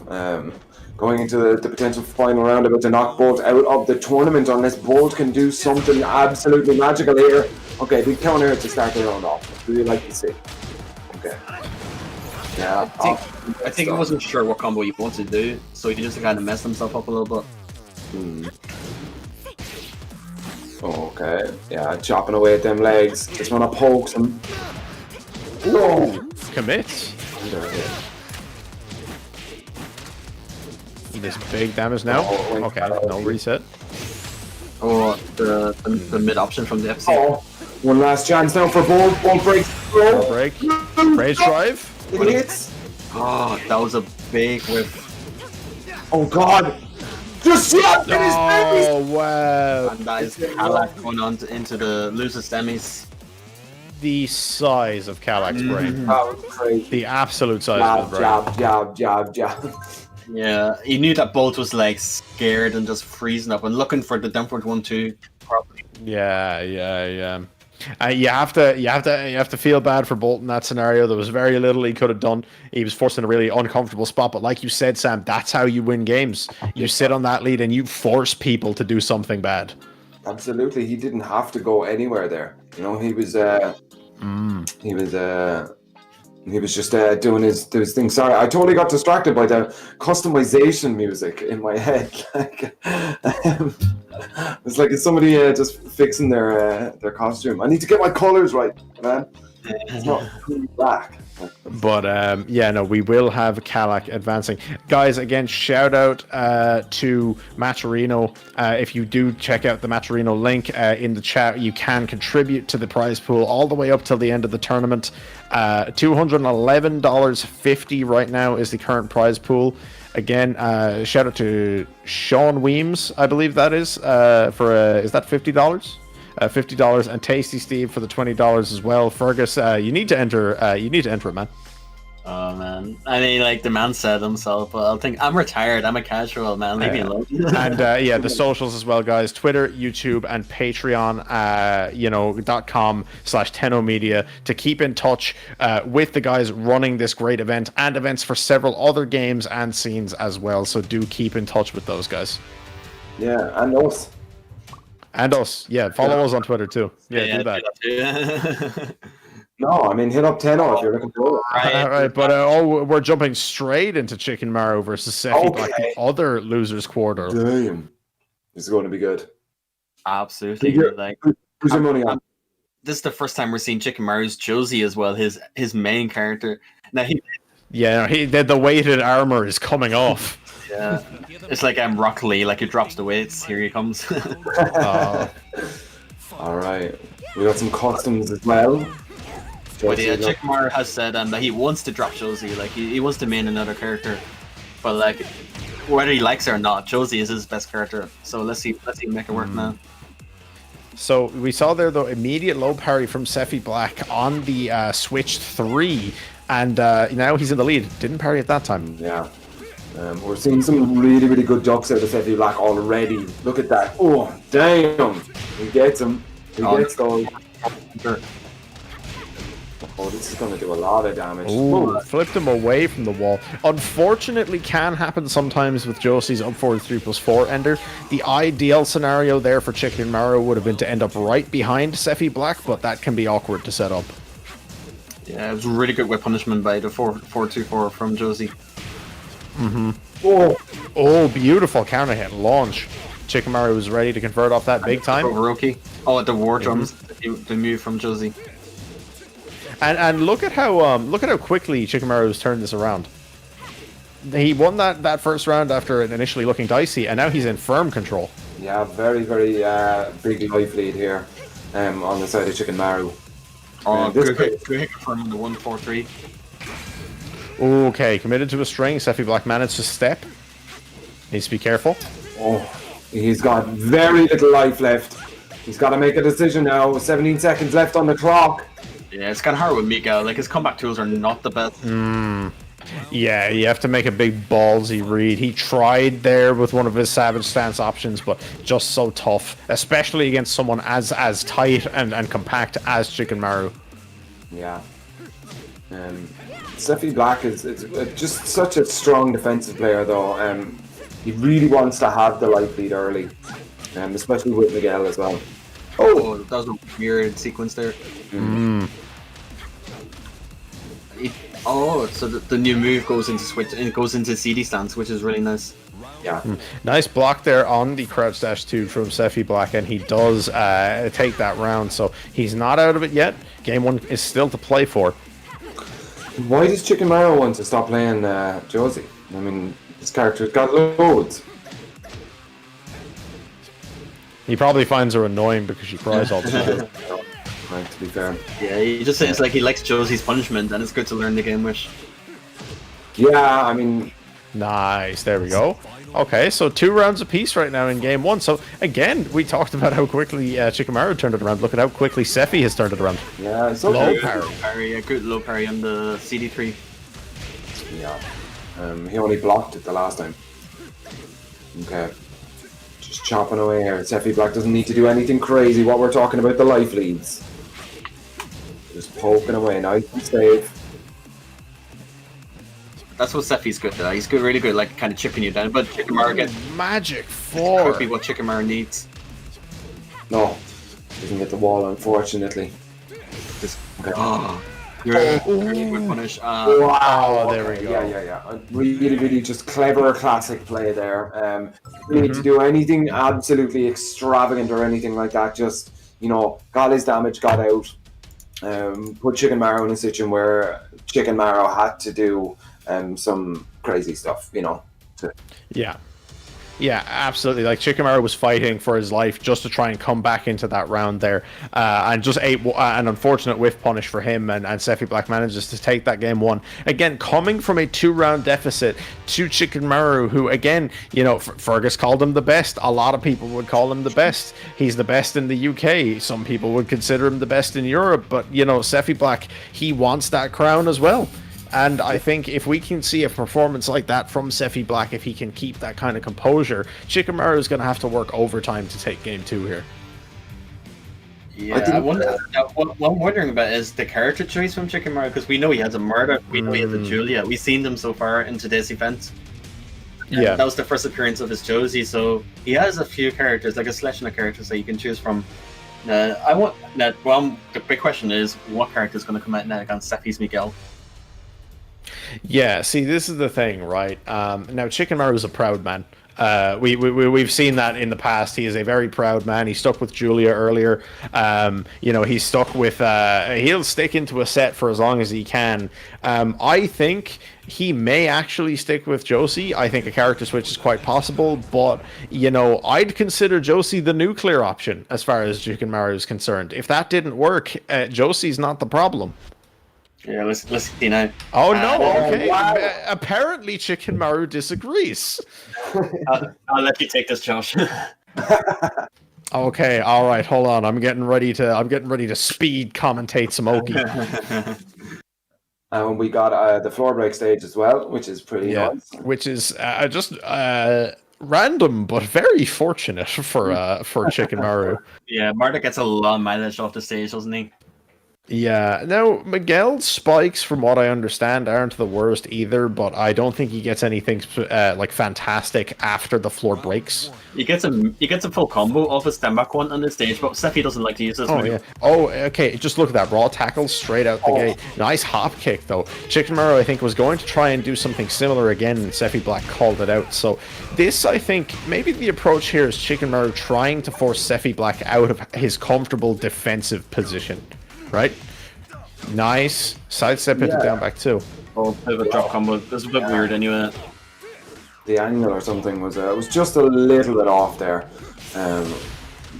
Nice duck on the 1-2 forward 1. And that's very important as well, because had Sephi blocked that, he would have been heavily negative, but he got the punish in there. He knew it was a high. Yeah. I was a really good point you made there earlier on about the... Oh, no. Oh, sinking. Okay, I think we've been very fortunate so far. Yeah, I mean... Yeah, no, to be honest, I think this is... Yeah, I assume we're going to pick the same stage, let Sephi win the first round, and then go from there. I presume so. We'll see what the official decision is. But yeah, that's the first time we've been at Tekken 7 today, ladies and gentlemen. Can we get a clap for Tekken for functioning for, God, damn, like 5 hours now? Yeah. Not bad, boys. Yeah, Not bad. I was wondering when it was going to happen. I mean, fair play. It did hold out. I mean, but then again, it wouldn't be esports if something didn't break before, during, and a little bit after the show. That's just how esports works. It doesn't matter what game you're playing or what the budget is. Something's gonna break, like, you know. Someone's Q key doesn't work. You have like a half an hour break for some reason while a tech team does the pit stop. They're drilling a new keyboard into his table. Some of the stuff you see on that high end stuff is hilarious. You'll legit have a 20-minute stop because some dude's headphones started going a little off. Yeah, everything must be perfect, right? Yeah. But no, I mean, to be fair play to that kind of integrity. We're aiming that high, but the FGC is not quite there yet. Do you remember Celtic Throwdown, the last one? What happened? The internet just like. Oh yeah, I remember that was very, especially as a determined organizer of the event, like everything just stops working. A lot of people are complaining, I was this much up rounds, everyone's complaining that their console turned off. It's an absolute nightmare. It was awful. So to those who aren't aware, while we have some time to discuss some things here, that is a funny story. So at last year's Celtic Throwdown, for the entire first day of the event, so all of your pools, all of your qualifiers for top 8, the internet was either down or dropping constantly throughout the day, and that affected all the stream setups, which was a nightmare. Do you know what? I was talking to the organizers. Do you know what they had to do? They had to get the ISP into the hotel and install 3 new lines just for the event. They installed 3 new lines that went privately to the stream PCs. Yeah, I mean, desperate measures call for desperate. Yeah. But I remember in the 2018, the electricity cut off, and all the setups just went off. The stream went off. Dude. That is awful to happen, right? Because, like I was saying, you have all these players, complaining that their match was interrupted. You have a lot of angry, disgruntled people. It's probably one of the worst things that can happen at an event. Yeah, dude, shoutouts to all production teams, because that's the sort of stuff that you never really prepare yourself for. But then if you get an army of 20 angry, I don't know, Marvel players, you've got a handful. So I mean, respect to all the boys in Nintendo Media here. I know they work with a lot of games in a lot of different countries.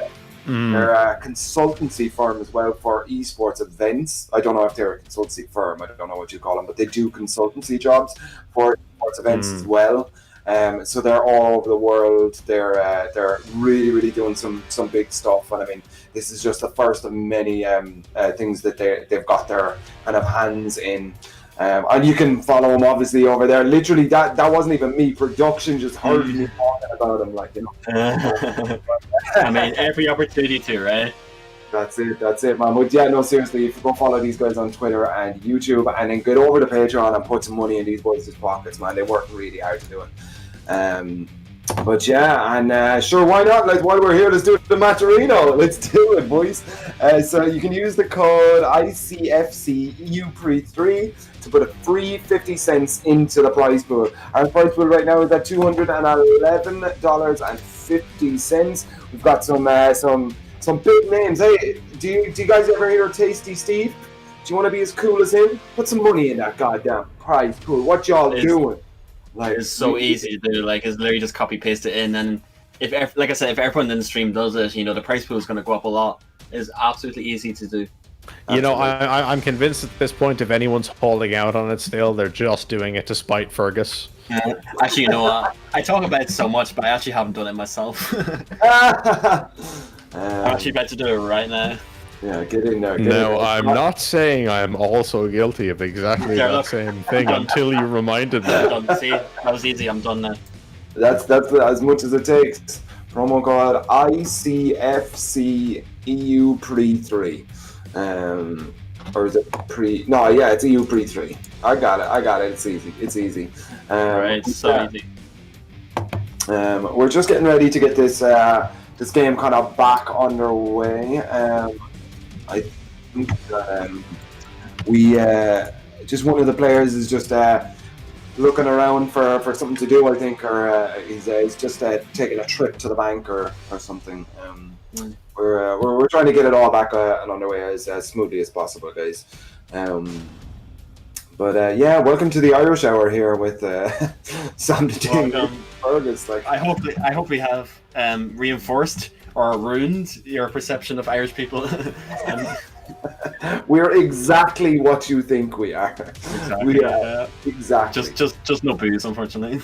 Yeah. Well, no booze for you personally, Fergus. Well, you know. Oh, yeah, no, you can't let me near. You can't let me near it. I turned into a different person. Not after CT 2018 when he cut off all the lights or cut out the power, and CT 2019 when he took out the internet. Like, you know, it was all Fergus. That was all. I wasn't even in the country last year, and it was somehow my fault.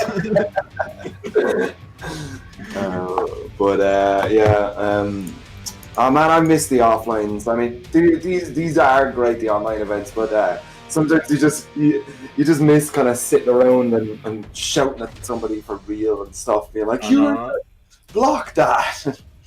Yeah, I miss my house sessions. You know, like they all play, and I'm just on the couch, like on some cans, like just moaning some shit at them or whatever. Oh man! Sorry, there was a very funny story one time where I was at one of these Fergus house sessions, and he's supposed to be teaching me how to play Julia. So I asked him for advice mid-game, and he's like this, like barely sat up, like a bottle of whiskey in his hand, and he's just like, do a bow and arrow. Just another one.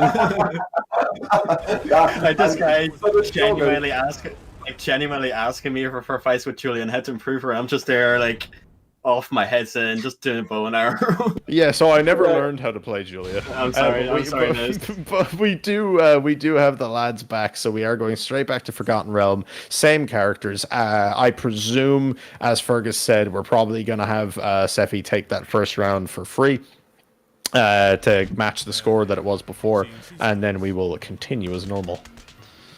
Yes, sir. Yes, sir. All right. Yeah. Yeah, there we go. All right. So, yeah. Right. Sephi is one game up on Chickenmaru right now, and he's gotten his round that he had before, so now the game begins anew.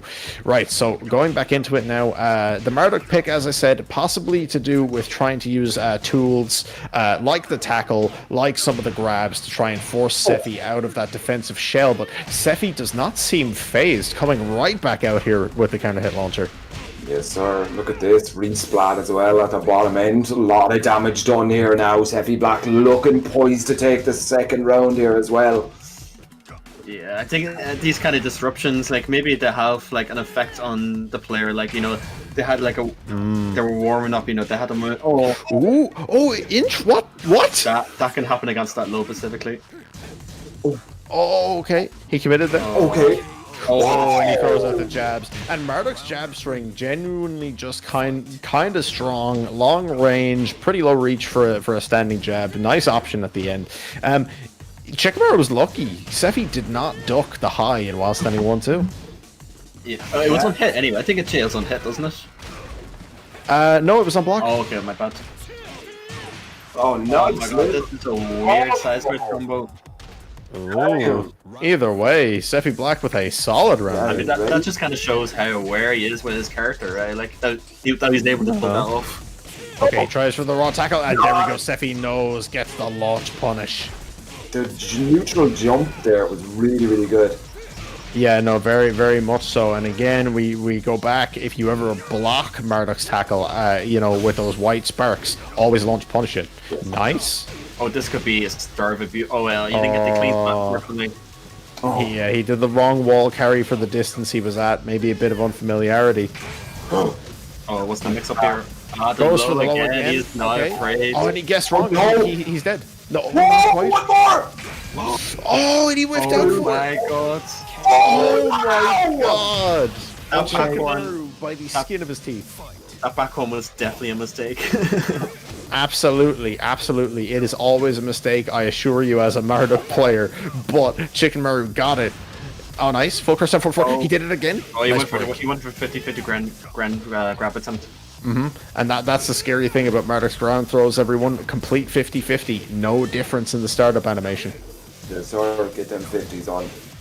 Oh no! Oh my god! Ooh, nice. wait. Chickenmaru's mic. No way! Oh, Oh! Nice. Chickenmaru is the best. The best. Oh, he's number one. Wait, hold on. Yeah, so hold on. Is Josie officially dying? Is he actually dropping the character? Is he number one? Well, he said himself he wants to main Marduk. He wants to drop Josie. Now, let's ignore that round that he absolutely shouldn't have won, where he won with the accidental back Oh my one. God. We're going to ignore that. He's number one because Marduk won. Alright, there we go. Alright, that's how it goes. Alright, that's how it goes. Yeah. We claim him if he does well. Let's claim him as Irish if he wins. Yeah. No, if Chickenmaru wins this tournament, by the way, yeah, there you go. He's Irish now.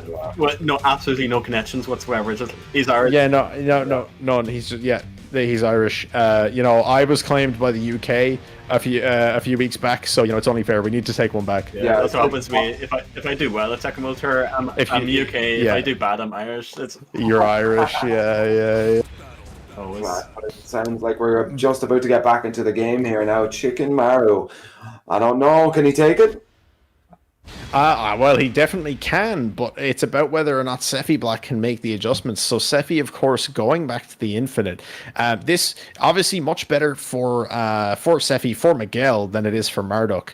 Marduk's Oki options, Marduk's setups a lot less effective in an Infinite setting, but not bad by any means. And Chickenmaru is no slouch, so it's really down to how Sephi defends, I feel.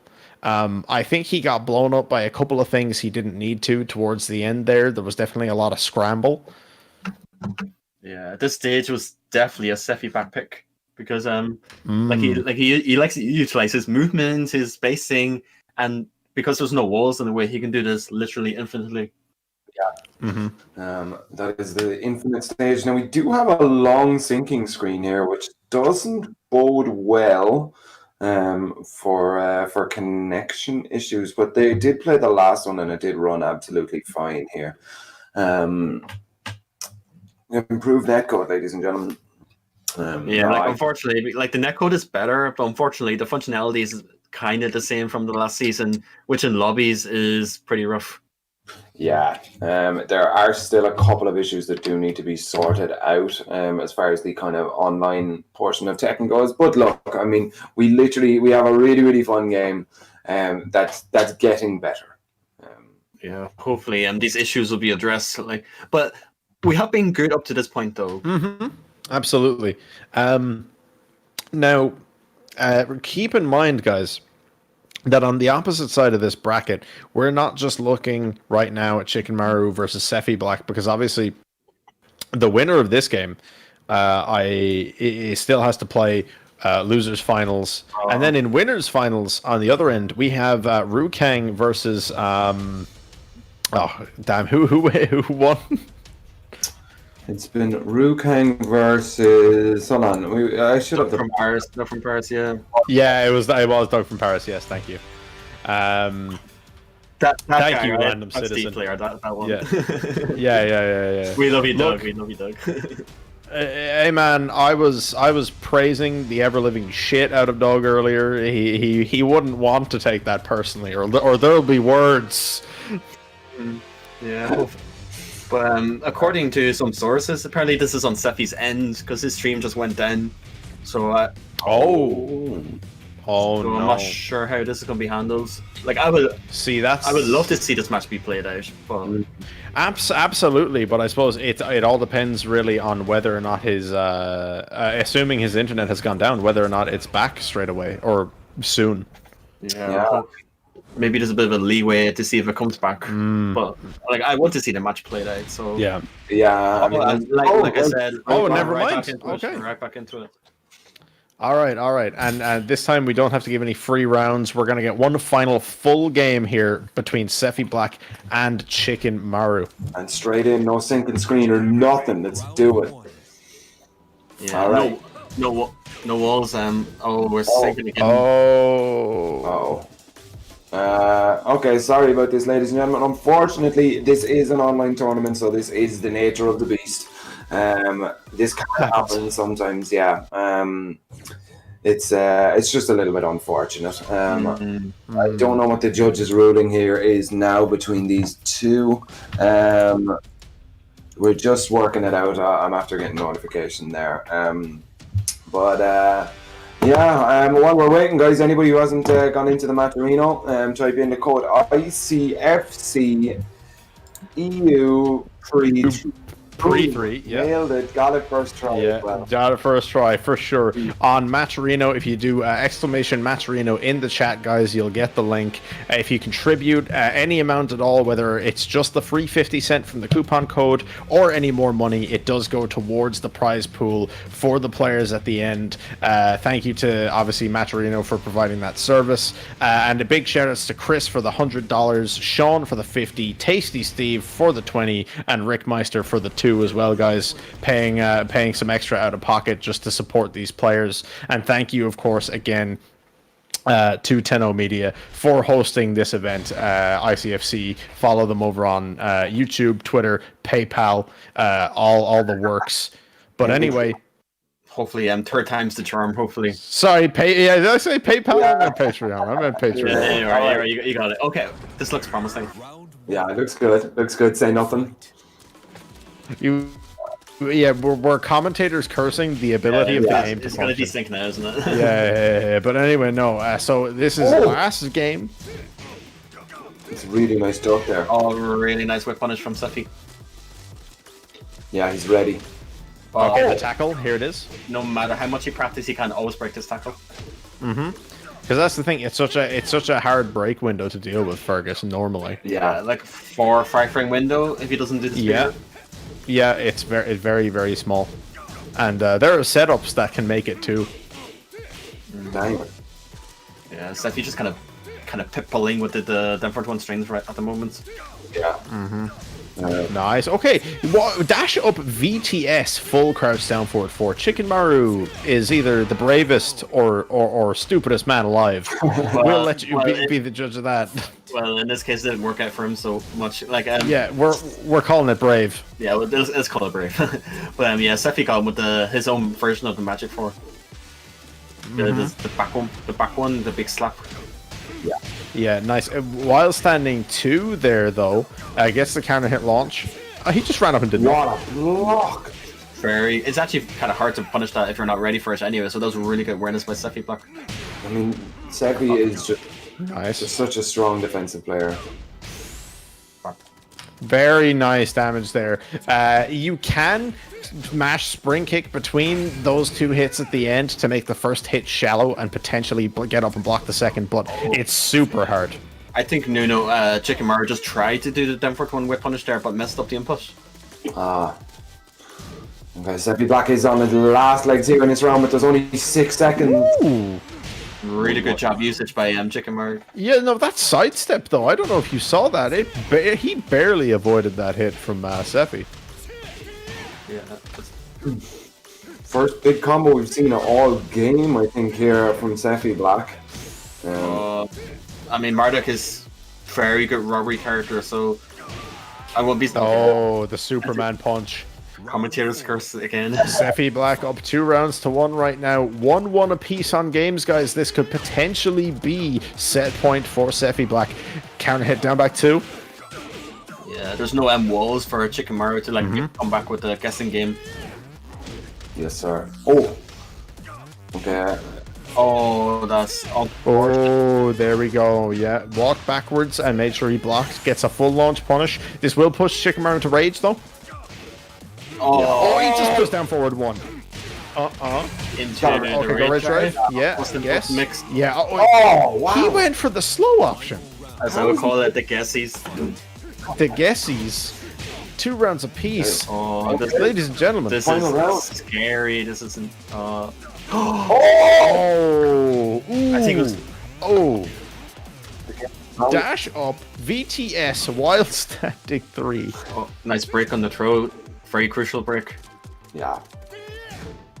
Chickenmaru is running away with this. Oh my god. I'm closing my eyes. I can't watch the rest of this. Oh wait. Okay, who's getting pushed into rage? Oh, they're both. Oh, no, Marduk's in rage. Rage. Oh, Exploder. So brave. Oh, put it down forward one. How did he do that? That was. Oh my god, I'm sorry. I got so hype, I forgot what happened. Oh my god. Oh, that's so close. What a set. What a set. So Those two. And I could just imagine Sephi sitting in his chair just going, yes. just that. Oh, that's insane, dude. That could have went either way. There was no like absolute stomp either way there in any of the rounds. Yeah. Like that was insane. Absolutely, and Chickenmaru, will unfortunately have to be eliminated there from the tournament, but very deserving winner in Sephi Black as well. Will move on to the losers final now. So we have our finals games set, gentlemen. Let's go.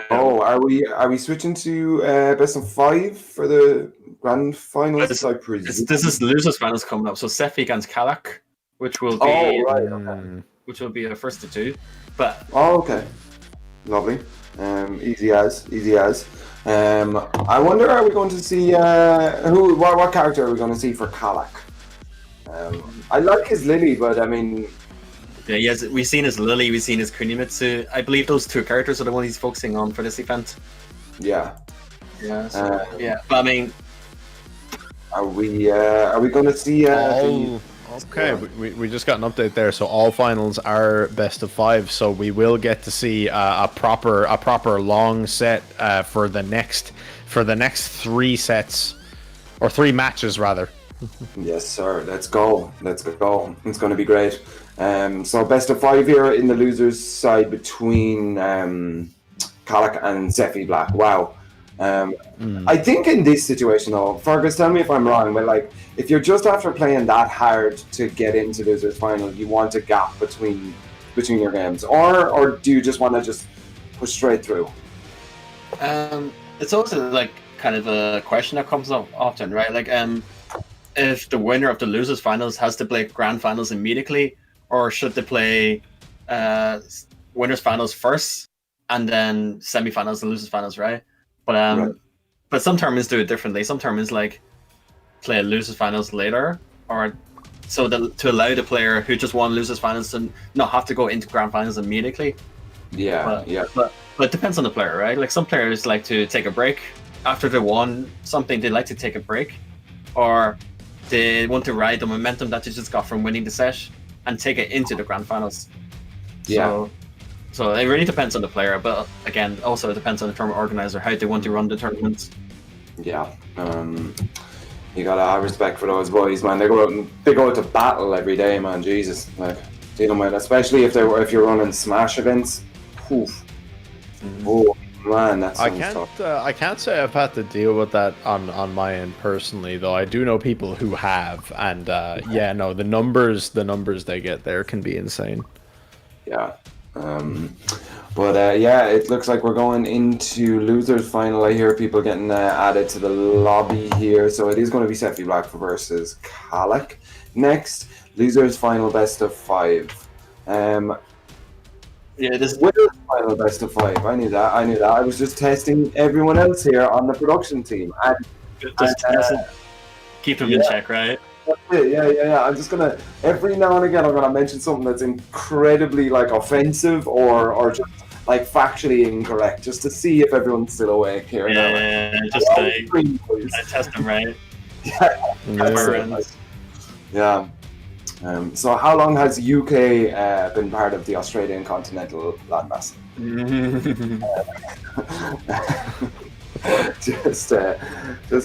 Let's check him. You know. Oh man. Google it quickly. Yeah. Yeah, I don't know. Go to Maturino. Do that Maturino thing. Yeah, do that thing. the most genuine plead you've had. Yeah. It's just like, just do it. Yeah, do it. Go. Put in the code. If you don't put in the code, I'm gonna ban you from my chat. There you go. Yeah, no, he's gonna go through every person who's viewed this entire stream. Yeah. And I'm gonna go through all the donations on the page All itself. the donations. If your name is there, you're yeah. safe. Yeah. Get on, boys. Get on and do it. You heard that. For everybody who donates in the next 15 minutes, Fergus said he's going to private message like singing. I know. Hang on now. I'm going to send a video of him singing just directly to you. So Yeah. Just to you. Unfortunately, it doesn't appear as though we are going to reach our amazing $1,000 Fergus sings a live duet with Ricky Martin goal. But you know, it's okay. I am also, there's clips of me singing floating around the internet somewhere. Oh yeah, no, absolutely, and all sorts. Have to love it. But hit up that Maturino, enter in the code. It's super easy. Just do it. Just do it. Like what are you doing? Like don't just look at the coupon. Put the coupon into the thing. Yeah. Yeah. See. This is my issue. I'm genuinely. I'm looking at. There it is. There's the promo code ICFC EU Pre 3, 50 cents, free donation. It doesn't require anything. Just click on the Maturino link in the chat. Do the thing. You're paying the players for free. Just do it. Do it already. Just do it. It's easy, man. Stop looking at our faces, you big weirdo. I mean, no. You're free to look. You're free to look at my face anytime. I like the validation. But you know who else likes the validation? You know, Tenno guys. Nice. You know, that was sick. You got it. But yeah, no, guys. Again. I rate that show. Yeah. No, for real. No, thank you very much to Tenno again for just running the ICFC, showing off for the last 3 weeks. This is just the preseasons. We haven't even seen what the actual season looks like. Showing off tech and scenes around the world, EU, Asia, US, incredible stuff. Really big. Potential for just lots of players to mix, and again we had 124 entrants at the beginning of all this. We've whittled it down now to our final four. Yes, sir. Yeah, so final four, we got Doug from Paris, Hwoarang in winners finals, and we have Sephi, Black and Kalak waiting in losers. All top players, all gonna be exciting matches, all different styles, different characters. I'm really excited to get into it. Yeah, right into our top four. What is our ETA then on the next game production? If we're I do believe from what we were told, we should actually have the next game coming up in just a moment. So we will have Hwoarang versus Doug from Paris coming up next. So, guys, again, this is the same conversation we had at length earlier about Hwoarang versus Sephi Black. Again, this is a meeting of the minds, a clash of two very distinctly different styles. Hwoarang, aggression, just momentum, rush down. Doug from Paris wants to control the pace of the match. So similar to the question of Hwoarang versus Sephi Black, who do you feel ekes out the advantage here? Hwoarang. He's got to do it. He's got to do it. You already know who my answer is. Yeah, I think let's maybe be as unbiased as we can possibly be. I'm sorry. Are you asking the Irish to be unbiased? Why would I ask that? Okay, nice. A little bit of a house sweep just to start it off. A little bit more about.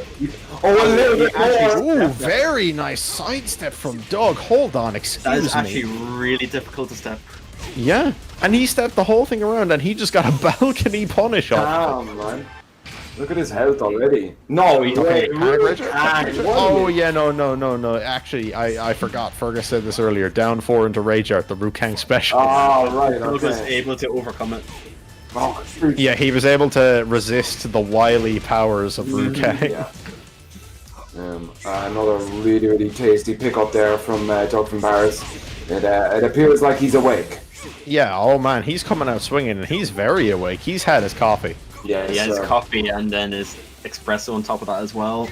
Yeah, a couple of shots of generic brand energy drink. I don't think we have a sponsor. From Aldi's finest. Yeah. Oh man, Aldi, bro, Kang strong. Get that Kong thing, like. All right. 60 cents per can or something. It's a really good price actually. Yeah, this is just we're just chilling for Kang strong now, boy. Kong strong want to hit us up. Oh my god, running through picture. Wow. Yeah, we're getting distracted, boy. We're getting distracted by generic energy drinks. We should be getting distracted by Hwoarang's sick combos. Yeah. Man, Hwoarang, he turned that around quick. Doug was looking firmly in control, even into the first round. Hwoarang won, but he's just being Hwoarang. Yeah, he's just doing his thing, and there, Doug caught a counter hit back one on another attempted CDS one from Hwoarang. Catching bad habits. There we go. Yeah. Peekaboo string now. Yeah. Peekaboo down one straight into the mid string. He held on to that for so long earlier. Maybe a little more confident it would work that time. Okay, so this is all to play for here, but then again, it is best of 5 here, so the race to 3. So they do have a little bit of space to kind of play with here. Ooh, very nice. Hwoarang with a solid read there. Nice launcher. The timing that Hwoarang is using here is so weird to watch, but it's working there exactly for that. Oh my god. Yeah.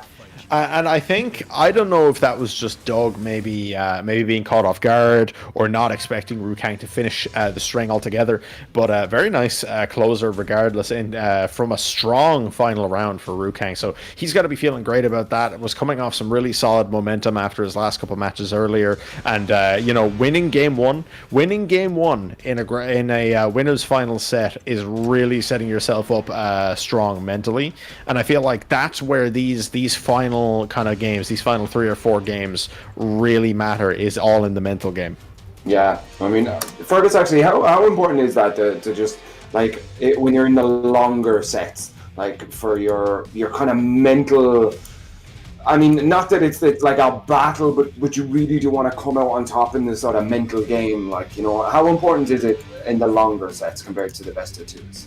Okay, so if you're the stronger player, you would be more mentally ready, because if you have confidence in yourself, it's okay. I can win this. Even if I lose the first game, I still have some leeway to make a comeback and make some adaptations to close out some games in the set. But if you're stuck in a 0-2 situation, it is absolutely awful, right? Because he cannot afford to lose a match. So right. I think, but Hwoarang is definitely the kind of person that he wouldn't get shook. That actually these two players are very different in terms of emotional strength, because Doug, in tournaments, he does tend to tilt and get very emotional very easily, which can cost him matches and sets. While Hwoarang is totally unaffected. If he's losing, he doesn't care. The things he was doing, he's still gonna do.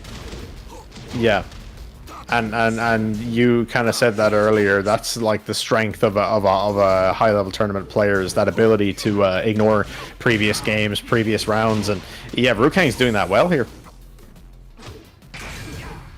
Yeah, so it's important for Doug to be able to kind of just compose himself and just maintain his strength and be consistent throughout the set.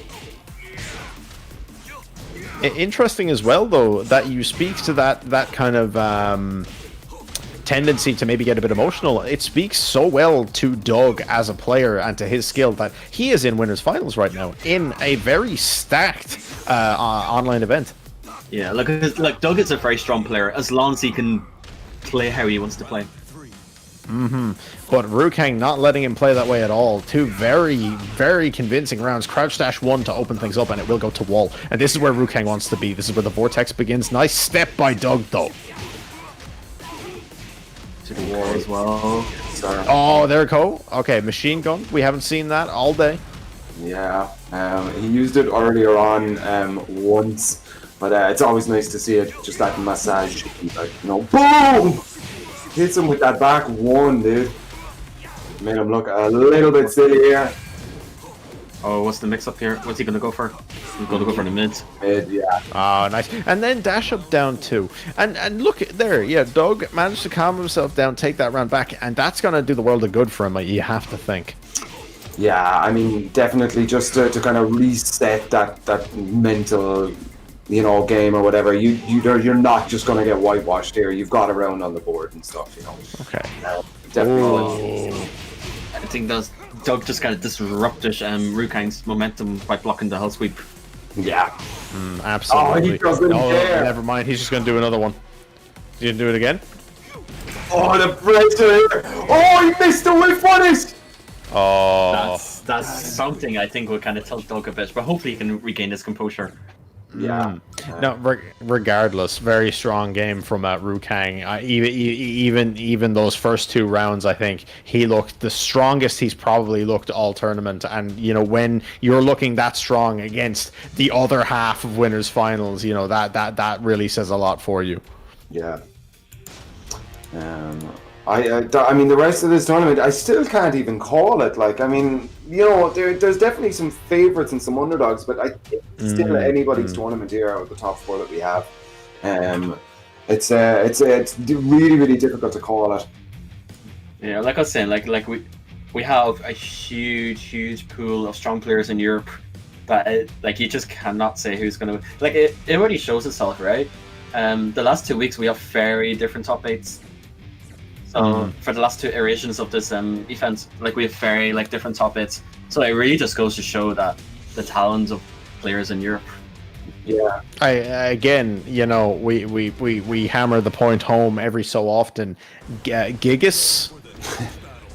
Gigas, that's it, right? That's what you have to say. Last week, 2 Gigas players won, so just Gigas in general. Gigas, the magic word, right? Yeah. But anyway, here we are, straight back to Violet Systems. No stage change needed.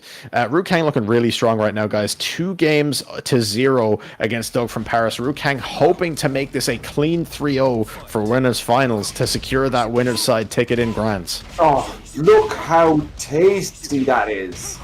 Yeah. Man, you've got to feel good about that if you're Doug starting off this round very strong, coming in on that 0 side. I've never seen that happen. The BAKRi hit and the follow-up with. Yeah, that was weird. Very unusual. Oh, yeah, Doug just needs a good match to kind of regain himself. Yeah, he wants to kind of set this up a little, but Rukang is standing in his way. He's going to try to stop him. And there you see that string that ended the game against Doug from earlier. He was so ready for it that time. Okay, Doug. He's looking a lot more comfortable for sure now. Yeah, definitely. Oh no, it doesn't get the splat there. Really weird. Ooh, you see there, Doug went for a left sway and he actually caught the 1, but he didn't commit. Yeah, sometimes you just kind of doubt yourself a little bit. Okay. He's gonna do this. Oh. And Doug feeling himself a little bit there. Last hit there. Last hit. Oh, the trade, but Rukang does come out on top of that. He will carry to wall here. Can he make the most of it? That's definitely another Rukang special round start. Then back 1+2. Oh, nice low parry from Doug. He doesn't even want to block that hell sweep. Just give me them legs. Yeah. So they hold on to those. There's the French timing on the back one. Yeah. Massage. Okay. Let's go 3 rounds to 0. My kind of guy right there. He got that. Really, really nice massage. Just a solid game for Doug. What do you think, Fergus? You were saying he just needs that 1 game to get back into this. Yeah, this could be a start of a wonderful story, like a shonen kind of anime scene. The protagonist powers up. He gets this 1 moment and he powers up. Wait, no, we're gonna get some Hajime no Ippo stuff where Doug just starts seeing wind lines and he starts Dempsey rolling in between Bob stuff. Hopefully, Doug can keep his momentum up and then make a comeback with this. Yeah. No, absolutely. That was a very strong showing from Doug, and I think that's the Doug we want to see, right? We don't want to see Doug, stressed out, emotional, as you said, losing kind of 3 rounds to nothing because he got annoyed at something. That was very strong. And we saw Doug do this earlier. Doug went down earlier and managed to pull back an entire set out of it. So I think this could go either way still. Yeah, no, absolutely. In this situation right now, Rukang just needs 1 more game to win to close the set, and Doug has to win two to close on his end. So Yes. It's the odds are not in Doug's favor, but No. he can do it, right? He can do it. And absolutely. And the Sue pick from Rukang as well, like his favorite stage. Yeah. Yeah, but see, the thing is as well, actually, you talk about the maths of the set, right? And I feel that stuff is very important. Doug has to win 2 games here, Rukang has to win 1. But the pressure from that goes both ways. In Rukang's mind, he's like, if I lose this game, then it's only 1 more. You know what I mean? Exactly, yeah. Where Doug has to think, oh, I won this, but I still have to win 1 more. Yeah, exactly. So both players are now nervous. A clean 3-0 has one person feeling great and the other not so much. Never mind that, though, Doug, potentially. Yeah, he's just blocking the Shoryuken. Yeah. Doug tried a bit of a hard read there, but it was Rukang just blocked it. Yeah. You see, Doug is really doing this real close compact style plays, like, just keeping that one in his face, like keeping that jab out there to kind of stop and interrupt most of the stuff that Rukang is trying to pull off. Beautiful sidestep, and this should be a perfect here. Sonic Fang to close it out. Really, really solid game. Doug from Paris, man, this could still go either way, guys. I don't know. Okay, 50%. Hell sweep. Do it again. 1 more. Yeah, like when you see Rukang do Hell Sweep, you're thinking another one is coming. Yeah. Oh my god. Oh, there we go. The trip low. So Rukang now in the driver's seat could potentially advance to grand finals here. Yep. He's looking poised to do it. Big Hell sweep. Went for the mid. I can pop it the mid and the top string. Oh, wow. Oh? No, mid there. Oh, good go. Blockable, guard brick. Oh, God. Nice counter hit back 1. Going right out of It's the guarantee, like, once per round, back 1 counter. Yeah. Oh. No way! Oh, yes! Just stylish points there. Really, really nice. Yeah, so that's Rukang advances to grand finals and winner side, which is a very favorable position to be in. Absolutely. Even if Doug does fight his way through the losers final to get himself back up into the grand finals, he still has to reset the bracket on Rukang. So Rukang is sitting pretty right now, like, he doesn't really have to worry about anything that's going on. Yeah, but I mean, you've got such an interesting road now to get to Rukang behind that, because we've still got Sephi Black Kalak to do. Whoever wins that has to beat Doug, and then whoever wins that, like you said, has to come up against Rukang, who has been an absolute steamroller all day. He's on nothing but momentum. He has to feel great. He has an entire reset to work with. We talked about the importance of the maths of winning a best of 5 set. Imagine having to win it twice. Yeah. Yeah, like grand finals winner side is just such a good position to be in. So we have the Maturino. Now, guys, see this code on the screen. I'm gonna put it into the chat. Just paste it right into the contribution section, because it's so easy to do. And then, of course, thanks to all of the people who contributed so far. So we got 100 from Chris CG, 50-50 from Sean Weems, 20 from Tasty Steve with a lovely message encouraging me to enter the tournament. But yeah, no, it's so easy to do. Like, literally just copy paste the code into the contribution. If everyone in the chat does it, it's the prize pool will go up. It will support the players. It will encourage the players to participate in these tournaments again. And you see all these matches we've been watching so far. If you want to see these matches again, the contribution will help to encourage this. And of course, follow them on social media. Follow them on Twitter at Tino Media on Twitter. YouTube, follow the YouTube as well. YouTube.com/Tino Media. And if you want to support the boys on Patreon.com as well to maintain these events, that's absolutely welcomed as well. Yeah, it's very easy to do, but it means a lot. Like, yeah, 10 seconds out of your life will help so much. I feel like those people at church, like asking for like, but yeah. They walk around with the basket. Please, coupons. Do like an ad campaign, like, for just 10 seconds. of your life. You can. Yeah, no, we should do the Colonel Sam poster, but it's Fergus. It's like, I want you to use promo code ICFC. Uncle Sam. I was like, who the hell is Colonel? Sorry, Colonel Sam, Colonel Sanders. I'm hitting him. Yeah.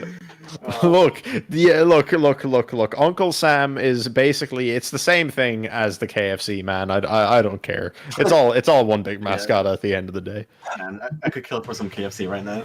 Oh, stop! Do you know what? Actually, hold on. Real shit. I'm gonna put KFC on blast. I don't know what you guys are doing. Your food quality has gone way downhill. Your delivery is ass. You guys need to get on that shit. The gravy is not what it used to be. I don't care. No, this is a no KFC household. Fergus, man, you touched a nerve. You absolutely touched a nerve. Hitting you with that, man. He had that queued up. It was good to go. Unless, of course, for any reason KFC want to sponsor me in the future, then they're the best restaurant ever made. Yeah, no, that's fine. It's all on video now. Someone's clipped it already. My friends will never let me forget it. It's fine. Follow Sam, Fergus, or myself on Twitter. I don't recommend following me. That's a terrible idea. Fergus, former Tekken World Tour finalist. Sam, are you still with the Dutch Brawlers? Yep, I am. Okay. It's not listed there for some reason, but yeah, Dutch Brawlers. And Fergus is UIU, yeah. Yeah, follow me for my disastrous dating life updates. Man. Fergus's dating life recently has been like some of the most interesting drama in the Irish FGC. It's a real great time, but generally. And random horror movie updates as well, like reviews. Random horror movie updates. He really feels strongly about horror movies. It's an interesting time. Of course. I help at Tekken sometimes too. Yeah. Occasionally you talk about Tekken. Yeah, okay, so we're going straight to losers. Nice one. Okay. Oh, so the loser final was already played? No, the loser semi was already played off stream. And the results are Kalak went through. So Kalak was playing against, Sephi Black, and took it. That's that we didn't get to see that, but sometimes that happens, guys. So Kalak moved on, and we are gonna see Kalak versus Doug from Paris next. These two have played each other so much. They're from the same city, so right. We're gonna see like literally thousands of matches of metagame behind these two. Yeah. It should be really interesting. Fergus, no more jokes, no more like haha pick a side. You know, genuinely, you'd know a lot more about this than the two of us. Do you have any insights to offer onto Kalak versus Doug from Paris and how this is gonna go? Okay, well, I'm a Wi-Fi player, so I'm gonna be a bit biased towards Kalak, right? Towards his Lili and his Kunimitsu. See, I said all jokes aside, and this man wants to be this way about it. All right, push your Lili agenda. Right. Go on. I'll leave now. No, that's not a joke. Okay. But continue. On a real note. So, like I said, like these two are from the same city, so they played each other a lot. They have locals together. They play each other so much. So what you're about to see, like I said, is thousands and thousands of matches of mind games, of meta games, right? Like they play each other since Tag 2, like not even just this game, but like years in Tag 2 too. So yeah, I think this match is gonna be fun, I think, and it's gonna be a bit of a rivalry between the two. Like they obviously have a rivalry with all these matches they've played. Sure. So yeah. Sure. So yeah, I'm looking for, like, Lili is always being notoriously bad against Steve because she kind of plays a slow kind of style, and Steve is really good at interrupts, right? So Kalak needs to be careful with his options against Steve to not get back ones while he's applying this slow kind of heavy pressure with Lili. So I wonder if he's going to go for the Kunimitsu, because Doug, I played Doug personally in ranked a few times with Kunimitsu, so he will kind of like know the matchup a little bit from that, and also from his own training as well. So it depends on if Kalak wants to try and out-solid him with Lili, or cheese a little bit with Kunimitsu. But I mean, we'll have to. I know Doug from Paris really likes to lab like weird Steve things, but is he as kind of dedicated to labbing all of the other characters? You know, like will he know the Konomitsu match? Yeah, I mean, yeah, Doug is like a lab monster, so and the Konomitsu is out. So let's see how much Doug knows the matchup. I'm pretty sure he does at this point in the season 4. I think you have to now at this point. If you're playing high level tournaments, you don't have any excuse not to. Like, you know, exactly. Yeah. Or else you can just retire. You know, which is like a popular option nowadays. Like, yeah, no, absolutely. Look at the definitely retired Chickenmaru, who was only recently eliminated from this top 8. Now he's retired. Like. Yeah, no. Now he got retired. He was actually like he was like, you know, on the way to being retired. He just needed to lose. Yeah. No joke. Now he can rest. But here we go. Grudge match time. Let's do it. Kalak versus Doug from Paris. From the same city. Yeah, so we can see a whole lot of mind games behind it too. Yeah. Just nothing but pokes coming out right now. Just sending that out. Look at this super safe gameplay. Expect some timeouts here. Nobody wants to pull any triggers here. And Fergus, you'd know a lot about this matchup yourself. How does Kunimitsu do into this? Well, the last time I played against Steve was when I didn't know how good the cartwheel was, the down for 3+4 of Kunimitsu, because this move actually high crushes a lot. But I didn't test specifically how much it high crushes. So otherwise, it's a pretty difficult matchup for Kunimitsu. But it depends on how much the cartwheel can high crush. Because the set 2 actually gets beaten by Steve's back 1 like pretty consistently, so she kind of uses this as an option. Yeah, and you saw that there. Doug knew he didn't need to chase for damage, especially while Kalak had rage. He just knocked him away, got his damage, and then backed off, played the 3 seconds on the timer. Very smart stuff. Yeah. Doesn't need to go in. I've been saying it since the start, boys. Oh. And remember, of course, this is a best of 5, so first of 3 series here. Yes, sir. All of the finals. And this is crazy for Doug, right? He's just coming off the back of losing a best of 5 to Kang. Now he has a best of 5 here. If he wins, he's looking at having to win another 2. This man's doing work. Yeah. It's been a long day of Tekken as well for all of these people, so stamina is definitely going to come in to play here. Like, I mean, how long do you remain focused for these best of 5 games after you've been playing all day? You know, this tournament started at 6 o'clock, like, that was almost... nice throw. Sorry, that's almost 5 hours ago. And yeah, no throw break there from Doug. And you always have to bring that into question, right? Is that a lack of preparedness, or is that tiredness? Who knows? Steph gets caught by the low there. Interesting. Yeah, Kunimitsu's Denbak 2 is actually quite good against Steve, because the high crushes. Nice, okay. Good float there from Doug, and he does convert it. Doesn't quite get wall. Good step 1 to hit confirm from Kalak. Really strong tool to be able to hit confirm. Oh! He's doing the damage here. He got a bit overzealous with the mix-up options with the FC. Oh, nice. Albatross. Oh, nice. And you saw there, he albatrossed in, waited a moment, and then did albatross 2, and it just worked. Really solid play from Doug. Yeah. Okay, really kind of keeping his distance here. Doesn't really want to get up close to the Konomitsu. You can see it, like, you can see why, I'd imagine. But then again, just remember that these guys do know each other very well, and they have played each other quite a bit, so it could just be... the patience. That was insane. Yeah, it was a really good pressure sequence from Doug, but Kalak just had the answer ready. Ooh, very uncharacteristic drop there from Doug. He messes up the cancel. Yeah, I didn't even try it. Yeah, you interrupted the DFC mix-up opportunity from Kalak. Oh, just my God, that was weird. That is something that Doug has definitely practiced. It's like, oh, very close. Ooh. Left on the clock, but Doug Kalak takes it. Game 1. Is that string true, Fergus, or was that a mix-up at the end? what he did was 1-1-2. So if you press into the second hit, the third hit is guaranteed on counter hit.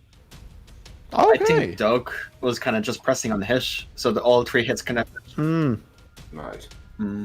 Yeah, but how you step that is actually you go to your right, but Doug was stuck at the wall, so he wasn't able to step it anyway. Very unfortunate for him. Yeah, but I think Doug just kind of panics because the time was running out, so he needs to like hit Kalak, and he just pressed into the string. Yeah. Unfortunate for Doug, but again, it is a best of 5. He does have at least another 2 to work with. You know, I think this could still go either way. I think, like you said, there was clearly a lot of knowledge on display from both players, both in terms of each other's habits and then kind of some character specifics. It definitely felt to me like I feel like Kalak's Steve knowledge came through a bit more than Doug's Kuni knowledge did, and I'd put that down to still how new Kunimitsu is. We know Doug's an absolute lab monster, but you know, time is time, and everyone has had a lot less to really adapt to Kunimitsu, especially at a competitive level. Yeah, like there is a lot of things you need to know about Kunimitsu to be able to play against her, because I know I play against so many people in ranked who clearly didn't know how to handle Kunimitsu, and I got away with a lot of things I shouldn't have. So yeah, this character's still quite fresh, but not only new, but she has a lot of things you need to know. Yeah, I'm just noticed there, Doug with the S+ sidestepping, and we've definitely seen that today. This man's lateral movement has been insane. Yeah. Look at it, there we go. Exactly as you said it, yeah. Really, really nice sidestepping. Just movement in general coming out of Doug. Very, very clean movement there. But Kalak playing the ninja lady. A new ninja lady, because there's 2 of them now. Yeah, and I think it's safe to say the other one's gone at this point. Do you reckon? That was a really good parry on the guaranteed back turn sequence. I didn't even know she could do that. yeah, she can use that to escape some stuff that would be normally guaranteed. Like, I didn't think she could do it for against back turn hits. That's cool. Yeah, so, but Kalak in the lead. Yeah, makes you hesitate against it. Oh, that was a really good nice parry. 1-1. That shows really good matchup knowledge by Doug. Oh, yeah, Doug's brain is insane, dude. Yeah, it's pretty big. Yeah, you have that. But Kalak is in the lead here in this set and this game. Yeah, that was a really good hit confirm on the down for 1 string by Kalak. Yeah. So, that was almost blue stuff. Doug needs to pull something crazy out here. Oh yes! Okay, big low parry here. We've got the wall here. Not enough, but 1 more should do it.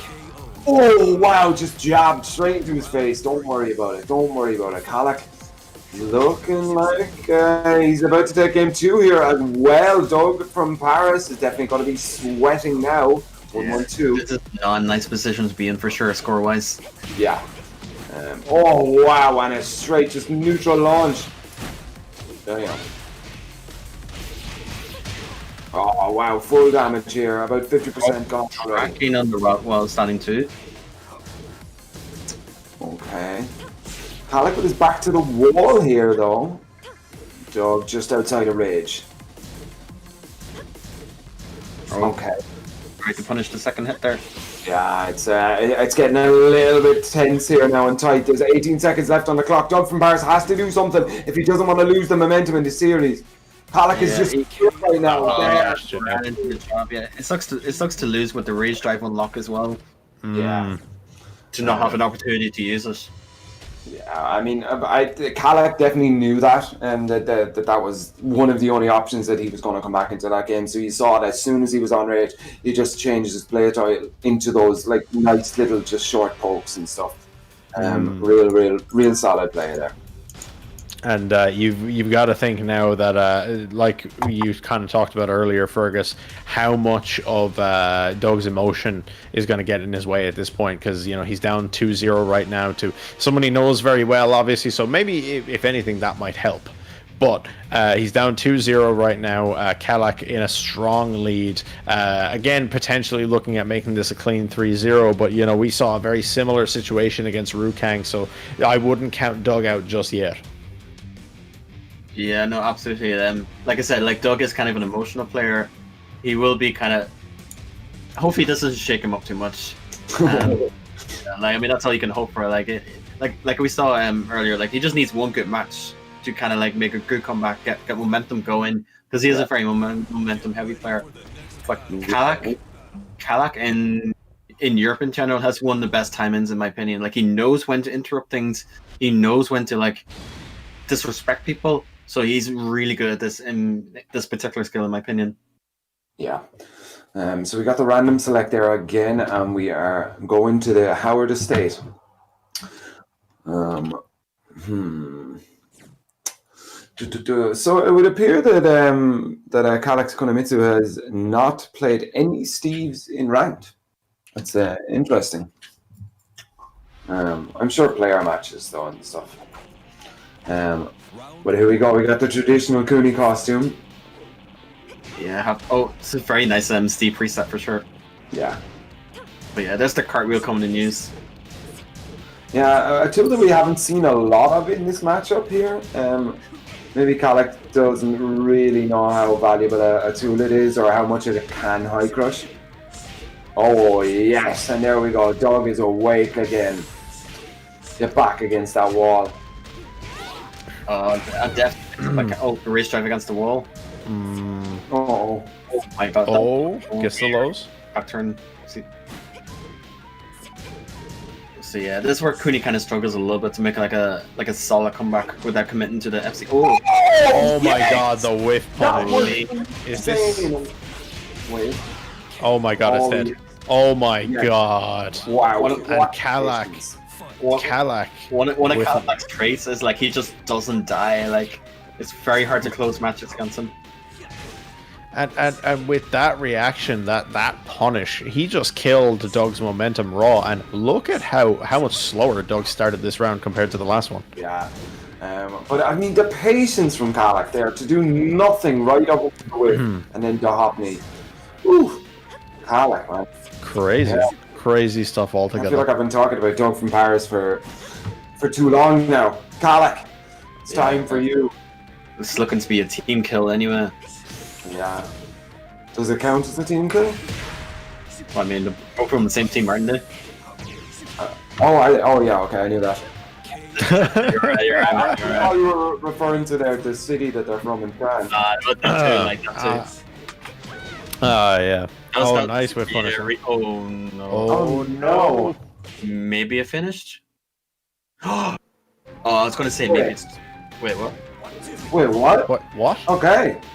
So all right. Don't know what happened, but we're here. Nice big corner here. Tekken?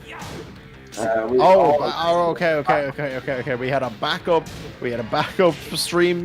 We're ready to go. All right. Shows how prepared this production value. 10-0 media. They're my boys right now. All right. Yeah, back to it.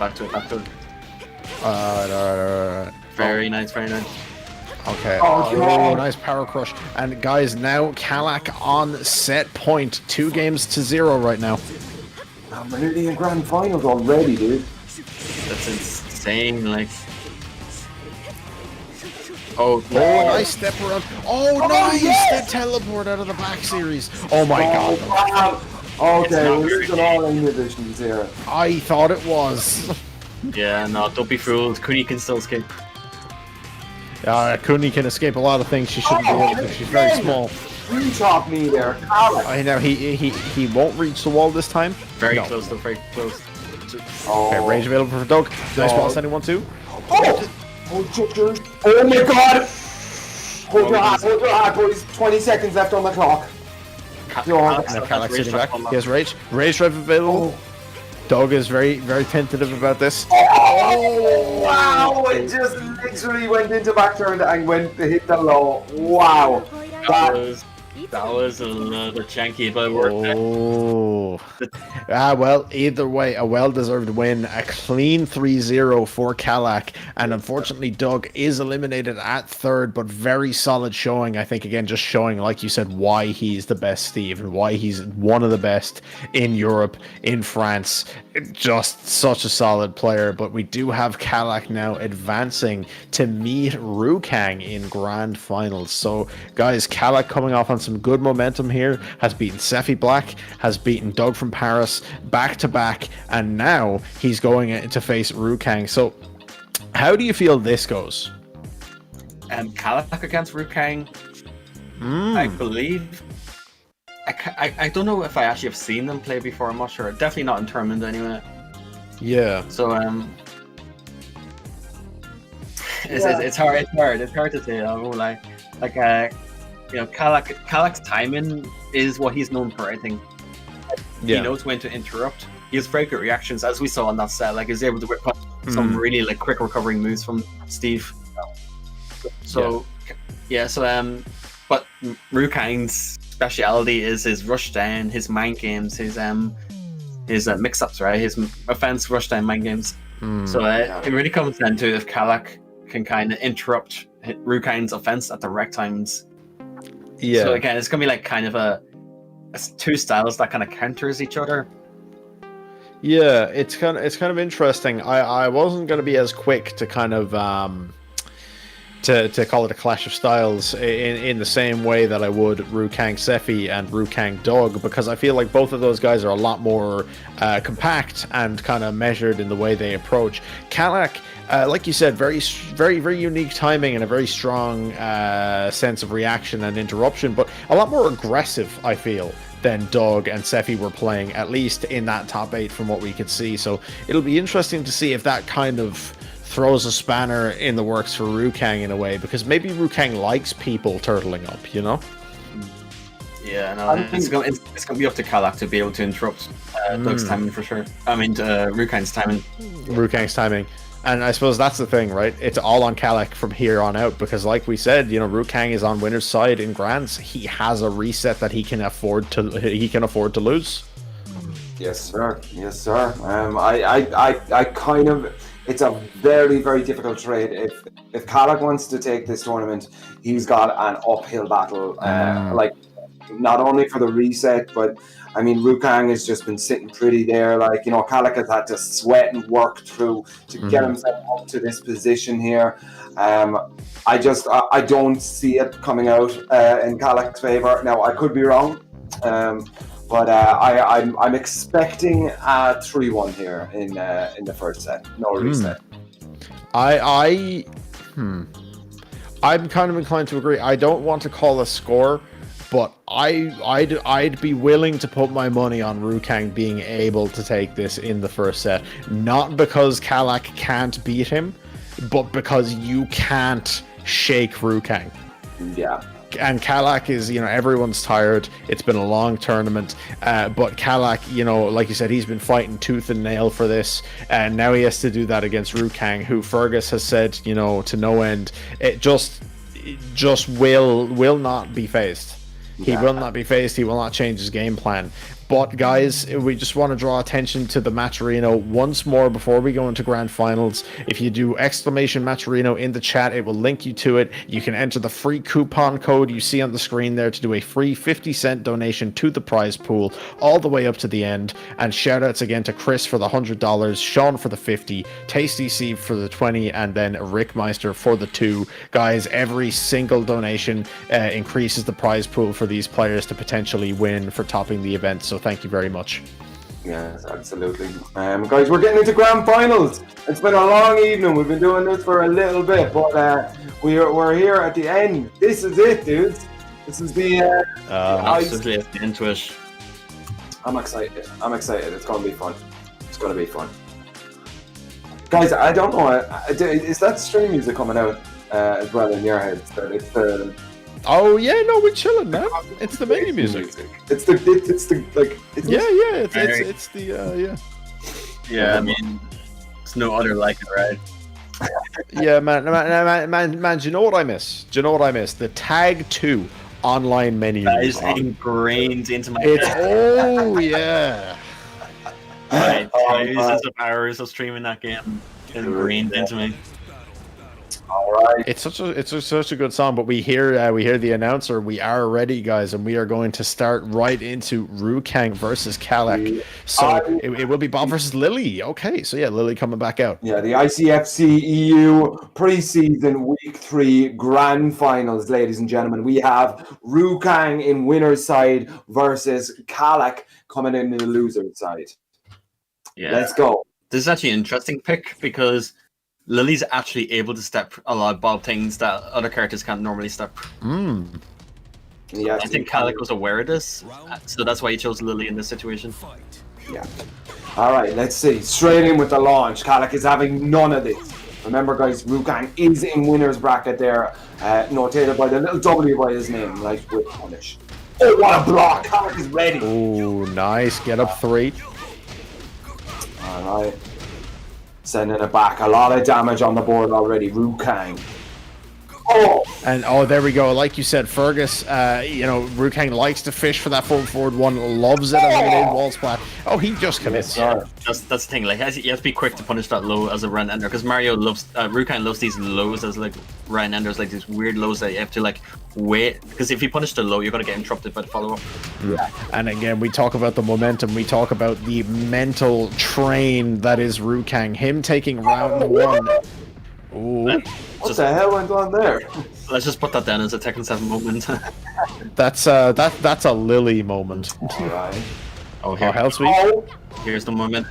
Oh no! Remember I said it's the Angel Knee ran ender. And yeah, absolutely. Exactly. Yeah. That's such a pro player's thing, like to notice little things like that, Fergus. Like to just be able to see that and be able to point it out, like and stuff. I don't see like that. Professional jank consultant. Okay, nice counter hit launch though from Hwoarang. Will this carry to wall? Not quite, but very nearly. 4-1. And this is the thing, he wants to keep threatening with that mid. He wants to make Kalak scared because he does have that hell sweep available. Yeah. Oh, the Matterhorn blocked. No, launch punish.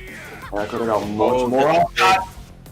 Oh, he drops. Oh, this is my god. Very scrambly at the moment. Oh. Regain, reset. Okay. We had a few malfunctions at the junction there, but Kalak came out strong in the end. Yeah, that was good because if Lili does cartwheel and block, you can jab punish her if she holds back. But oh, nice. Yeah, he went for the option that crushes jabs, which is a really smart thing to do. The fake back 3. Oh, nice. Okay. It's not over. Oh, really nice option by Hwoarang. Pops the rage drive. Does he go for the Oki flip? Oh. Okay. Oh, that he was went for the it as low. well. If that went through, that would have been it. That Yeah. Had he got like you can really And, see that Lili is Kalak's character. You can really see how comfortable he is with her, and it's particularly a good matchup against Bob as well, in my opinion. Yeah, no, to be honest, it seemed like he didn't seem to be struggling too much there overall. Now, Bob definitely did have some answers to some of Lili's stuff. We saw that, like you said, Lili can step some Bob things that other characters can't. Likewise, it seemed like Bob is quite equipped to kind of maybe deal with some of Lili's more linear options, even without sidestepping, just kind of that built-in sidestep slap, stuff like that. So both players kind of showed off a lot of knowledge there. Kalak taking first game 3 rounds to 1 has to feel very good to him again, especially going into a bracket reset scenario. So we'll see if he can keep that momentum going forward. But the ever stalwart Hwoarang is standing in front of him, so I'm sure he's just going to sweep out his legs in about 5 seconds anyway. Yeah, exactly. Hwoarang doesn't stop when he does. Like if he has a plan, he's going to do it no matter what.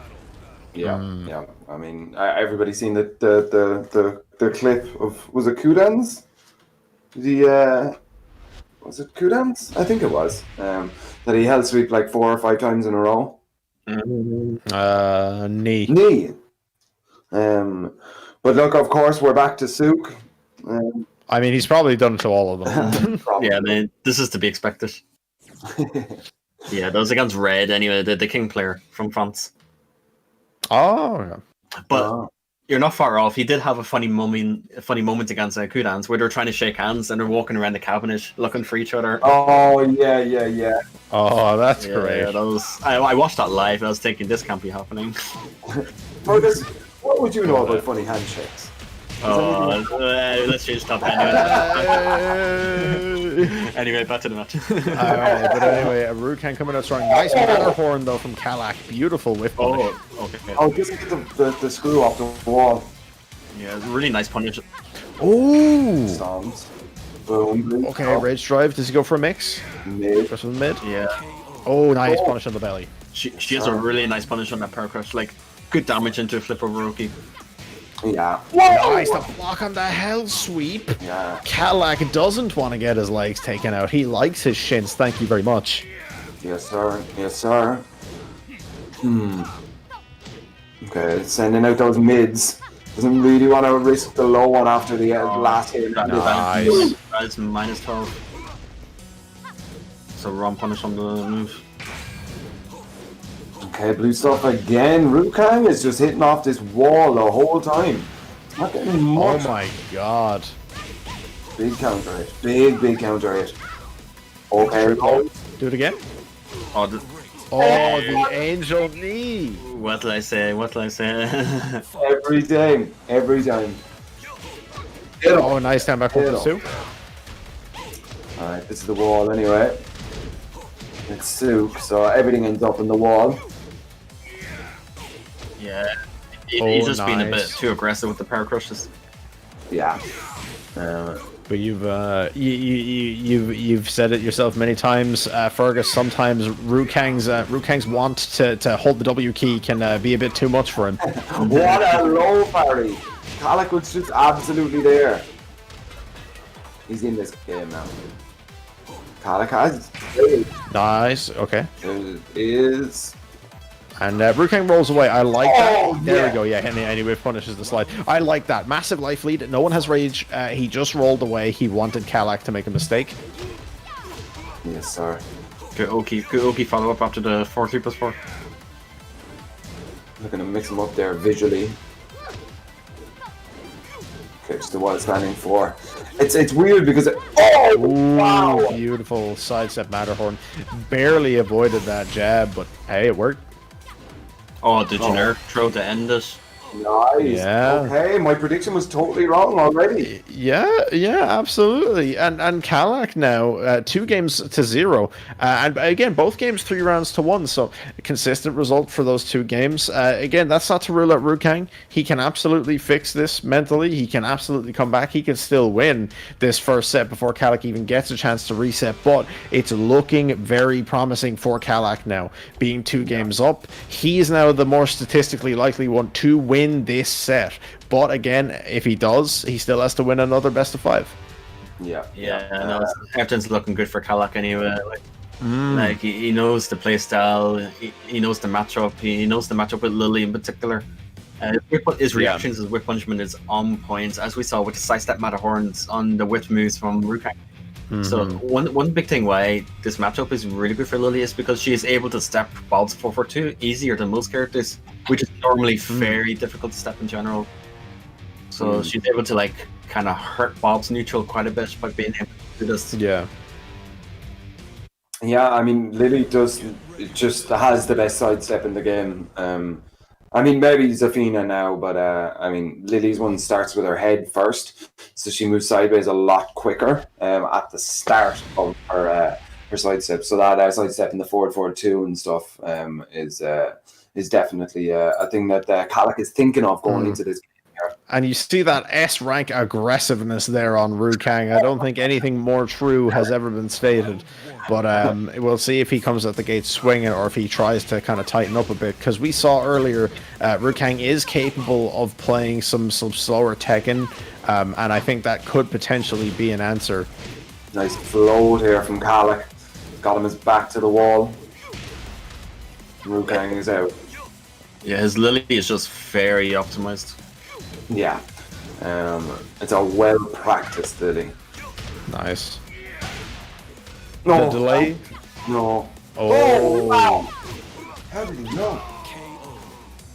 and that's interesting to me now. I believe, you know, that's the third hell sweep, I want to say, of the set, and it's the second one that's been blocked. Kalak only got hit by the first one. And there's the reactions of Kalak coming out to whip punish that. Mm-hmm. Bit of a busted out combo and stuff here, but he gets the wall, which is what he was looking for. Okay, and the bounce? No. Oh. Wow. Okay. Hwoarang takes a round there, and a very important round for Hwoarang, I would argue. Wants to get that round in early in the set, and starting off this round strong as well. Oh no, if you're a Kalak fan here, this is not what you want to happen.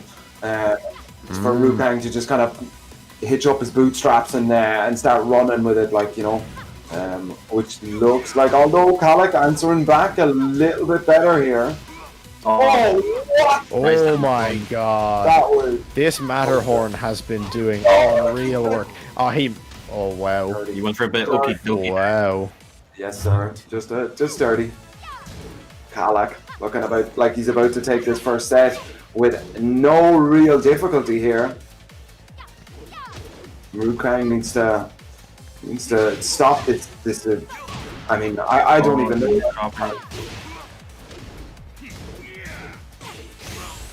Good punish. Beautiful. Kalak very close to taking this now. Oh, nice. This could be everything. Good step. Oh no, he doesn't get it. Yeah, weird wall. Weird wall. Hell sweep. Okay. Another one.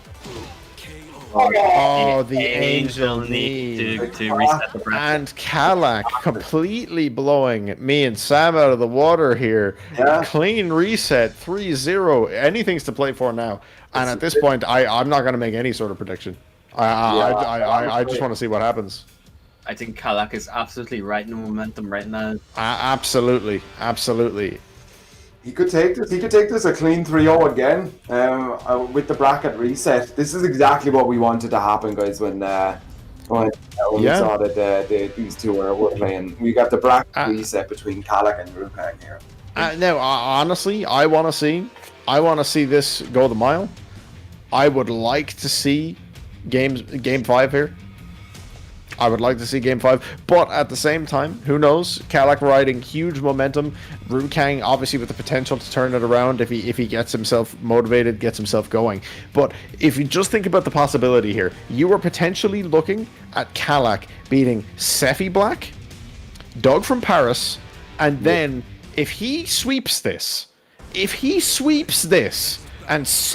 Hwoarang, God forbid, I genuinely think Kalak just suddenly shoots up in everyone's book by several points. Totally, yeah. And it's also another thing. Like last week, two Kika's players won the events. We could have a potential Lili winner this week. Yeah, and do you think that Kalak went straight for the Lili here, and now obviously he's a lot more comfortable in the bottom matchup than maybe some others, but do you think Kalak insisted on picking Lili in grand finals to prove a point? I mean, that might be one thing, but it's definitely like familiarity with the character. Like he's the hero right now. Kalak is Lili. Like Lili is his character, and it's also a good matchup on top as well. So not a bad choice. But there you see, guys, grand final reset. Hwoarang now with the L alongside Kalak. This is all to play for. Just a traditional best out of 5 set. The winner of this next set is the winner of the entire tournament. Yes, sir. Oh my God. What a BAKRi. Oh, Kalak looking strong right now. The recovery of the angel need to allow her to recover. Yeah. Dude, that move, Angel Knee, is super good, right? Like, or is it just the way Kalak is using it? It's definitely the way. Like no other Lili really uses that move like Kalak does. Yeah. I mean, I've played Lilies before, but I haven't played one that used that move as much as Kalak does. I mean, that's the beauty of Tekken, right? Like every move has a situation to be used, and different players will use them differently. Yeah, absolutely. Okay, Hwoarang on rage. Wow! Oh my God! Every single. Yeah, you can't get away with a single one. This is absolutely insane. Oh my God! Right in the back as well. Yeah. Lads, Is this just Kalak playing out of his mind, or has someone shaken Rukang? I think Kalak is playing absolutely fantastic here. I was not expecting this. Even with the losers final play, I mean, he's clearly good. Oh my god, that's a clean 3 rounds to 0. Game 1 of the reset, guys. Kalak is up 4 games to 0 against Rukang right now. Yeah, this guy is 100% the best Lili in Europe. Probably one of the better players in Europe. Yeah, in the world even. Maybe in the world. We just want some gossip, Fergus. That's all we want. Like this is honestly, I'm just color me impressed. This is some amazing play. I've actually lost things to say. All I said last game was, "Oh my god." But it just shows, I mean, the adaptability. The way Kalak was able to come into this game, and from the outside looking in, it looked like Kalak was the weaker player coming into this grand final. He's just showing us now that he reset the bracket and he just got a 3-0. What appeared to be very little effort. Threw in a couple of angel knees, a couple of sidestep Matterhorns, and that was 4 games. Like, you know, we were already. He's now 2 games away from taking this whole tournament without Rukang being able to answer back. Like, it's a huge thing. Kalak is such a strong player, and I didn't see this coming. I didn't expect this out of him. I didn't think he had it in him. He's about to shut me up, dude. Really, really strong player. Yeah, let's see how this match is going to turn out anyway. Back to Sug. I mean, Rukang picks Sug, water is wet, so...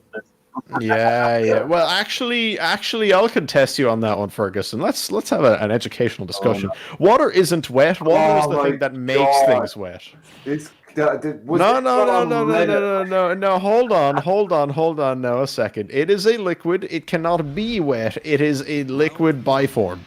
Okay, and here we are, Rukang versus Kalak here. Yeah, all right. Yeah, you backed off on that one. I win. Let's go. I think he regrets saying that. But anyway, no, Rukang coming out the gate swinging forward ones as usual. Now, Kalak, I think, just needs to stick to his guns here. If he can keep making those kinds of reads, nice flow. Oh my god, look at the optimization. Oh my god, yeah, Kalak is ready in every situation. I was gonna say, if he can keep making those kinds of reads, he can get those sidestep Matterhorns, those sidestep punishes. He's out to... Oh, look at that cross-up. Oh, nice. Kalak is insane right now, dude. He's just on fire. Everything is working for him. Literally everything. Oh, the aim a bit slow on that, though. Oh no. Oh no. Do we have a backup? It's the host that left the session for that one. Yeah, not this time, unfortunately. Yeah, we used our last lifeline. You know, it's like using Eroy's cane. You can only use it one. Yeah, no, we need the phone a friend. Where mid match you get Fergus on the phone and you ask him a question. Yeah. And I'll just say do bow and arrow regardless of what character. Just you've somehow produced whiskey. Dude, that is a legitimate tactic. I'm sorry. I think I was only ever at 1 or 2 of your house sessions, Fergus, but I think it was much to do about the same. You used to live with a Street Fighter player, and he told me never play Eddy, and it hurt my feelings, so I got drunk and played Eddy. You know. Like, oh man, that's how you do. Right? So there you go. Eddy confirmed sign of having a problem. What? Hey man, you just compared playing Eddy to being an alcoholic. You did that yourself. Okay. That makes me really upset and in need of a drink. You know. They jump from one to another, right? Yeah, no, look, I don't know what you're talking about, Fergus. All completely normal thought processes. They say alcohol is bad for your memory, but you should see what it does to your memory. Speaking of which, like at some point or another, I actually did. I did take a swig of like powers there. It stings a lot more than I remember. I am gagging for one right now, honestly. You're what? Excuse me. Excuse me. Is Fergus being lewd? Not safe for work. Yeah, no, this is ridiculous. Right. Look at this incredibly questionable individual. How is this man successful? Listen, I mean, hours and hours. it's Dublin slang. Okay, you understand? Hours and hours. It's not Dublin slang. It's so Dublin slang. It is not Dublin slang. We don't get to claim that one, Fergus. Go away. Why even from Dublin? I am from Dublin. Fuck you. Anyway. It's getting nasty here on the commentary desk here. This usually happens. Hold on a minute. Where are you from? Where am I from? Wait, me? No, not you. What area are you from? Wait, who are you pointing at? You. He's just going straight at the camera. He was asking you, chat. What area are you from? It's inclusive now. Asking the whole chat this question, yeah. Yeah, no, lads. Yeah. I'm gonna need to see postcodes. Yeah, send me that air code, man. No, but for real, I miss house sessions. I really miss offline in general. Yeah. I miss my children. We're all Fergus's children, by the way. Regardless of your age. Yeah, regardless of our age, it doesn't matter. Some of his children are older than him. It's very funny. He'll never admit to it, but I'm his favorite. Despite all the shit I give him. All the undeserved abuse. Yeah, all the undeserved abuse. Yes, but I also, I don't know. I'm digging for something here. Fergus good, house session good. Fergus good, house session good. Approved. Yeah. Coronavirus confirmed cringe. Yeah. One day we can help them again. Anyway, one day we can help them again. Yeah, absolutely. But in the meantime, it's great to be able to kind of, have the Discord and be able to play online and host the online events, such as ICFC by Tenno Media, this amazing platform they are giving to the scenes. Follow them on Twitter, YouTube. Give them money on Patreon, do the whole shebang. And guys, just want to give a quick shout out while we're waiting to get this grand finals back online to the Matcherino link, exclamation Matcherino in the chat. You can contribute to the prize pool all the way up to the end of finals. Use free promo code ICFC EU pre-3 that you can see on your screen there to give us a free 50-cent donation. Every little bit helps, and if you do want to and are able to support a bit more from your own wallet, by all means, please do that. It goes straight to the players. We would appreciate that very much. Yes, sir. And again, a quick shout out obviously to all the contributors who did donate. I think we had Tasty Steve in there for 50, Chris CEG again for the $100. Big stuff, guys. Our own socials are here if you want to contact us or follow us for any reason. I've heard Fergus occasionally talks about Tekken. I don't know who he is, but yeah, I definitely don't follow Fergus for the Tekken tech. But if you want to, go follow Fergus at the YouTube for Tekken.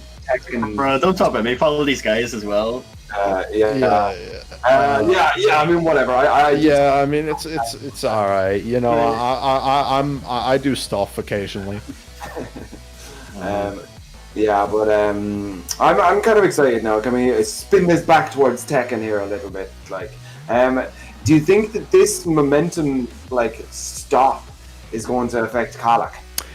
I think, given just Kalak's ability as a player and kind of just the mental, the mental space he has to be in right now, I don't think it's going to affect him too much. Kalak's going to come in as strong as he has been the whole time. He's playing very ready. If anything, I don't think this will negatively affect Kalak so much as it will give Kang a chance to gather himself a bit.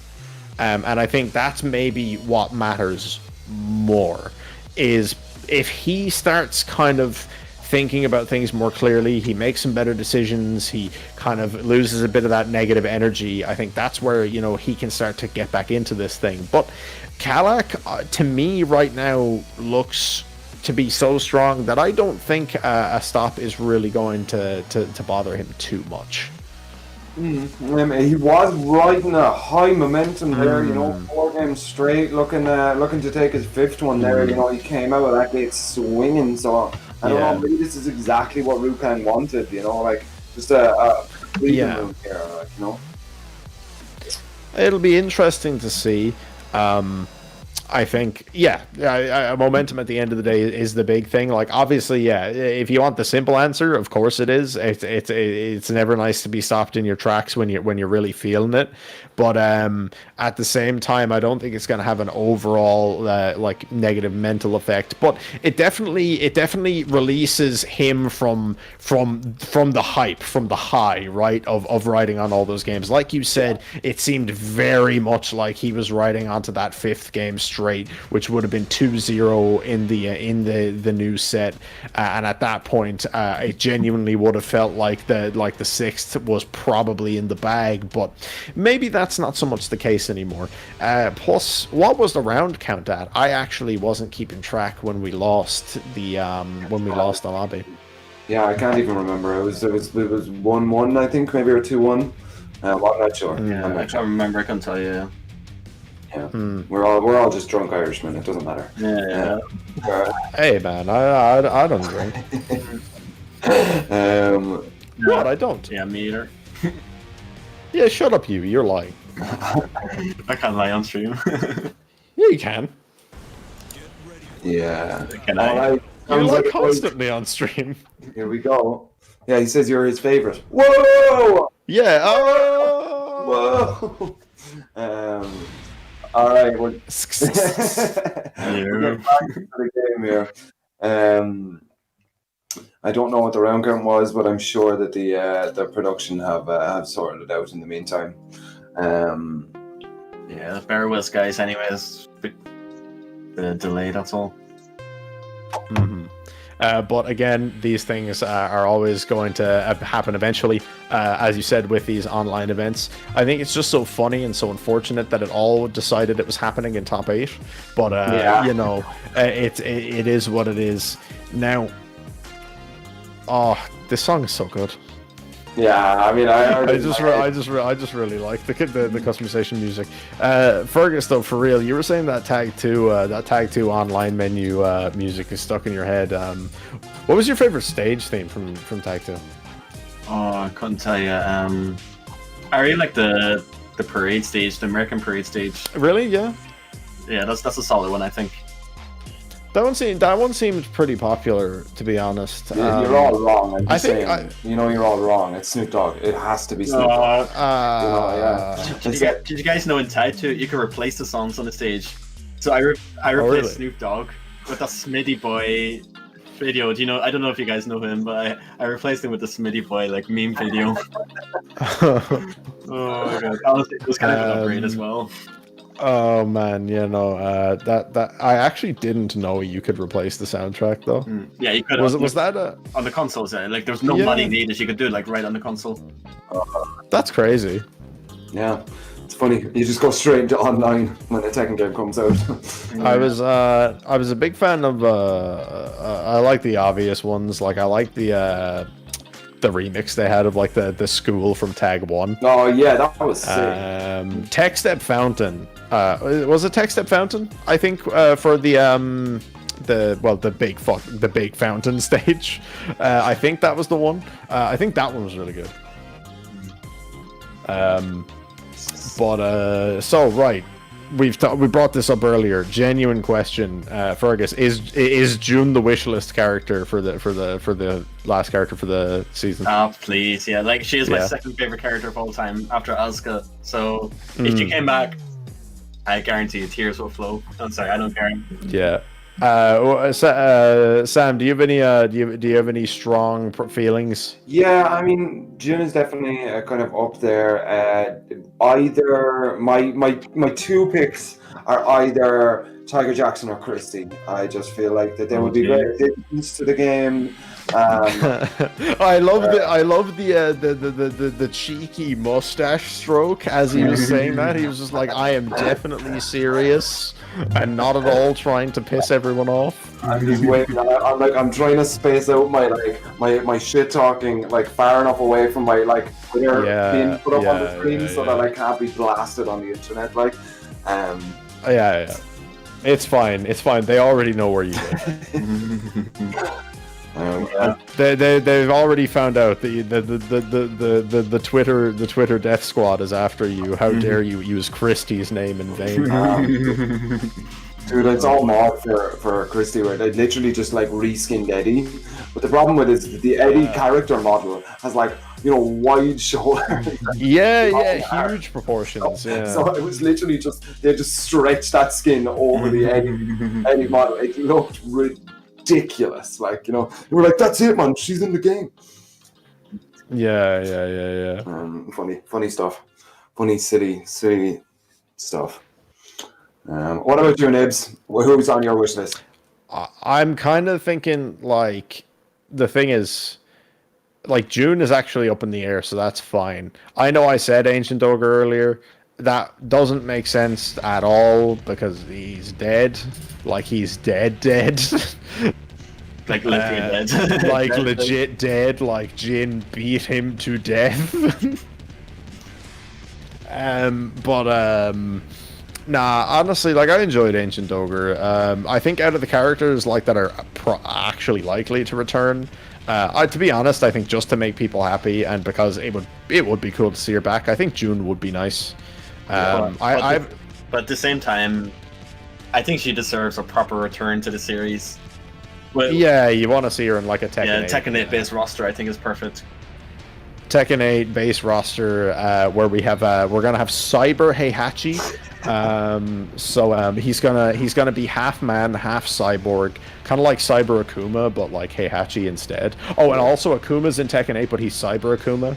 And now, like, Akuma and Heihachi are working together. All right, yeah, book it, write it, put it in the game. Yeah, they're actually one character. They're like the Teenage Mutant Ninja Turtles. Yeah. Oh, yeah, like the Ninja Turtles in. Are we back already?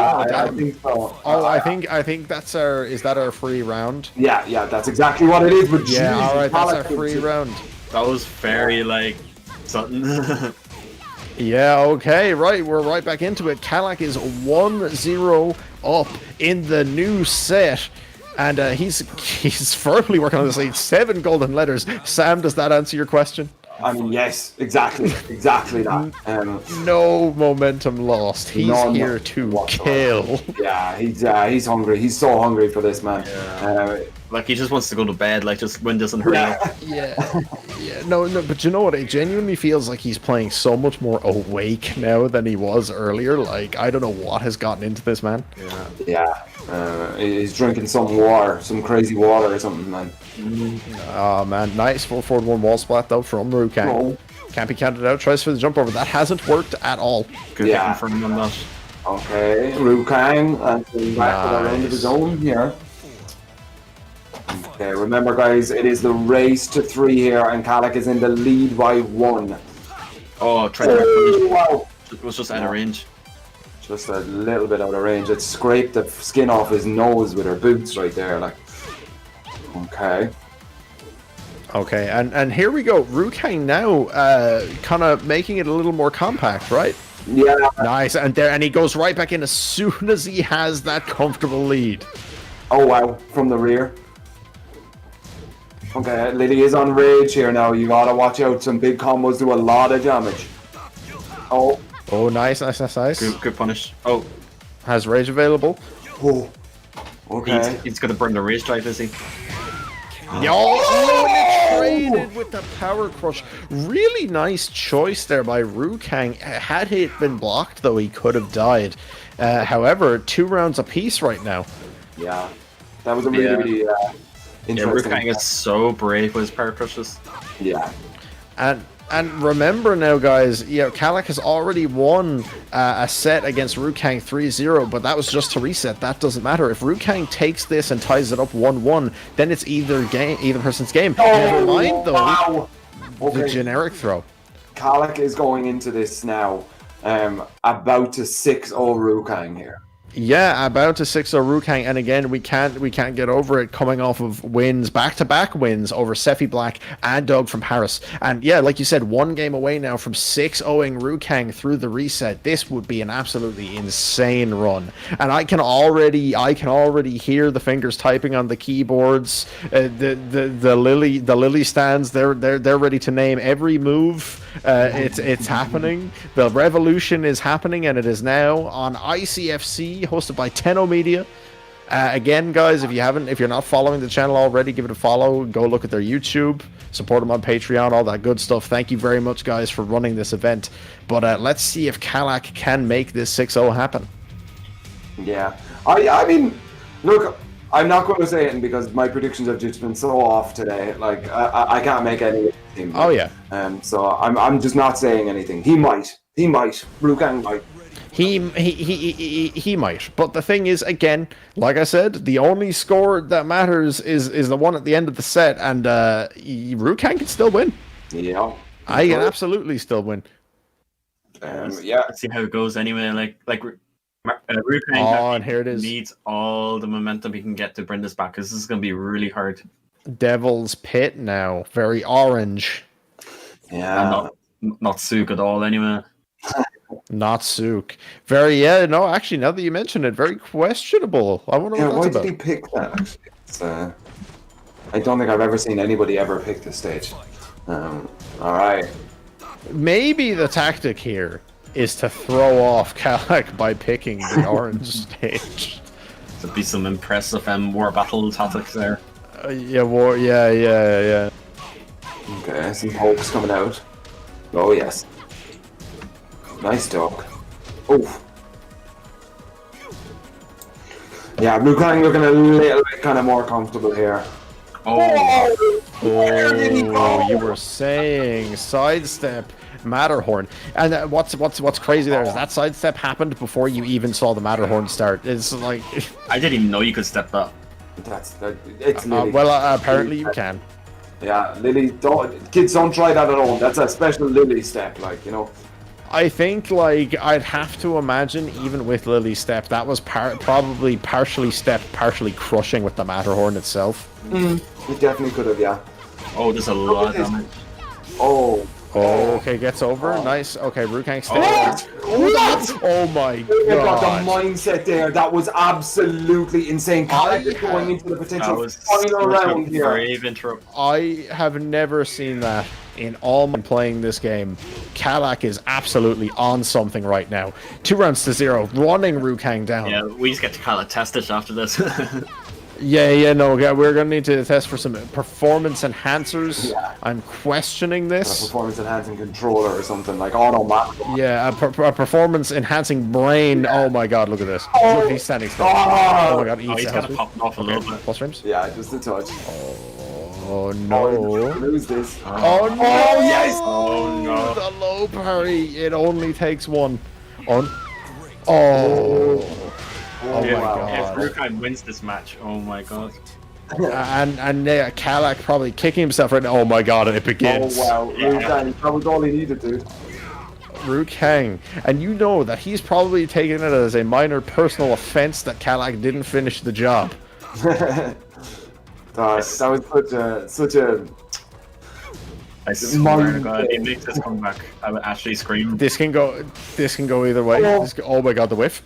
With the whiff!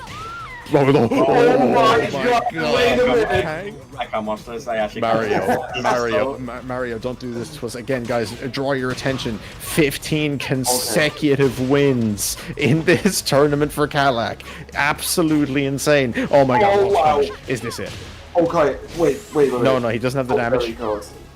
Oh, he whiffed! Nothing there though. Nothing there. Sitting in range. Oh, Angels! Oh, Angel knee! Angel knee. The pop off at the end for Kalak gets the perfect. But Lili takes the tournament. So impressive. Ladies and gentlemen, count that up. Rack up the numbers. Kalak, back-to-back wins. Sephi Black, Doug from Paris, Hwoarang, 16 games straight. Nothing on him. that is pretty damn nutty if you think about it like that. That is. I'm sure France and Lili players are very proud of Kalak right now. Yeah, absolutely. Like, yeah, I love that. Lili players worldwide, France in particular, very, very happy. But no, it genuinely is just nothing but respect for Kalak. I genuinely think that was one of the most dominant performances I've seen in a long while. Really unfortunate for Kang that, you know, kind of the momentum he was riding on for so long just seemed to kind of fall away in the face of just how solid Kalak was playing. But a very respectable performance, very solid second place, but Kalak takes the day. Yes, he does. Yes, he does. Ladies and gentlemen, thanks a million for tuning in. This has been the ICFC, the pre-season for week 3. We are starting the actual season on January 6th. My name is Sam the Ding. I'm joined by our 2 lovely boys, Fergus and Nibs. Do you want to give a closing statement before we go home and go to bed? You know, and absolutely everyone, thanks for tuning in. You know, like, these events are really important support because they're like the backbone to like the online community. Like these, you know, because we don't have offline events for Corona. Like, we absolutely need these events to kind of survive in the meantime and give the players some kind of competitive edge and something to strive for and to train towards. So absolutely every support for this event, and thank you so much to the guys for running this tournament. Yeah, and much the same. Thank you very much to the guys for running this event, for all the scenes, for Tekken, for every other game that they're running, and thank you for giving us all a chance to be a part of this. You know, suffering through the all-Irish commentary that has been us. It's been a lot of fun. Would love to be back in the future if that is available. But well played to everyone today, and thank you everyone for tuning in and everyone who supported the event. And yeah, thank you very much. Yeah, no, thank you so much for having us, of course, as usual. GG's, guys. See you all soon.